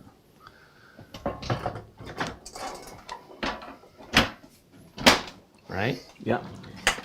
And then the vented panel, that's going to go on the front. But here's the thing. You have one USB port here that's not plugged in because there's nowhere on this motherboard to add a second USB. Okay. And if you've got 4 USBs up here, that means 2 of them are not going to work. Okay. Just so you know. Yeah. I only plug my keyboard in one of them. Okay, but so it's either going to be the right side that works or the left side because Gotcha. I don't know which one of Gotcha. these. And if you have a preference, you'll need to open this up and switch them. Well, no. I mean, yeah, whatever one works is Okay. good enough to me. And I'll know by wiggling the mouse, right? Oh, you'll know. Yeah. Yeah. Yeah. Usually you hear a doo-dook Right. when you That's plug true. it in. Yeah. Well, let's go ahead and put the final piece back on, and then that's pretty much your whole upgrade. I mean, at least I was able to get that extra drive out of there, so I feel like I made some progress. Yeah. Now, if I can get you to get rid of the other 4, Right. that would be great. And then it would just have you run NVMe and NAS. Not that you've had any problems, but you're going to. I know. Yep. Yep. And again, if this was my daily driver, I would. That's yours, too. That can go in the motherboard box. I'll smoke that later. It might All right. be your daily driver. You might be on this and realize this is so much faster than your 8th gen Intel. Now the goal is we're going to get your 8th gen back in here, right? Right. And we can do the same upgrade to it because I have another one of these boards with a 13500 and we could build an identical twin. Or you can wait. I mean, 8th gen is still Windows 11 compatible. Yeah. We do need to activate this Windows 11 because that's tied to the board. Yep. But I'm going to go on SCD keys. I'm going to buy a Windows 10 Pro key because it's a couple bucks less. And I'm just going to enter that key right in there and it'll activate Okay. Windows 11 Pro. Okay. That's how we do it. And I'll gladly pay you Tuesday for a Windows key today. They're so cheap. Okay. Whatever you paid at Arby's Yeah. cost more than what this Windows key is Amen, going to brother. cost. Yeah. Yeah. Amen. All right, I think that'll wrap it up for us for today, and we'll just shout out a quick thank you again to all of our supporters and contributors. Oh, and Trevor, of course, said Mitch plugged a keyboard in the back. Yeah, I don't have a lot of. I've got quite a few. Yeah, USB. Yeah, normally Yeah. you save the front ports for like something you're going to connect momentarily, Gotcha. like a Yeah. flash drive. Okay. And, And you I put do your have- keyboard in the back. Here are the two 2.0s up here. Oh yeah, you got plenty of USB back here. Okay, Like then you've got 5 USB Type A's with a Type C back here. Threes, and then two. Those are 3.0. These are all threes, Yeah. 2, 4, 5. Okay. Then the USB Type C, then 2 more USB 2s. So Twos. that's a total of what? 8. Yeah. Well, then. Plus you'll have 2 more up front. well, that's 10. Yeah. Well, that way I'll plug. Yeah, I'll plug it in the back. Well, didn't you notice I always plug the keyboard and mouse in the back? Right. Well, not always. Sometimes I. Okay, That's yeah. a good way to test the front Right. USB ports is Right. to see if they're No, working. I'll plug it in the back. Yeah. And then those are available. And just you got to remember if you're going to plug stuff into these, 2 of them are not Gotcha. active. Yeah. Okay, so with that, I want to thank everybody for hanging out with us. Thank you to all the members and all your super chat contributions and Sticking with us here on this Friday. long show, 4-hour show. You guys, have a great weekend. Be safe. I'll be safe riding the motorcycle. Always. And boy, I'm not used to seeing the corner of the wall right there. Also, I guess it's this corner, isn't it? It's over here.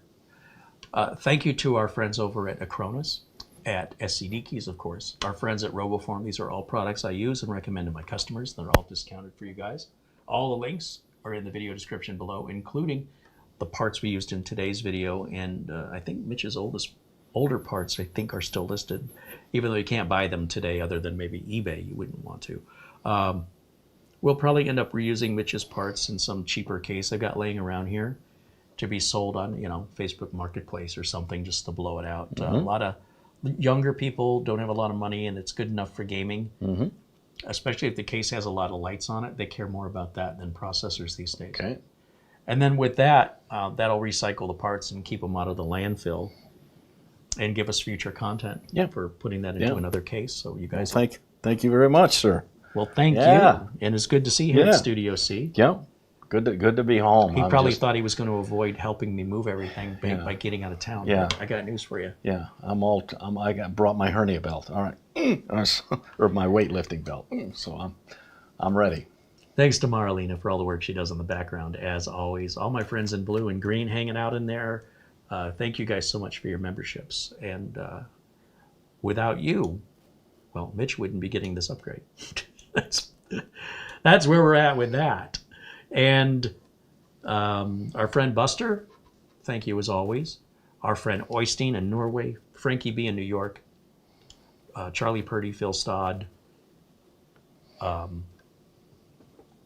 Gray in Australia, Rob Foster in England. You guys, super members. We appreciate you more than we can say. No, you broadcasting tomorrow, or no? You're taking tomorrow off? You got something in the pipeline? Geez, I've got so much work to do. I really should broadcast tomorrow. I'm so looking forward to finishing up the ProArt build from Asus, but I'm still waiting on a part, so that's getting postponed. I mean, the part could come in tomorrow for all I know.